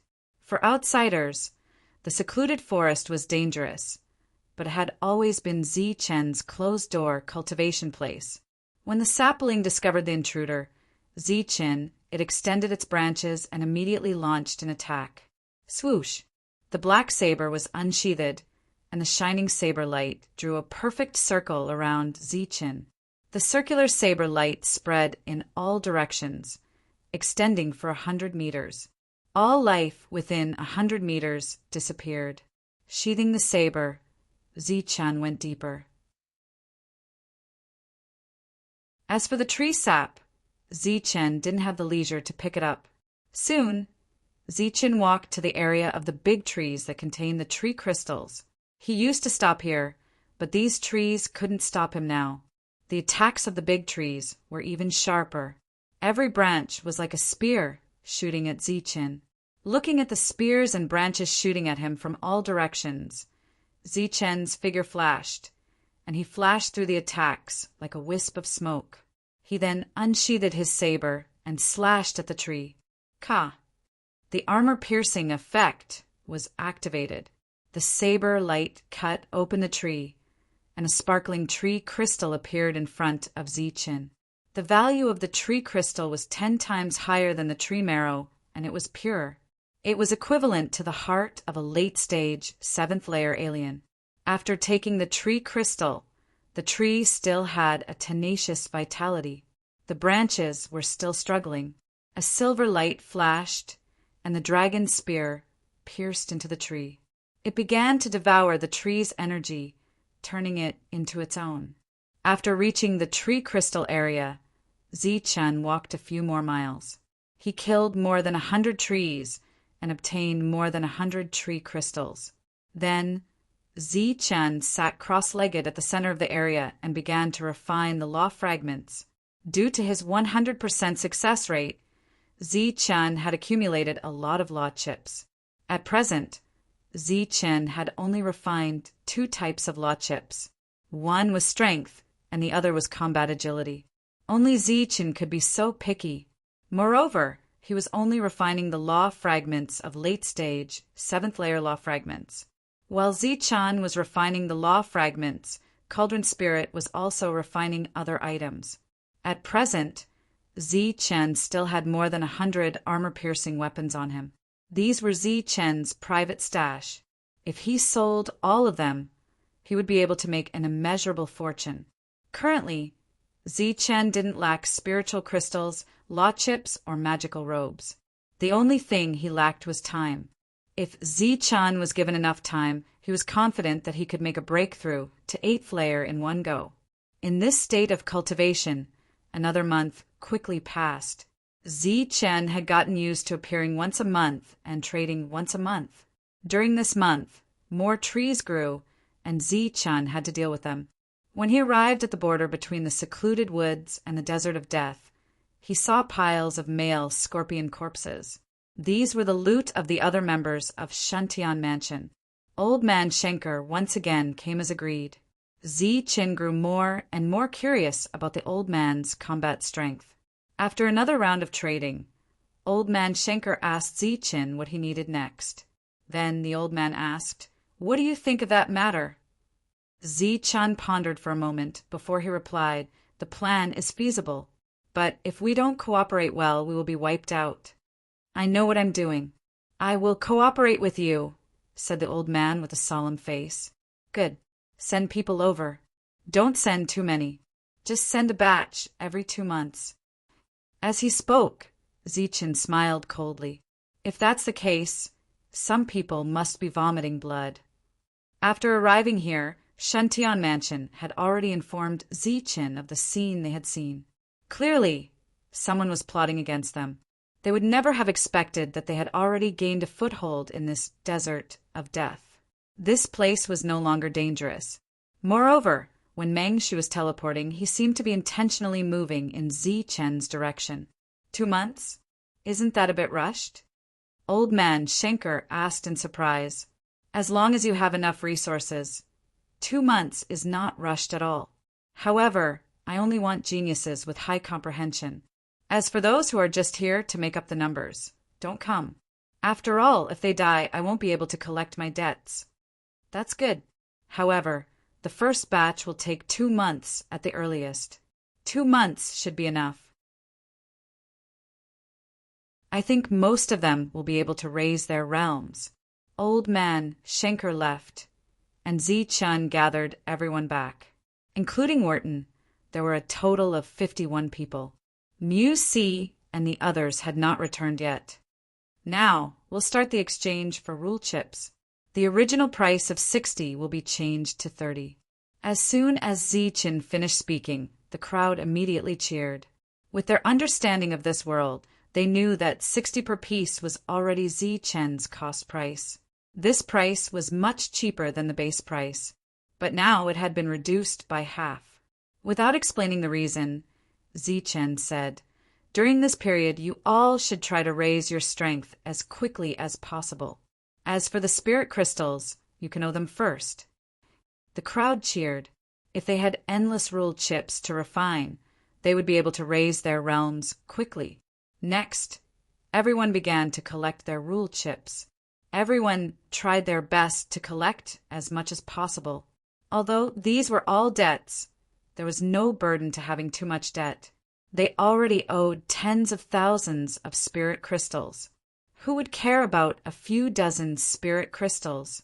After distributing the rule chips, everyone began to look for a safe place to refine them. Everyone gathered not far away. Zi-Chun stood guard for everyone while waiting for Muse C to return. This time, he arranged for Muse C to do something special. 2 days later, Muse C returned in a sorry state. When she left, Muse C had brought a total of 18 people with her. But when she returned, she was the only one. What happened? Seeing Muse C covered in wounds, Zi-Chun couldn't help but frown. You're tuning in to the Thunder Spear YouTube channel. Don't forget to subscribe and join us on this journey to catch the most captivating stories.